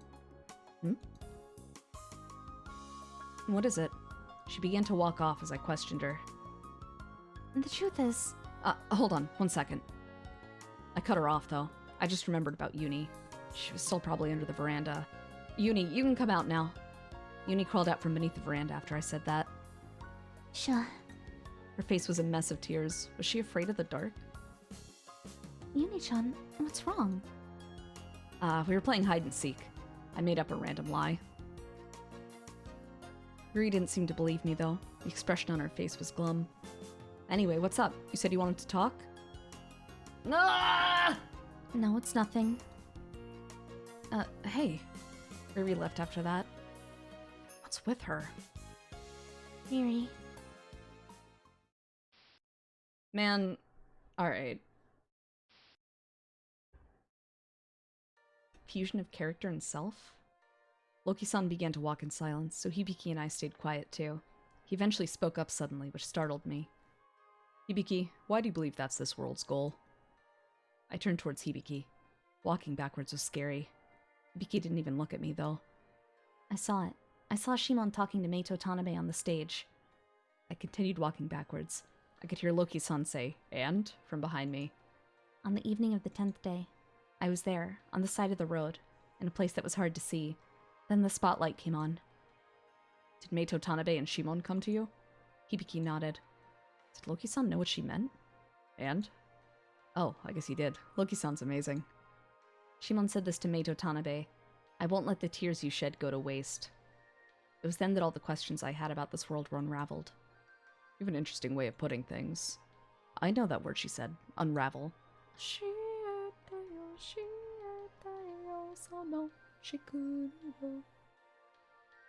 Yeah. Hibiki seemed to be emphasizing that word. It must have been important. What's unraveled? I just said the word that popped into my head, but did I actually know the meaning of that word? I thought the same thing about what Shimon said, too. Stop. Continue. I'm getting mixed messages. If she was saying that as Valkyrie, it was a lie, but if she was saying that as Shimon, it would be inconsistent. What? She was really fired up about what she was talking about. I had no idea what she was saying, though, so I decided to stay quiet. That's different from what I heard. What could it mean? Yeah, what could it mean? There are lots of different people in this world. Loki-san said that to Hibiki. Hibiki just nodded. Us, me, my son, Odin, Valkyrie, Berserker, Hibiki, Kotomi. Loki-san nodded to himself. We all have different assignments, but in reality, fell silent, then said that we were all the same. But the circumstances are different is all. Odin just came up with the name Ridari. Our goal is the same, though. That's true for me, you, and even Kotomi. Answer my question. I felt the same way as Hibiki. Loki-san didn't answer her first question. That's my answer. There's no difference between us and us who might be on the stage. Is that an inconsistency with Valkyrie's speech? Or Shimon's? I don't know how you see it, but you were able to regain yourself. Isn't that enough? And you were able to escape from your mother. That must be myth for you. What? What? What? Alright, we're here. Loki-san stopped walking after saying that. We were at a place with just more trees around us. That's myth for ya. Oh no, mother escaped. Hello, Mars. No, it's probably best that she got away from her mother, actually.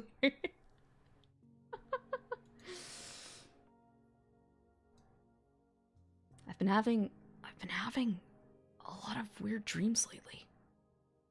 Like, is any of this for real? Or not? Where am I? So many people. I feel like I recognize some of them, but maybe not. She's from the dream I had yesterday. Hey. I called out to her, but she didn't notice. I walked up to her instead. Meito. Hey, this is a dream, right? I guess that's a weird thing to ask, though. Yeah, somebody got it. I'm so glad. Thank you. Let me rephrase that. Do you know who Riri is? Yes. She gave off a listless response. It was like she didn't want to talk to me. It was even more unpleasant after what had happened yesterday. This should be obvious, but Riri's still alive. In reality, at least. She died the other day in a dream, though. I see. That's strange. Because this is a dream. Which made me feel like it didn't matter what happened in this dream world. A dream within a dream... I've experienced this before. Is Valkyrie doing okay? She asked me that with a brighter expression on her face. Valkyrie? I didn't know anyone who went by Valkyrie, though. Sorry, I mean Shimon. Shimon? Yeah, she's fine. Totally fine. Wait, she's called Valkyrie? Yes. The girl nodded after flashing me a smile. Valkyrie. Shimon. That didn't seem to fit her. It seems like an unfitting name. Who's so, then? Thor? You know about that? So? Yeah, I know her. She's over in that world, too. The girl's expression stiffened. Not that. I meant Norse mythology. Do you know about it? Huh? I know the basics. She began to frantically rummage through her bag. What she took out was a cell phone? Isn't that kind of a relic? This girl has a bunch of old devices, like that TV from the other day. Could this be a place in the distant past compared to where I live? Hey, what year is it? I couldn't help but ask the girl that. My voice didn't reach her, though. Pick up, Meito. Meito? She just said Meito, right? I'm there too? I asked her that as she hung up the phone. She didn't respond, though. She just began to press the phone's buttons instead. I gazed at the screen. Oh, a text. You gotta write it yourself, though. It's not convenient at all. She just ignored me, though. Ain't that you? Yeah, image of guy pointing at himself. Yes. Hey, what are you writing? I peeked at her phone's screen again. This was what she wrote. Read this when no one's around. Meito Tanabe knows of Norse mythology. Do you really not know anything about it? Check your notebook. Loop 2, day 3. Yeah? Yeah? Uh-huh. Yeah? Okay.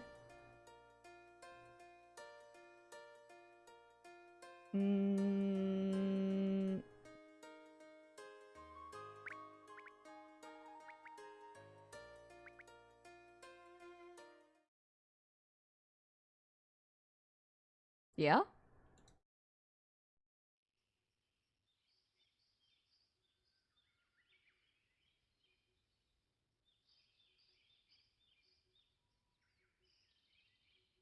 What?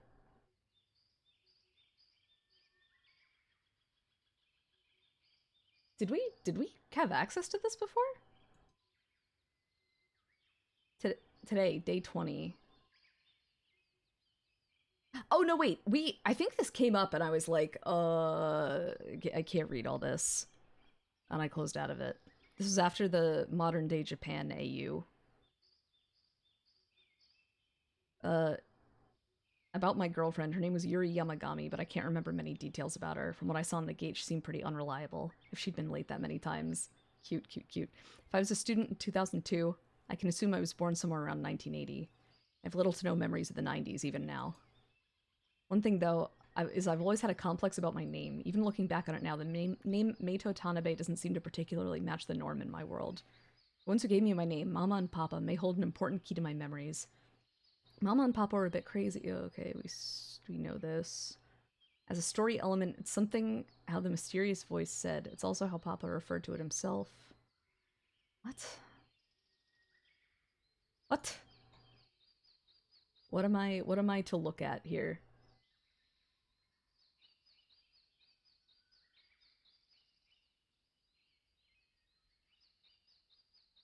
Oh, oops. Hold on.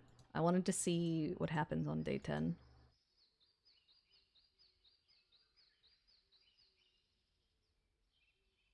Alright. Interesting. Mei Tofu.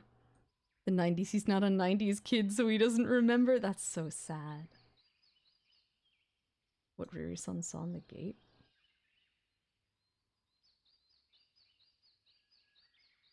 So, was there not an About Riri previously? Wasn't there?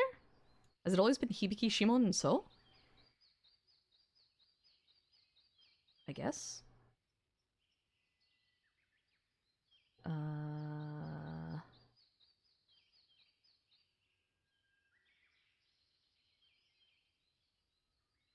Interesting.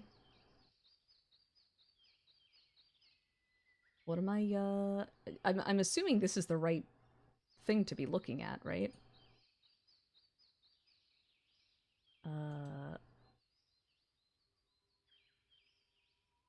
Let me see. It said, you know what, I might as well just go back to this. Doesn't seem like there's an issue. Check your notebook, loop 2, day 3.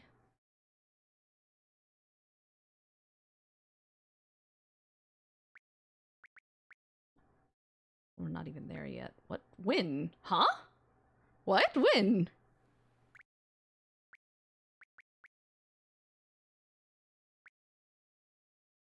Yeah, loop 2, day 3. Unless it's this?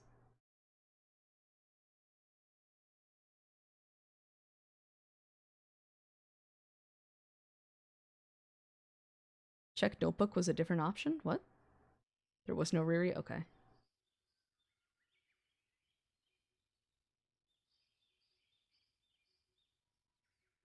Huh. This is day 2. Yeah, didn't I go to day 3 first and then there was nothing different? No? Initially I started here, I thought.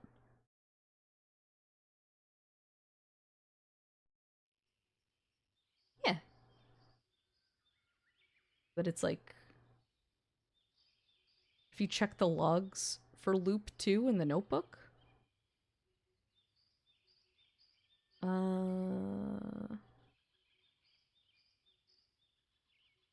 Maybe?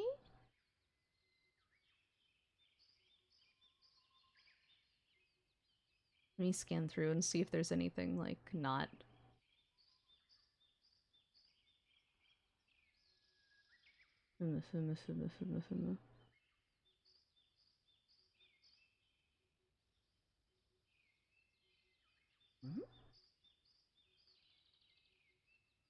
Is loop 2 the next loop? Is this like a write that down? Oh. No, because this is like... Isn't this loop 2?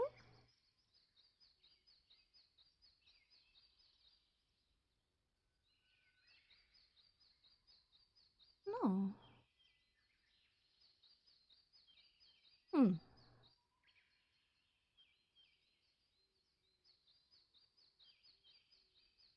Okay. Yeah, I don't know. If you count chapter 1 as not a loop, then you're just going through it. This would be loop 1.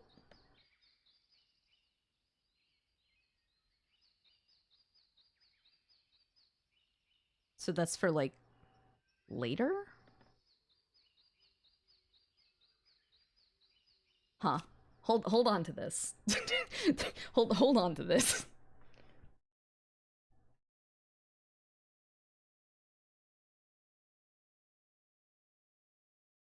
Loop 2, day 3. Holding it. Cradles it gently. Notebook? How the hell do you sleep like that? Apparently I was sleeping while standing up, hand on my hip and head tilted down like I was looking at something. So was right. I had no idea how I was sleeping like that. Oh, you think maybe... Ugh. You think maybe... Hold on. That's worth a try. This one? No, wait, isn't that the one I checked? No? No, wait, sorry.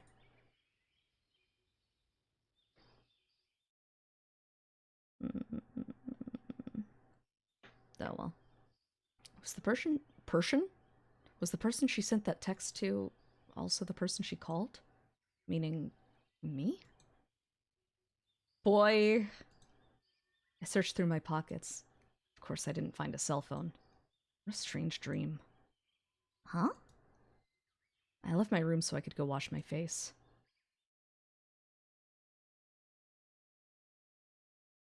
Strange dream? Uni repeated what I said. She looked over at me for a moment, then went back to gazing at the mountains. I have no idea why I keep having dreams like that. Wait, why am I talking to her of all people? That was a mystery in itself. Oh, she blinks. Yeah, hasn't she? I think?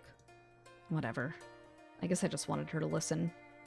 My dream was too abstract as it was anyway, and I knew that better than anyone. A strange dream? Oh, okay. Yeah. In the new loop, everyone blinks. Does this have gameplay? Like, do you have to solve the thing in order to win yourself? I think it's just a linear story, if I had to guess. Uni muttered that again. I have them too. And then she added that. What kind of dreams? I was a bit interested. Yummy sweets. I wasn't very confident this would be of particular interest after that, though. That I eat with Mama. And that was it. You really do love your mom. That would make sense. I don't usually talk like that. I was copying you. Okay, whatever. Anyway, that was going nowhere. That would make sense. Cut it out. I lightly poked her head. Meito-san! I looked back at the veranda. Shimon was there, seemingly out of breath. Big trouble! What's going on? Just follow me. Hey, wait, don't pull. Uni-chan, just stay here, okay? Uni didn't respond. Things were noisier than usual. It was more crowded, too. What's going on? Just follow me. We pushed through the crowd as Shimon pulled at my arm. Eh? Village chief. Eh? A woman was facing the chief, one with a body and shadow of her own. Her clothes were worn out, all dirty with filth and mud. She looked exhausted, but maybe I was just imagining things, oh my god. Her long white hair was quite striking. Who are you? Stay back! The chief shouted. The boisterous onlookers all quieted down. I stopped moving as well. Yuni's mother? You've returned after breaking a village rule. You know what that means, don't you? Of course. I could tell she nodded because her hair bobbed up and down. Why? Why now? Numerous people began to talk amongst each other. Why? The answer was obvious. Mama said she wouldn't be back for a while, but she told me to wait for her with the being of light. Where's Shimon? The lady asked for Shimon. Is that simply to hide Yuni, or her own personal desire? I'm Shimon. Shimon stepped forward. Shimon. So you're Shimon. She turned around, and I was finally able to see her face. Her wrinkles were very prominent. She was a middle-aged woman with a particular grace about her. She reminded me of Riri. Is that because they have the same hairstyle, or no? We love this nympho. This isn't the nympho. The nympho was Kotomi. It's the other mom. What? No, she really reminded me of Riri. If she were younger and had green hair, then...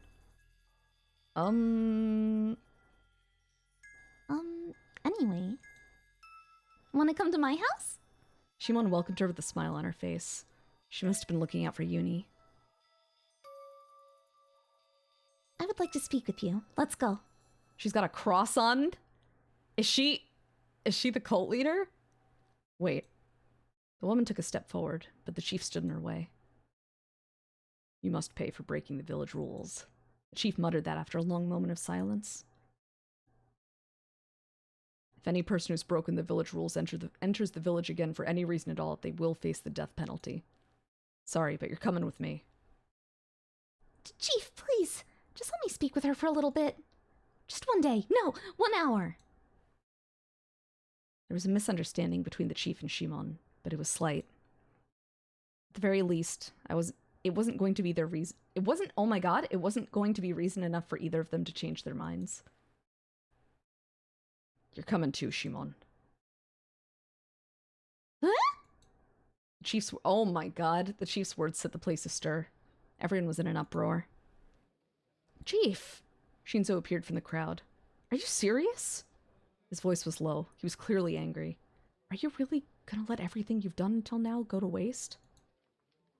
Tell me, what is it that a chief must protect? What's the most important thing I have to protect as the chief? Are you saying that Shimon-chan's harmful to our village? Hold on, I'm really confused. Shimon, who was at the center of all this, finally spoke up. Shinzo-san, what's that mean? Kotomi-san? Guys? Why are you all looking at me like that? Shimon, this woman is your mother. The chief said that in place of the others. Huh? Over a decade ago, this woman left you in a grotto. That's equivalent to murder. That's why I drove her out of this village. You were very weak. I couldn't have left you alone with that kind of parent. That's why I took you in. What about my house? That was my old villa.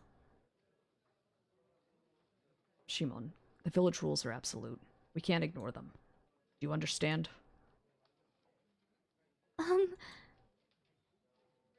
Wait! I'm disappointed in you, Chief. The village rules? Screw them, they can eat shit. Shimon-san's one of the gang. Am I wrong? She's right, even if she's being a bit abrasive. Chief, can't we make an exception? This is too much. This would be a whole lot easier for me if I could. Which is more important to you, the village or Shimon? The village.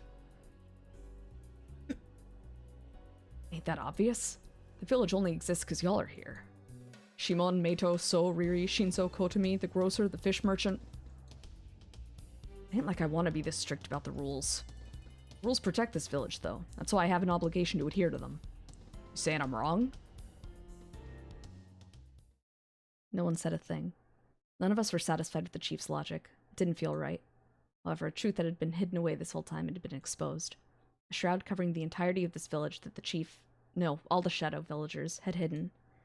What is this Vian? It's called Myth. M-Y-T-H. Shimon. I called out for her. I didn't even know what I wanted to say, but I knew that brooding over this wouldn't do any good. I was just unhappy with the situation. Also, hello, Avian. How's it going? I couldn't just stand there any longer. Shimon's gaze was unfocused. She must have been feeling a number of different things. That's all? Shimon's peculiar voice sliced through the silence. That's definitely possible. Look at how I am. It's the same as my mom. So, it's only right that I have to be punished along with her, since I'm her daughter. Yeah, that's logical. I have found the maid. Hello, Midve. How's it going? Okay, so Chief and Mom, let's go. Oh, but where are we going? Shimon continued to smile at the chief. There's a jail in this village. Really? I've never heard of that before. It's because this kind of thing doesn't happen often. Let's go. Alright, let's go, Mom. Shimon followed the chief, and behind her was her mother. New wedding rings are— oh, hell yeah! Good for you! Are they stylish? All of us were stunned. Not just the chief, but every single one of the villagers who were there. And none of us could say a thing to them. Just a sudden swap. Huh? Yeah, actually. Wait, what? I want to check something. Could you show me? Shut up, Panis. Yeah, this is it. Huh? What does she mean? I see. Riri nodded as she looked at her hands. Wait, what's... I'm going to see Uni-chan. Huh? Why would she... I don't know. Uni-chan might be able to save Shimon-san and her mother. How? Let's go see her. Okay. Updated R2-D2 and C-3PO rings? That's cute! Matching Jack and Sally wedding rings is the most millennial thing I've ever heard. You guys are so cute. Omedetou. Okay. We found Uni at the veranda as night pressed on. She still wasn't asleep. Hey, Uni, I spoke up. Meito-san, let me handle this. Okay. Lend me the village chief's whistle. Huh? Uni had the whistle? Uni-chan. Okay. Uni began to rummage through her pockets. Why did you do that? She didn't respond. Uni, say something already. Meito-san. Riri stopped me from pressuring her, though. I guess I'd end up having the opposite effect. I decided to let Riri handle the rest. Uni-chan, why did you do that? You weren't trying to be mean, right? You're not that kind of girl. Would you mind telling me? Mama told me something. She began to speak. She told me to hand it to the being of light. She said we couldn't go to the amusement park without it. This whistle? Yeah. Why did your mom say that? I don't know. But she told me that, so... You have to keep your promise? Uni nodded. What? He keeps trying to talk. She's not. Uni-chan. Very tightly embraced Uni. Then... Ow! Sorry. Apologizing isn't enough. I'm sorry. Tears began to stream down Uni's cheeks. Looks like we should head to the chief's place tomorrow. We had to convince him to release Shimon, as well as tell him about the whistle. How could we make all this seem like some misunderstanding, though? No, I'll return it myself. Huh? I want to borrow it for a bit. Is that okay? All right. Uni continued to quietly sob. She only took the whistle because her mom told her to. Was she really the one at fault here? Uni-chan, Miri embraced Uni and began to gently stroke her head. There are good things you can do, and then there are bad things. You stole something. Do you think that's a good or a bad thing? I'll let you decide. Once you've figured it out for yourself, this will all be over. Riri punished her, thankfully. I felt pretty much the same way, even though I didn't say anything. I was still curious about her mother, though. She couldn't go to the amusement park without the whistle? What did that mean? It is a mystery. Who knows? Not me. Anyway, I guess we'd have to worry about it tomorrow. We had to find a way to persuade the chief. Let's go!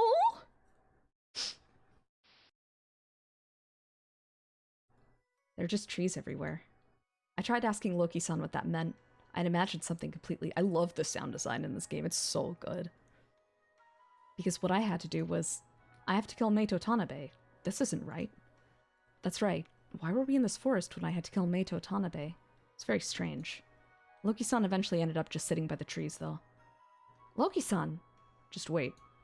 Closed his eyes as he said that. The way he said that made it seem like that's what we had to do. Will they come here? Hibiki asked Loki-san that. He nodded. Or maybe he was just dozing off. He was a carefree person. He seemed more carefree now than he was before. Persuade the chief by eating him and taking his place. It's true. You do show love in this game by eating someone, so it's fine. It's fine. You have your axe, right? I checked around my hips. I gripped the axe's handle, supported with a cord.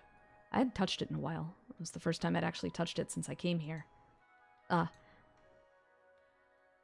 The axe reflected my face for a moment, so I cast my gaze aside, because it was dangerous. That was the one thing I was always careful of after I received this axe. What should I do? I looked at Hibiki instead as she asked Loki-san that, and he said, do what you want. That was all. Kotomi Shindo might come too. Or, no, he said more than that. His words made Hibiki freeze up. Well, not really, but she fell silent after that. She stood there staring at Loki-san. She didn't budge at all. I imagined she'd do that until Meito Tanabe showed up. I was wrong, though. Hibiki moved again, quicker than I expected. She went by a tree, snapped a thick branch, and used the trunk to whittle away at it. What was she doing? I didn't get it. Well, they might not come. She eventually threw away the sharpened branch, though, so maybe she was just doing that out of boredom. Alright?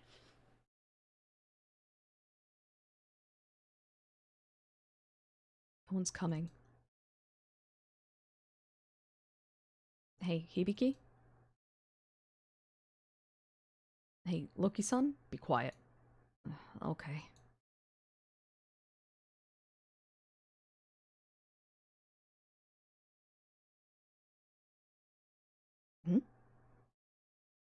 Did I just hear something rustling? It was deep in the bushes.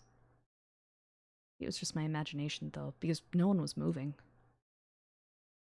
Brother! I see. Pfft. So boring. Riveting gameplay. We love it. Looks like they're here. I was so happy that Loki-san finally said something. Yay! Don't shout. I licked Loki-san's hand by accident because he suddenly covered my mouth. It was salty. Wait, no. What? What? I followed his gaze. I heard something. Thump, thump, thump. They were footsteps. Thump, thump, thump.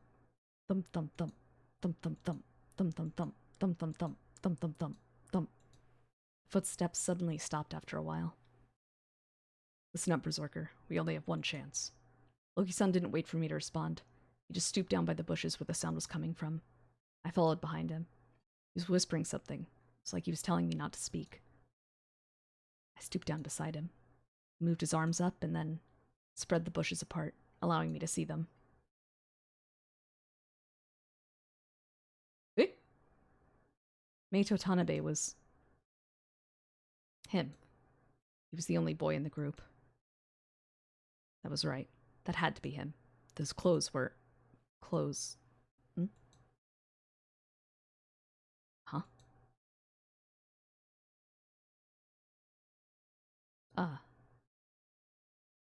Do you see them, Berserker? Loki-san's voice sounded like he was far away, even though he was right next to me. It was like my ears were where Meito Tanabe and the others were. That's Meito Tanabe. Loki-san continued. He's young, probably 18 or so. He has no gray hair and he looks fairly youthful. What are you trying to say? I asked Loki-san. He fell silent for some reason, though. I kept waiting for him to speak up, but he never said anything. Silence just covered our surroundings, with the exception of the faint voices coming from the place where the light was. I raced Meito Tanabe. Hibiki muttered to herself. She sounded like Odin, and Odin said the same thing before, so I was a little startled. That's your objective, right? Then get going. Go over there, to where the light is. Hibiki spoke for once. But moving is an easy thing. But for some reason my body wouldn't budge. It's so simple, though. All I had to do was move my legs, go over there, and swing my arm down with the axe. But... Are you scared? Her tone was teasing. I'm scared. I'm really scared. I don't know why, but I felt like I shouldn't do anything to him. They stopped talking. I could tell that they were about to walk away. He's evil. Loki-san suddenly spoke up. So long as he's here, we'll never be able to find peace in our lives. He seemed very upset. Are you really okay with that? Get going. Berserker, finish this. You have to put an end to it.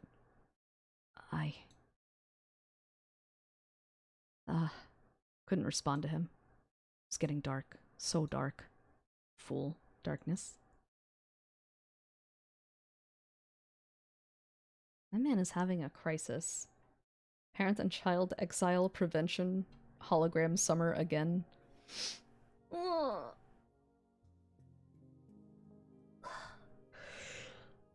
Okay. I might call it for today. It has been 5 hours.